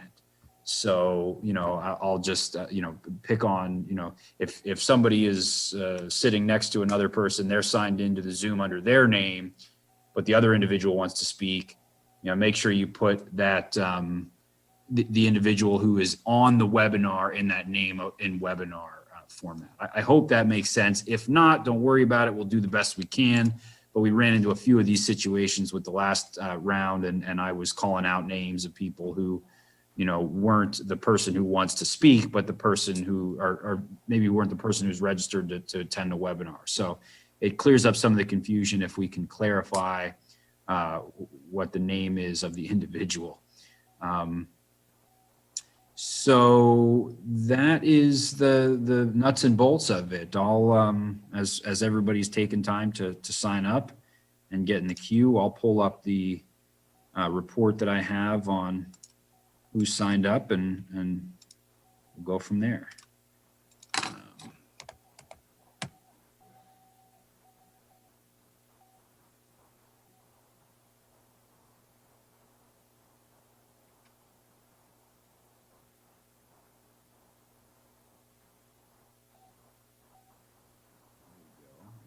I've got a few responses here. So the first one that is on the list is Steve Balke. He's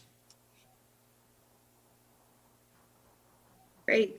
name in there. I'm going to bring you on to talk, Steve, right now. Thank you. Okay. Yep, you're on. Okay. Good evening. Appreciate you taking this. I'm going to read a statement here. It's put to bed together by a group of residents in Ferguson Township that do, we have a title for our group, so to speak, Citizen Concern for the Responsible Government Spending. And after I read that statement, I'll just throw a couple little personal anecdotes in there, and then I'll get off the line. But my personal anecdotes are more in tune from after what I heard this evening, talking about all the specifics and nuts and bolts of an ordinance. So I'll start by saying in 2017, Ferguson Township, in coordination with a consultant, recruited and formed an advisory committee termed the Stormwater Advisory Committee.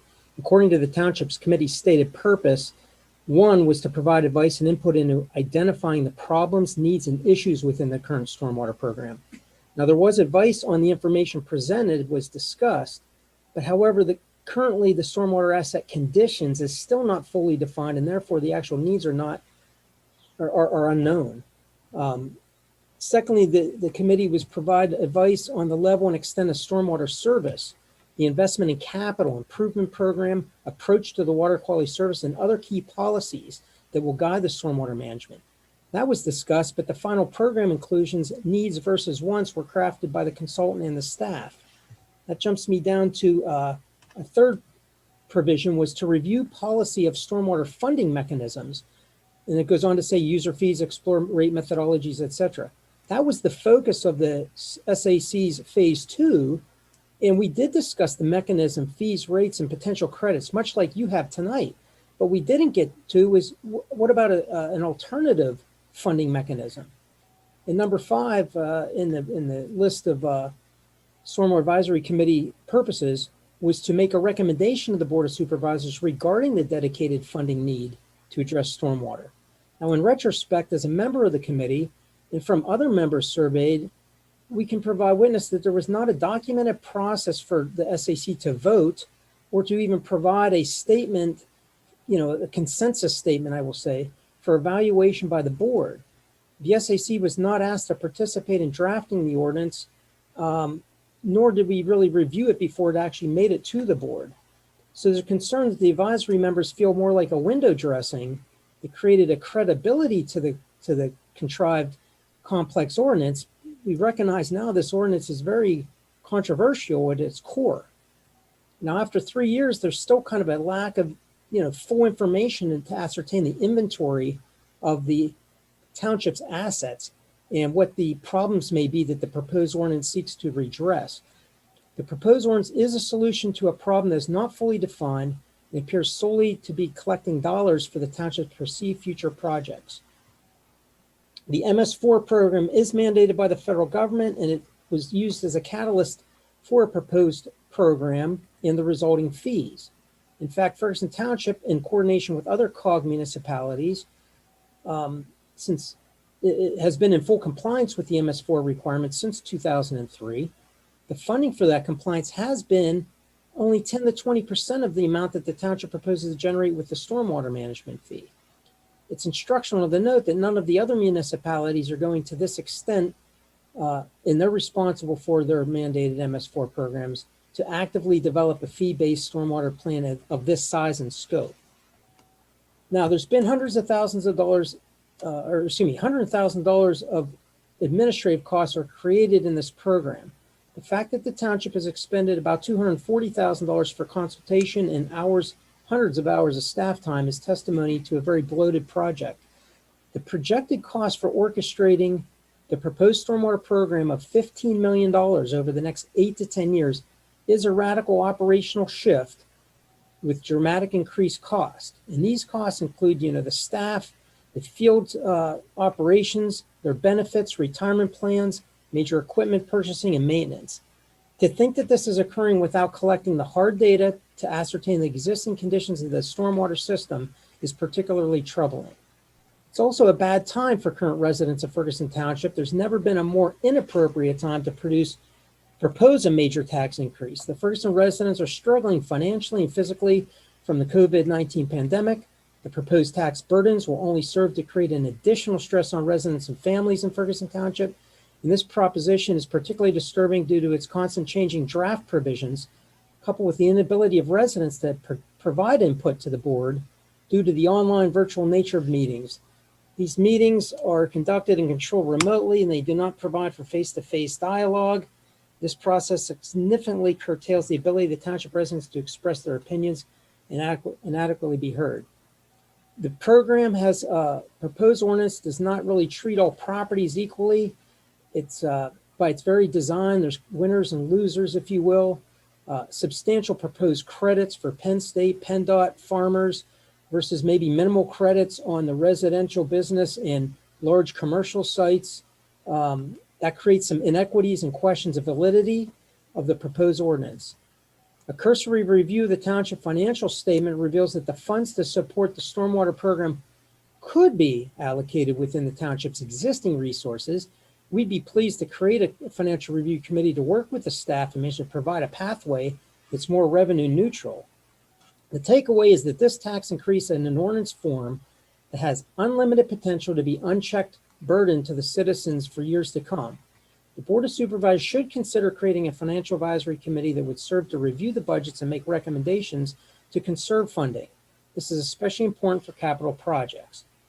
We really do appreciate the depth and research and discussion into the mechanics of a stormwater ordinance fee. However, for the reasons above, we feel the board's actions moving forward should be: one, to table the proposed ordinance at this time till we can get past the COVID and have good dialogue. Use that time in 2021 construction season to identify the problems and needs that would create a validation of the establishment of and the income needed for our program. And three, use standard business practices to review the most demanding projects and work from the most urgent to the least urgent to establish a practical program. Consider amortizing certain project costs over their expected life rather than fully expending them in a single year. And fourth, continue to fund these projects through traditional funding methods until as much of a revenue neutral source is identified through prudent financial planning. Now that's the end of the written statement. I will say the most complex thing I've heard or I'm concerned with at this point in the proposed ordinance is exemptions, hardships, and credits produce a administrative cost, whether that's only 9% of the income fee proposed is going to be reduced. It does create a huge, in my opinion, a very huge administrative fee annually just to run that part of the program. And then we're going to turn around as a municipality and fund the deficits through the general fund, which is, I'll say, taxes produced from income, real estate, and transfers. And I just feel like this whole program, and I think it's good to take care of our assets and be forward thinking, but it seems like we're building a very complex, high cost, high management system when it's going to be subsidized by general tax dollars. And in fact, maybe it's best to do it through some traditional tax funding. On the flip side of that coin, my only concern was saying, okay, we'll take more percentage of the income tax and real estate tax and throw it into the kitty. And to me, that kitty should be the TIF fund, not a necessary unique stormwater fund, but work through the TIF bank account, if you will, that's already existing for capital projects and stormwater projects. But I'm very concerned that money has been shifted out of the TIF fund in the last two budget years back into the general fund to fund things that are not transportation related or capital improvements. So that's the end of my statements. I would be happy to try and answer any questions if you may have them, or move on to your next speaker, please. Thank you very much, Mr. Balke. Thank you. Dave, do we have a next speaker in line? Yes, we do. Yeah. Darren Barker. Okay. Thank you very much, Mr. Barker. One moment here. I just got to bring him. Sure. Thank you.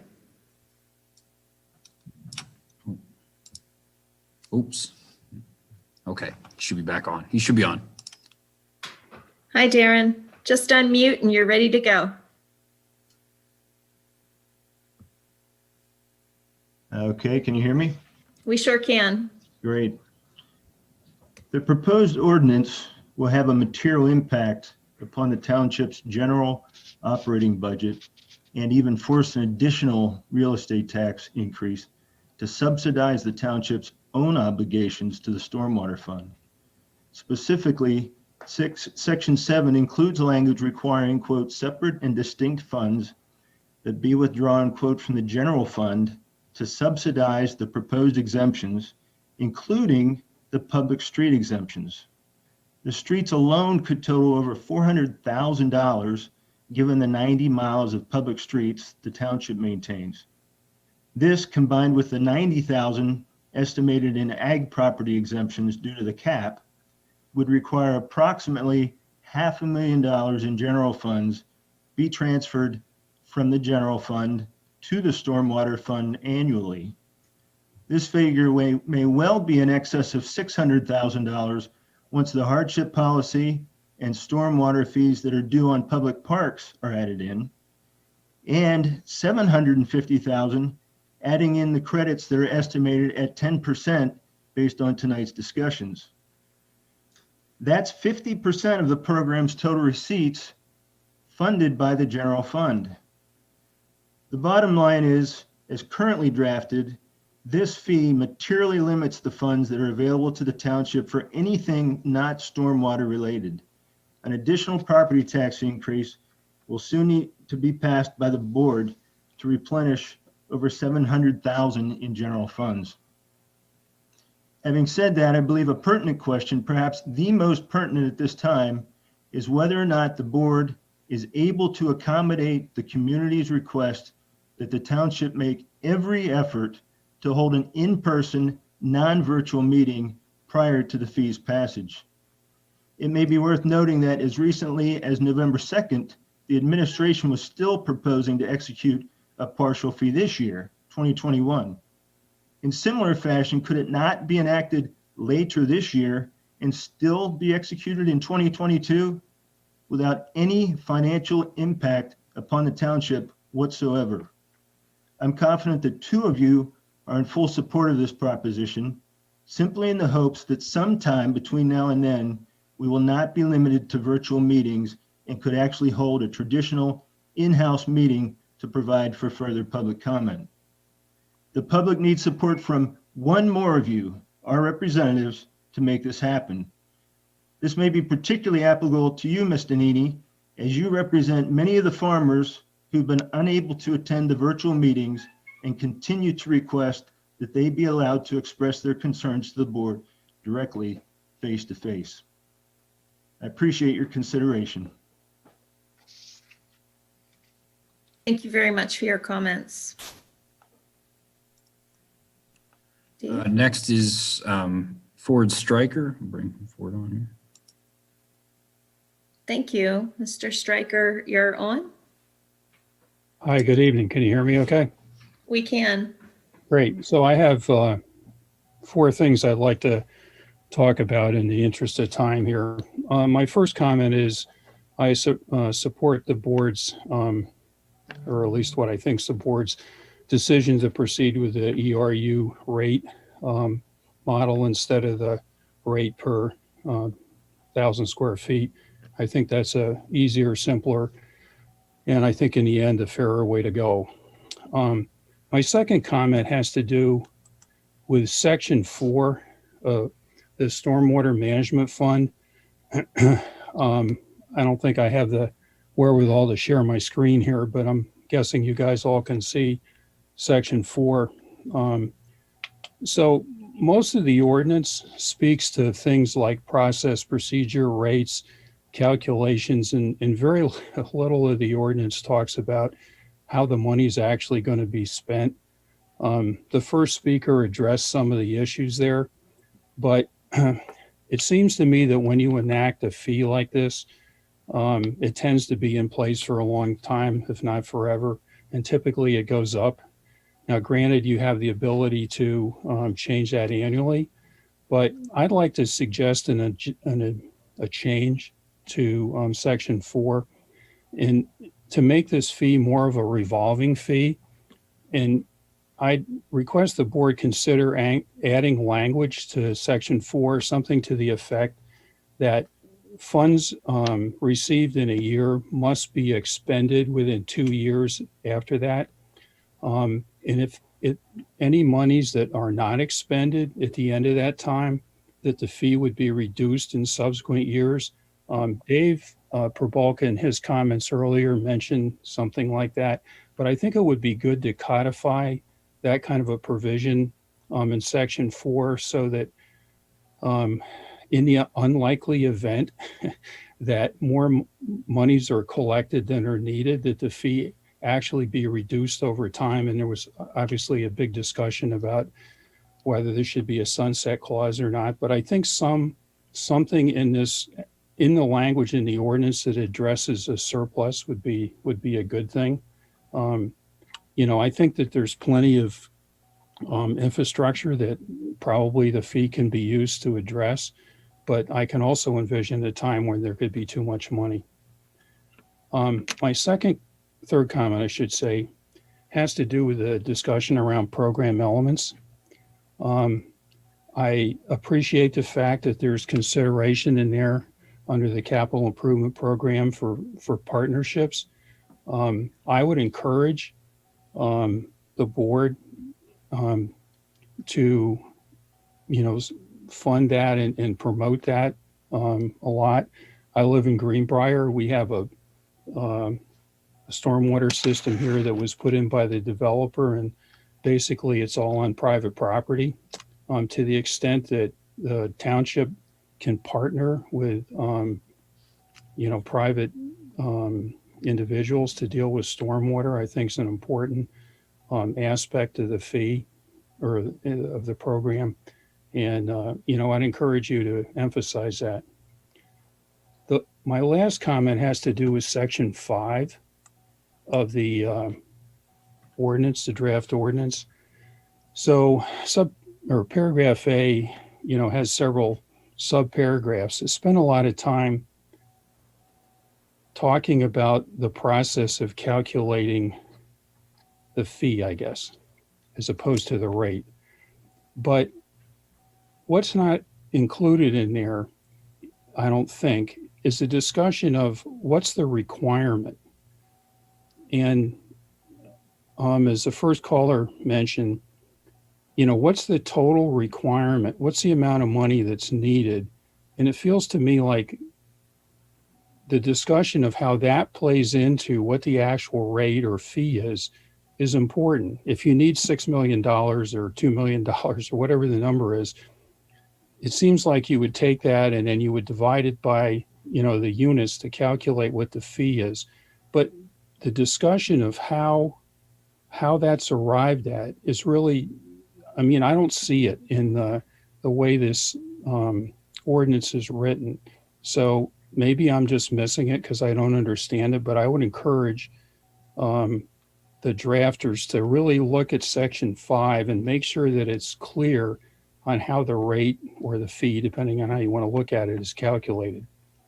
So hopefully I was clear in my comments, but Laura, if you have any questions, I'll be happy to respond. Thank you very much, Ford, for your comments. Okay.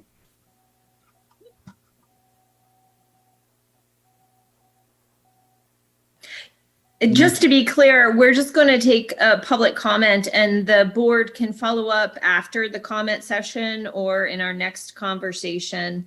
I really just want to make sure that we have as much time as possible for each public comment, and staff and the board are taking notes about the public comment to follow up with. Thank you. Bring on Mark Kunkel's next. Thanks, Mr. Kunkel. You're up. Nope. Got the wrong button there. There we go. Try now, Mark. All right. How's that? Yep, you're on. Thank you. Good evening. On September 8th, 2020, I spoke before the board and requested board members delay any further action on scheduling a public hearing on an ordinance to implement a stormwater fee. I noted then, and I reiterate now, that this is very poor timing for considering this major policy issue and funding options. with people struggling with employment, childcare, educational, healthcare issues, along with the inability to have a dialogue with the board face to face, the timing to consider a major issue such as this is poor at best. What is the urgency of taking the next step of a public hearing on this ordinance, since the program will not be implemented until 2022?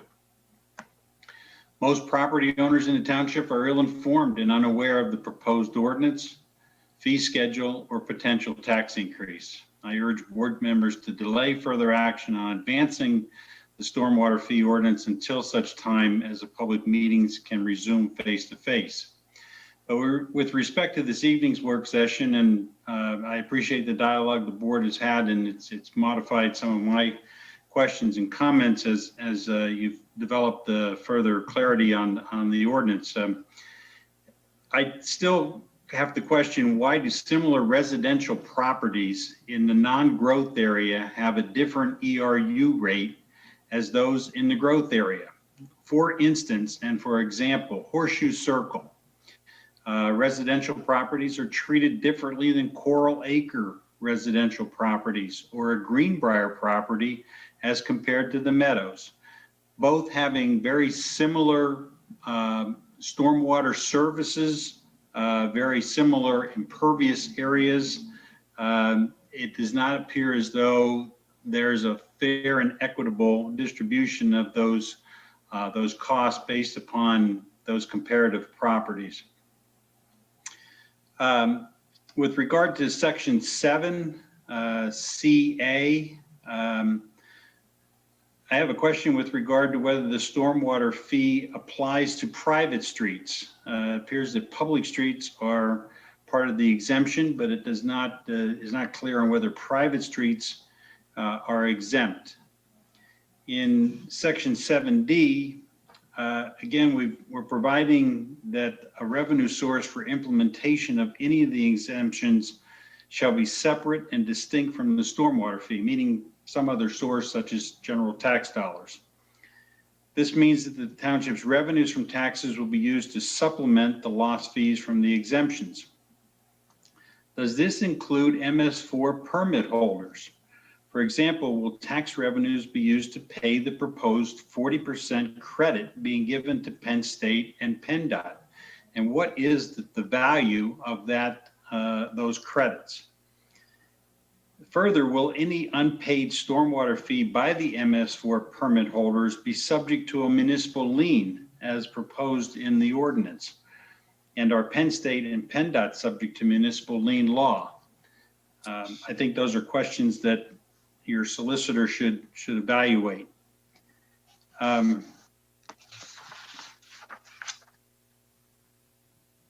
Finally, with regard to the credit program and BMPs that exist on properties already, how will those existing BMPs be evaluated for the credit program?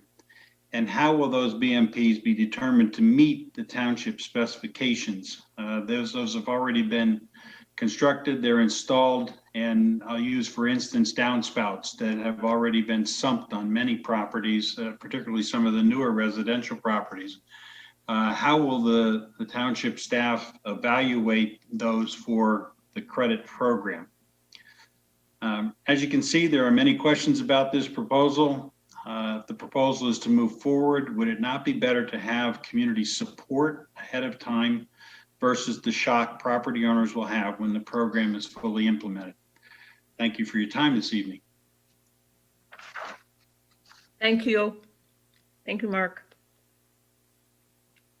Next on the list is Jean Foudreau. I'll bring Jean on here.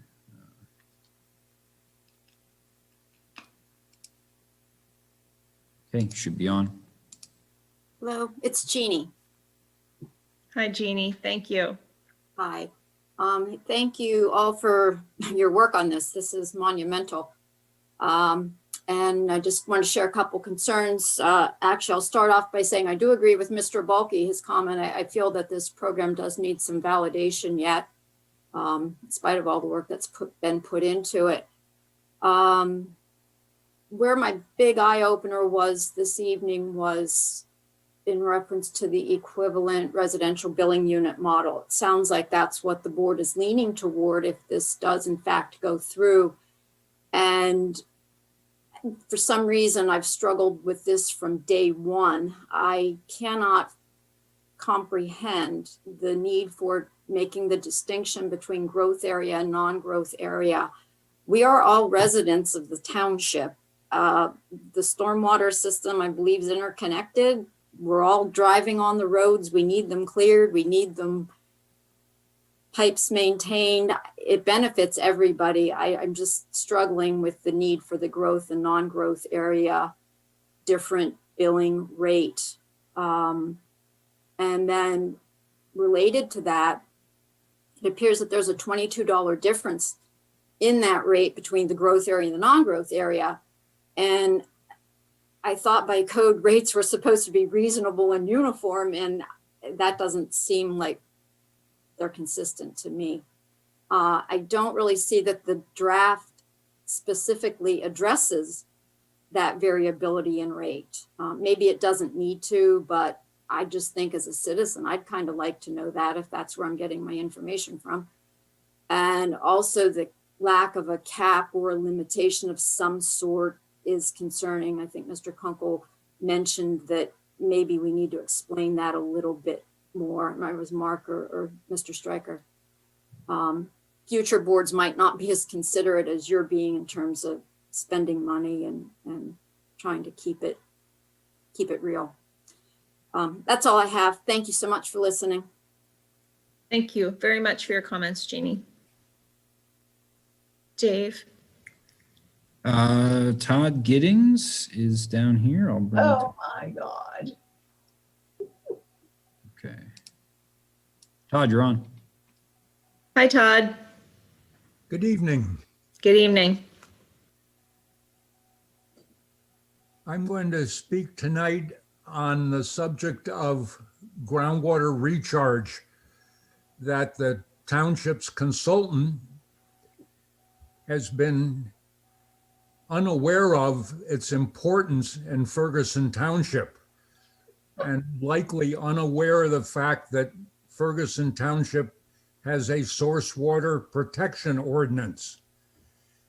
And I want to stress that almost all of our drinking water comes from groundwater, making groundwater recharge one of the most important issues in the credit program. And right now, the credit percentage for recharge is at 20%. And I'm pointing this out to suggest that it be emphasized in its importance to our livelihood and increased to 40%, the maximum credit allowed in the program. Ferguson Township is host to the source water areas of 19 public water supply wells and 1 water supply spring. And its importance to our livelihood can't be overstated. So I'm asking that the credit program be reconsidered in its percentage to try to promote more citizens in the township taking advantage of the groundwater recharge credit part of the program. Thank you. Thank you very much, Mr. Giddings. Next is Ralph Whelan. Bring Ralph on. Ralph, you're live. There we go. Got it? Yeah. Good. Welcome. Okay.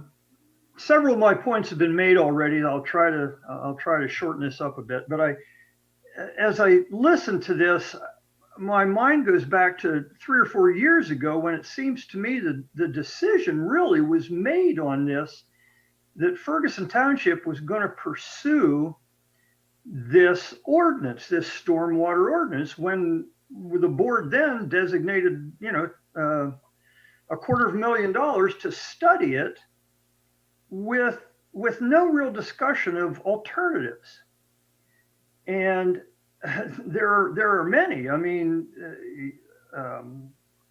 cutting some costs other places, or if after the need is assessed, if there actually is a need for additional revenue, we've already got a very simple mechanism in place with no ag caps, no hardships, no credits, no exemptions, no appeals, without a layer of complications that this ordinance includes. I don't think we'd be having this discussion with everybody wanting to chime in if there was actually just a modest, reasonable property tax increase. And let me see, I'll skip that. My other comment would be that this $250,000, I've heard it said by a supervisor that if we don't pass this, it is a waste of the $250,000 we've already spent. And that is just not a rational justification for passing an ordinance that is this onerous. There are easier ways to do this. That's it. Thank you. Thank you very much, Mr. Wieland. I will just take one moment here to address something that if what you heard came from my mouth, I either said or meant to say, I'm pretty sure sometimes I do misspeak, but I do recall saying something like, continuing this dialogue is important to bring the issue to a vote, or the money is not, the money that we've already spent is not going to have been put to a wise use. I personally did not say passed. I think that continuing the conversation through hearing all of the information that the consultant has is very important, but I do want to clarify that if what you're referring to is something that I said, I in no way, shape, or form meant to say it's a waste if we don't pass it, but if we don't finish the dialogue that we started. So just to clarify my own words. Thanks, Dave. The next person. Bill Keogh and Larry Harpster are both on the same Zoom. So Bill, I brought you on. I don't know what order you want to go in, but you should be live. If you unmute. Yep.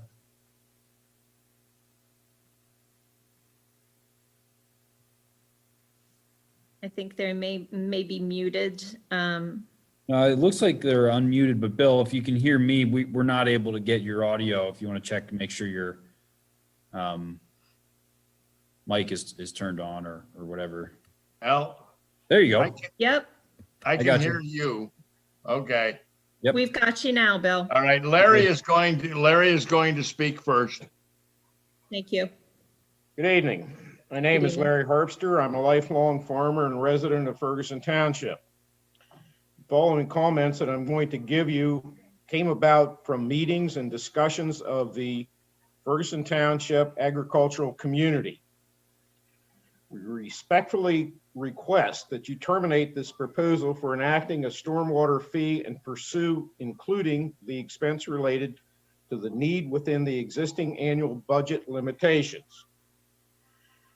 As some of the other speakers have mentioned, we don't feel that this format that we are using is appropriate for public discussion with the supervisors. About the only thing we get to do is get testimony.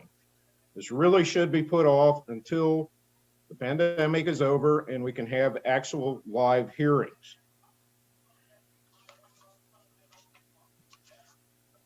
The ag community is generally opposed to this method, the stormwater fee, of addressing the township's stormwater infrastructure repair challenges.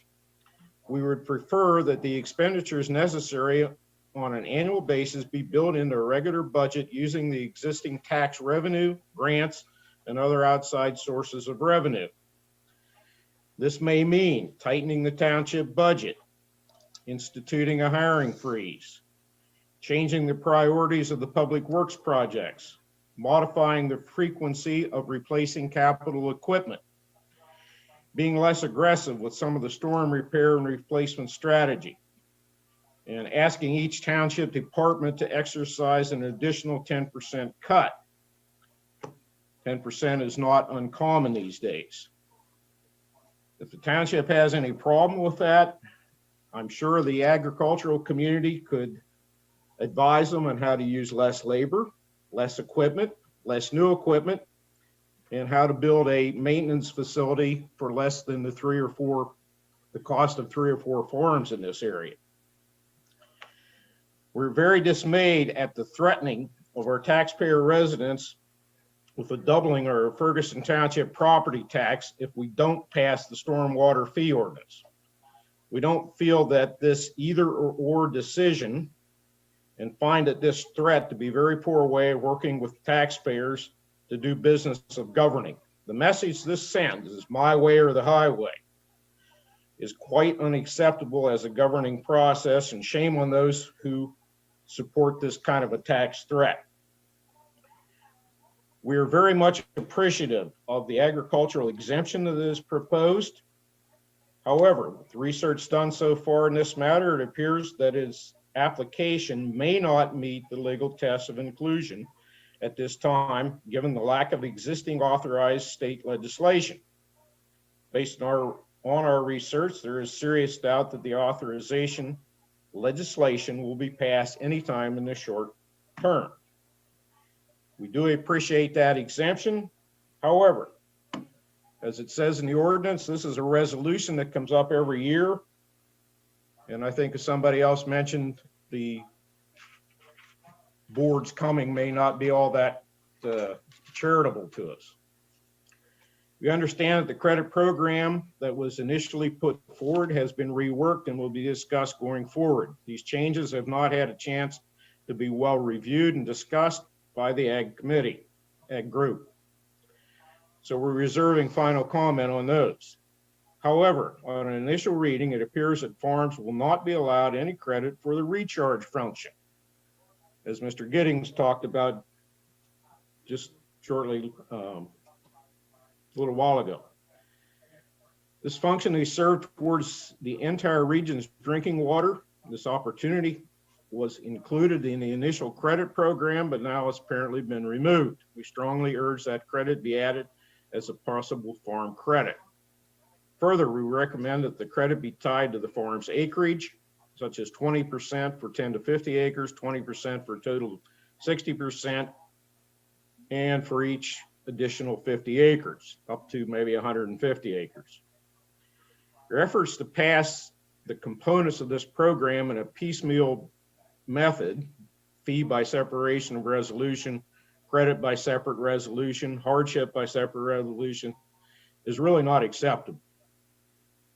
Everybody in the township, I believe, would like to see the whole package before it's voted on. It appears that churches, cemeteries, and other nonprofits are still going to be assessed a fee, and some of them are pretty stiff. Ag Group does not feel that this should be the case. If it remains that a fee is going to be charged, there needs to be special rate for these type of groups. We're very concerned about the financial burden that this fee will put on Ferguson Township businesses and communities. The numbers, the fee amount annually, seem to be coming up with a fee table that is far too high for the annual assessment. This action surely puts Ferguson Township on the business unfriendly radar, which in a lot of opinions it's been for a long time. Thank you for your time. Thank you very much, Mr. Harpster. Mr. Keogh, did you have some comments that you'd like to make? I just have a couple of short comments. In relation to the stormwater program that is being proposed, I really feel strongly that this stormwater fee approach is the wrong solution to take on the challenge the township has regarding its stormwater infrastructure. I just think it's the wrong solution. I think there are several other solutions to address the stormwater infrastructure issues that are in many ways real, but I don't think this is the right solution for that particular issue. I am particularly concerned, and especially tonight with listening to all of your discussion and so on, I'm particularly concerned about the cost of managing the fee system as it's been discussed. And I really feel as though the staff needs to present to the Board of Supervisors and subsequently to the public a far more detailed plan in terms of what it's going to cost the township to operate this particular program.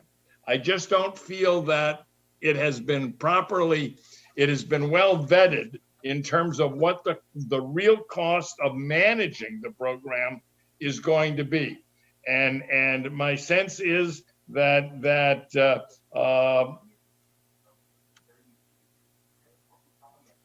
the future is going to include additional expenses that aren't even identified in the work plan. The third thing I want to mention to you is public comment tonight got around to about the 4.5 hour period of this particular meeting. And I've got to tell you that I met with the farmer group this last week, and we established the protocol to get on when it was time for comment and so on. And I've been getting phone calls since about 9 o'clock or 9:30 tonight from farmers that intended to talk tonight, but said, we just can't sit through any more of this. We have other things that we have responsibilities for, and we're not going to be able to talk. We're going to get off. And I feel that this whole Zoom approach is just not friendly at all to many of us who live out in the farm community. And a number of them who were intending to make comments tonight have already gone. And it just isn't a good way to do business here in the township. That's all I have. So thank you for the opportunity to talk with you. Thank you very much, Bill. You can offer, I guess, my personal apology to those that had to leave. I will say that in a work session format, frequently there is no public comment whatsoever allowed. I did feel that this issue, it's very important to folks in the community. So I wanted to make sure that after the work session and all of the decisions had been made and there was clarity on the next iteration of this ordinance, that we did allow for public comment. I would say that we did keep our conversation as brief as we could, but as you know, it's a complicated ordinance, and one of the criticisms has been, exploration of all of the details. So I did want to make sure as chair that the board had ample time to explore everything in the greatest of detail and allow for public comment. And the best solution I could come up with in work session format would be to allow that at the end. You can also convey to everybody that you talk to that during the public hearing, when that does occur, that public comment will be first in line. So I just wanted to make sure that everybody understands, basically how that process works and what my thinking was. It certainly wasn't a devaluing. In fact, it was a valuing. As Mr. Kunkel knows, I've been at work sessions, in attendance at work sessions when I was not a board member, that the chair declined any public comment. And I know how frustrating that is. And I did not want that to happen tonight. So again, convey my apology and my thanks to anybody that you talked to. Dave, next in line. We're at the end of the line. Oh,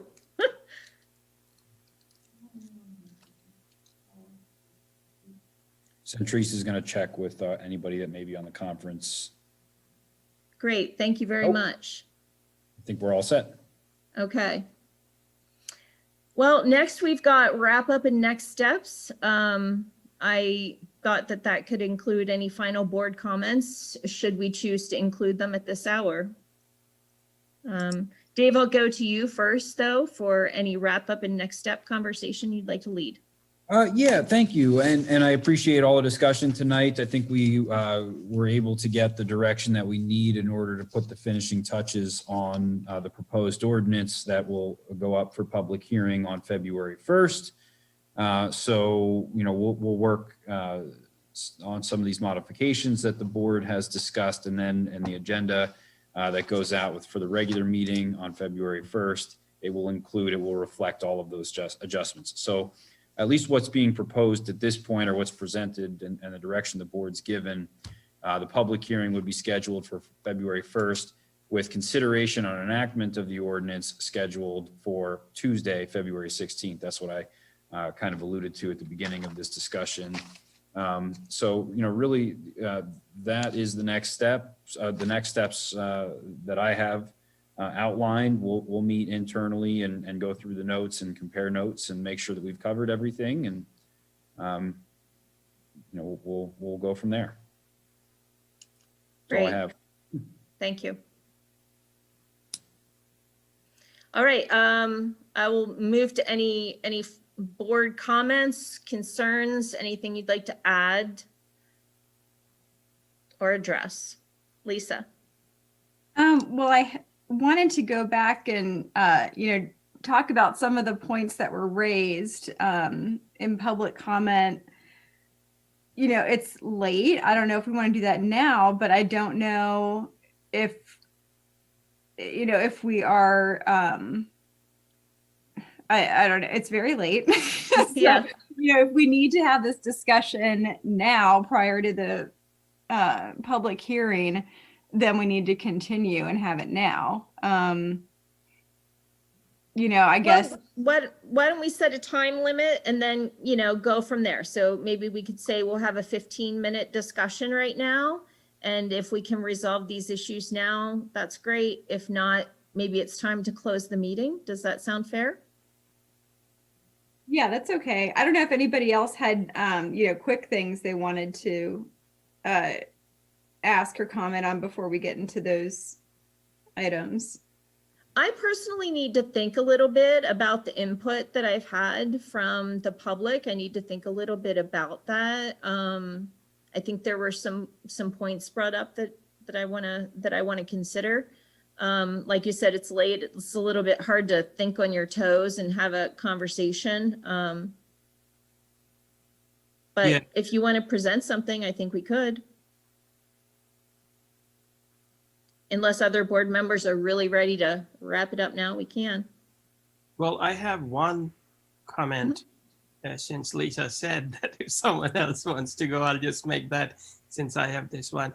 I think I find it an important issue is that if we have the ag exemption,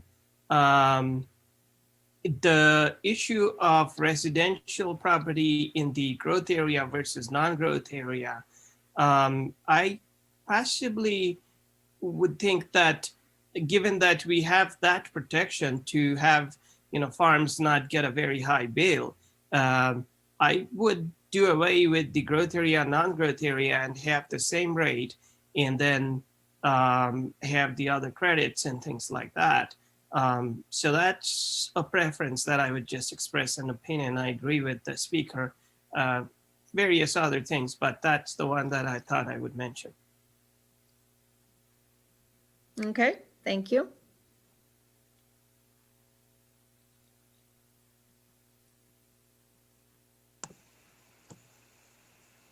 Steve? I just wanted to comment on that idea, as the growth area versus non-growth area.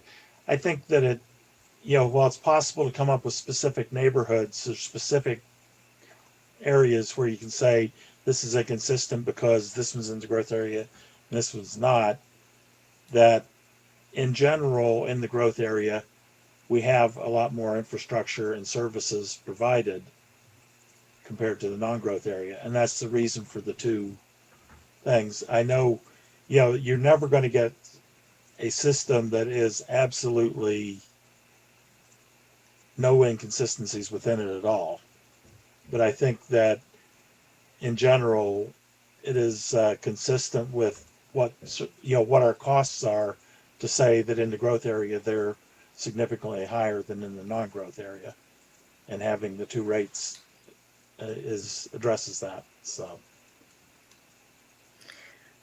I also agree with Steve. I think we've had this conversation before. I do agree with that. And so if we were going to take a straw poll right now, I would probably come down on the side of maintaining that distinction. I would be interested if in terms of a straw poll, is that the board majority, or are we leaning in the other direction? So I think I have a quick follow-up on that, in the sense that is it really true that that we are spending less in stormwater infrastructure in this whatever exception apartment complex or residential area that was pointed out in the non-growth area? Because I would think that would depend upon the density of the houses and the sort of, if you have a community, even if it is small, we would possibly be spending about the same on the stormwater infrastructure for that particular community, as opposed to even if it's in a non-growth area. Do we really spend less there? I think on a whole, it's more of a whole. Like if the entire system was within the growth, if all of Ferguson Township was just that's within the growth boundary, it would be more expensive than if all of Ferguson Township was just what was outside the regional growth boundary. So in essence, these people are getting discount because of their neighbors, and that's, I guess, fine.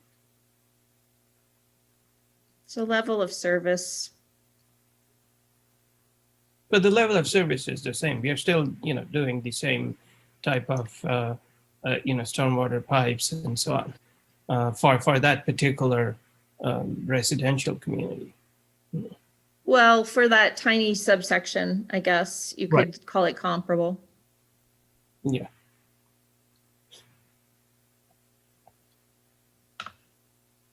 I just, since it is getting really late, I just kind of want to keep it moving. If there's any other follow-up, I think we should, decide to either put it on the table or table it. Do we want to have a quick straw poll on this issue, or? I mean, we have reviewed it before. I think we reviewed it before we were considering the ag exemption. I'm not sure. Maybe it was since then. I would need to think about that. Okay.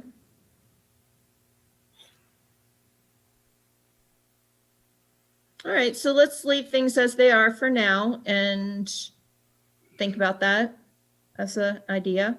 Are there any other issues that we want to just get out on the table to follow up before we close? So there were a few things brought up in the public comment, and I don't think we'll necessarily cover them in 15 minutes, such as incorporating some language into Section 4 about requiring spending within a certain number of years. And then in section 5, considering language that details the method for calculating the fee. I'd like to think about those things and discuss them a little bit. So is that possible? Can we discuss this on Monday, or I know we set the date for the public hearing, and we need to have these things finalized by then. Be best. Dave, what do you think about process? Do you think if we have a couple of items we want to follow up with in terms of public comment, that we could do a work session follow-up discussion, something like that on our Monday agenda? Would that be appropriate process? Sure. I can add it to the agenda on the 18th. And really as work session follow-up, specifically if there's any, I don't want to rehash all of the 5 main topics, but follow up from, public comment or any additional thoughts. Yeah, I think that's a good idea. Okay. And then one thing I did want to ask about today was to just to answer that question about adopting the ordinance and the credit policy and the fee resolution. Those would all be done on the same day, is my understanding. Right. So it's not to suggest that, every nuance or every final administrative document related to the program or what's proposed is going to be, presented for approval in one final package. But yes, the ordinance, all accompanying resolutions would all be presented on the same regular meeting, in this case, February 16th, at least the way it's currently scheduled for consideration of enactment. It's very common, if you think about the structure of ordinances and resolutions, typically you want to keep your policy related items like exemption, credit, whatever it might be as this particular application as resolutions, because you don't want to, ordain them in a way that would be difficult to modify throughout the years or would open up the entire ordinance for additional scrutiny. So this is the common course of the way local governments operate. Will enable by ordinance the program itself, the establishment of the fee, the other components that really need to be ordained, having a credit policy manual, allowing for these exemptions, the methodology, et cetera. But the specifics and on the policies and how they're administered, those that go in front of the board for approval by resolution will be done in just that manner. And then this allows flexibility as the program evolves, for further modifications to be made. I mean, it's normal course of business. I'm not entirely sure what the concern is by the resident who spoke about that issue. I mean, it would not be my recommendation, nor do I believe it would be appropriate for all of these components to be incorporated in the ordinance itself. And I think I've covered some of those reasons throughout the discussion of this item. But yes, the short answer to your question, all the resolutions that would accompany the ordinance would be presented the same evening. In the same evening. So we'd have the ordinance, the credit policy, and the resolution on the fee structure. And the exemptions. And the exemptions, okay. Dave, I said that when I was muted. Did you read my lips, or did you also say that? You also said that. And the exemptions. Exemptions, yes. We'll make sure we tee them up all at the same time for consideration. The ordinance would be the first to be considered. Great. Okay, so to then quickly recap, we are going to have a follow-up discussion at our next board meeting, and then can look forward to our public hearing February 1st and potential enactment of ordinance February 16th. Great. Okay. Are we ready to adjourn? Yes. Okay. I'm going to take that as a motion. Good night. Thank you all for all your hard work and the public for the comments. Have a good night.